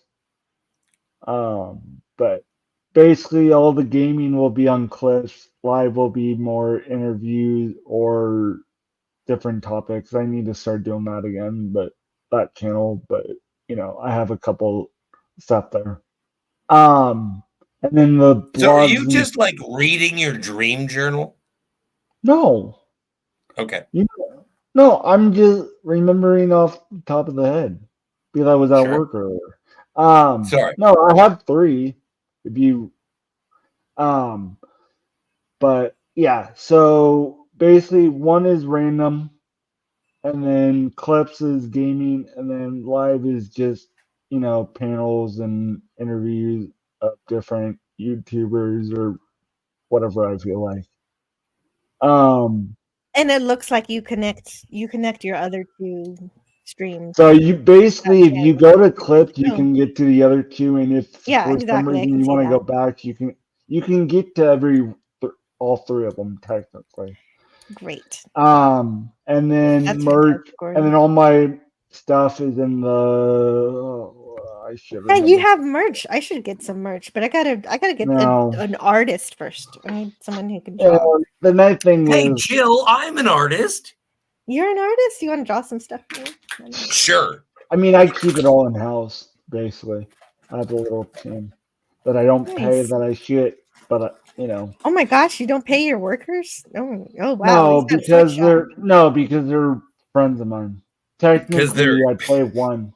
They're not worth appreciation. No, because I know them before. I mean, technically, one's my editor. And then one runs all my merch stuff, and then the other one. So that one gets paid, but the others don't really. They don't care. So I tried to, but you know how some people are. They just do it for the fun. But yeah, that's the nutshell of mine. Great, thank you. And PvP, are you still here? I mean, that's not PvP. This one. was over for me a while ago. Oh yeah, definitely. I was Play me okay. for Well, That's was something it fine. new. me? Was it me this time? No, I just thought, well, you guys are doing plenty of talking, so why should I bother? So I just muted. Well, and also, Whoops. welcome to your birthday festival. And the thing is that we love your voice. Yeah, I So you know. should I have was sad when it went interrupted away. whenever. No. Anyway, can you tell No, no, us no. about what you're doing online and what's No, going just on? doing the music channel, adding more albums. I'm working on adding some more albums by The Damned. I'm working on their Black album right now, which is a double album. They basically said, well, the Beatles had the White album, and we're going to have the Black album. So they certainly did back Cool. in the 80s. And yeah, nice. Yeah, probably post it maybe tonight or tomorrow. And you're still going to the concert, right? When is that again? June 14th. Great. Yeah, Friday, June 14th at the Commodore Ballroom in Vancouver, which has had so many famous bands over the decades. It's unbelievable how many bands they've had. Yeah. Well, very cool. What is his channel? Is it pick the one right that you Yeah. have up there now? Yeah, it's the one we have up here. His channel, he doesn't have content, but he has playlists of music different that stuff. he's curated. Oh, okay. Okie dokie. Happy belated birthday again, PvP. Everybody thank wants you, to Joe. remind you of that, and Draco definitely wants to remind you of that. Oh, thank you, Franco. And I agree, Donnie. I love the original Total Recall more than its remake. Yeah, that's easy. That's easy. True. Oh, I love this quote. The stream, out of danger. You saved the stream. Very nice. But you know what? I've made fun of your curations in the past, but the thing is that when I do take a look, like there is some awesome punk, and your musical perspectives, Pleasant Valley Pickard, CA, if I may call you that. Like you do have great taste in terms of that. You know, your affection towards Rush isn't my never mind. But like aside from that, I go and I check out your channel and it's great. I like your musical tastes. Yeah, I you think might that find something you like. I think you have an aesthetic that is fantastic. Have you guys checked out the Damned album Machine Gun Etiquette that I put up a couple of weeks ago? No, I'm busy. Not I'm yet. busy checking out all the music selections that Jill sends. Yeah, well, many fans consider that their best album, and I tend to agree. I haven't heard all their albums yet. I'm working through them, but it is a fabulous album from beginning to end. It kicks off, really, really, quickly, and it doesn't let up. It's a really good album. Have you ever? That's great. Have you ever heard my favorite album by my favorite artist? What's your favorite album by your favorite you artist? tell us who it is, we might. It's a self-titled release. It was very limited. It was in 1999, and it's called Keiko Pegs. 7 Wait a minute. song This EP. doesn't sound real. It's not real, but thank you for noticing. Unless you made it, I would believe it if you're singing on the album. Are you saying that I should make it a band and an album called Keiko Pegs? No, I'm not. I need to learn the drums. But I do want to thank everybody who was on the panel today. Scotty R37, Pleasant Valley Picker, they're still here. And joining us at the end here, Railway Nation Gaming.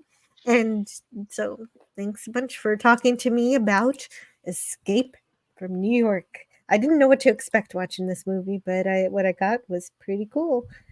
I actually expected it to be more goofy, but really it plays it pretty seriously, and I appreciated it. Yeah, it's definitely not goofy, that's for sure. But I also want to thank the people who gave me some gifts today. Eugene Bird with the 1999 super sticker, and Matt G with the super chat, Max Redstone, and Gavin Blackburn. Yay! Yeah. And I should also probably not thanks. say yay. People don't like it when I say yay. Well, Yippee! there you go. That's what I was going to say. You beat me to it. I was going to play it. Yippee! And also thanks to everybody who is here. I should always grab a list, but I'll just read off who's here recently. Eugene Bird, Franco Walker. Thank you to Gavin Blackburn, Railway Nation Gaming, Santai Ranger Donnie. And who else was here today? Franco Walker, Herc 130. I didn't get a chance to say hello to Flyboy. Oh, Herc 130's here. Hi, Herc 130. I didn't either. Oh, I'm sorry I missed you. Davina Duckworth said that this was a great stream. Thank you. And she also says everyone remembers the Tribbles. It's true. Life is like an aeroplane here in And the only other episode I remember is the green lizard that Kirk fights. That I can The tell Gorn, the arena. Like every famous clip, I could tell you. Can tell you what happens in it, but it's famous. But that's about it. Canadian Spider-Man was here in the chat today to escape New York with us. Who else escaped New York with us? Penny was here. Wes Cagle. Notfinity was here? Yeah, he was. You know what? Classic Comics was here. That's super jazzed. Ooh, yeah. More Phenomenal Donnie Ranger was kicking ass and taking names. Tiger Stripes was telling me to stop talking about James Bond. Yes, don't Tommy and the Guinea Pig Collective. Scotty derail your stream. Yes. Max And Redstone. I don't like how many times That does is she my have to job. show up to one of your streams and like she's like, oh no, Scotty's here. He's gonna derail it. Don't let him do it. It's like he always does. And then, well, that's because I let you do it. If I don't like Scotty derailing, I will stop it. It's friendship. It's the perfect blendship. We had Brogu. And Keith E was here. Keith E was rocking it and dropping science like it was his job. Franco Walker, I said before. That's it. Oh, okay. Oh, yeah. Yeah, he knows about the piers. And the piers. I know about piers. I know that they're not landlocked. Yeah, he knows about the Friends piers and also the piers that you fish off of. I don't know. I'm just saying random things as I'm scrolling through. Fine, I'll kill you later. Hey, that feels like the quote from the movie today. John Doe was also here. I think actually I probably could go through the whole list. Also, not to forget Diggs BTW1. Totes. Very welcoming to hear from somebody from the Twitch chat. It's so small. It's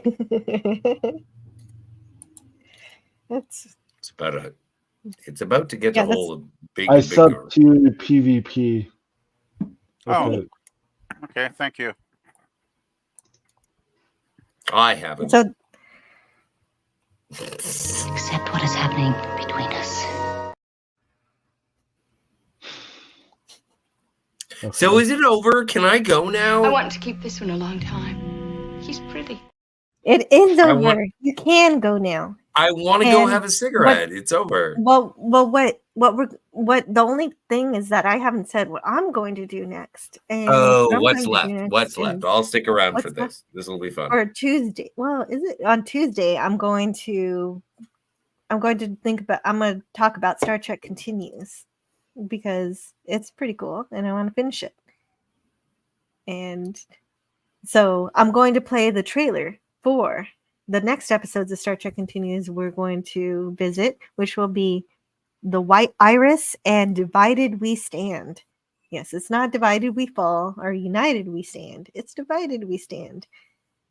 So that'll be a Civil War kind of thing. So let's have fun with that. And I Call me will Snake. talk to you guys later. I want everyone to have a really fantastic Friday, have fun, and do something cool. And I'll talk to you later. The name's Pliskin. Yeah. Have a good one, everybody. Thanks, Jill.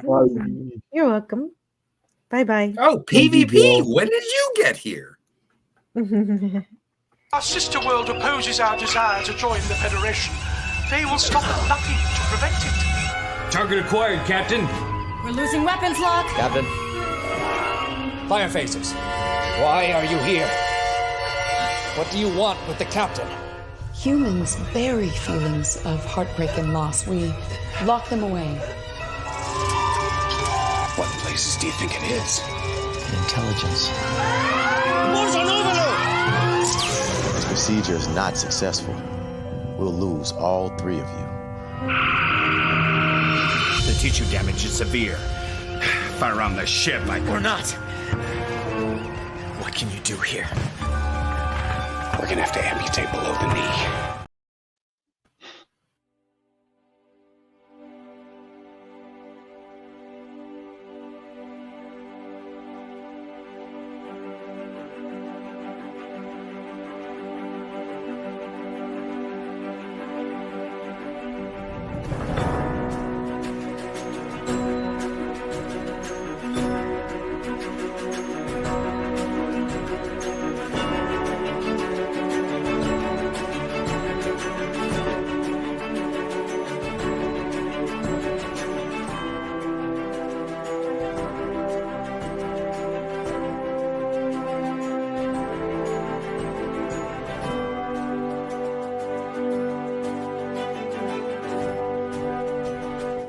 Learn all that is learnable. And the ways our differences combine to create meaning and beauty. It has always been easier to destroy than to create. May we together become greater than the sum of both of us. Well, now you have something new to think about. Carry on. All right, move along. Done. Stop it. Get off of the things. Go outside. Get some food. It's like, it's a time of day where you live. Go do something. Shut up, Snoopy. I don't care. You smoke too much. Let's go. Let's go adventure. Let's go explore. See you around the galaxy.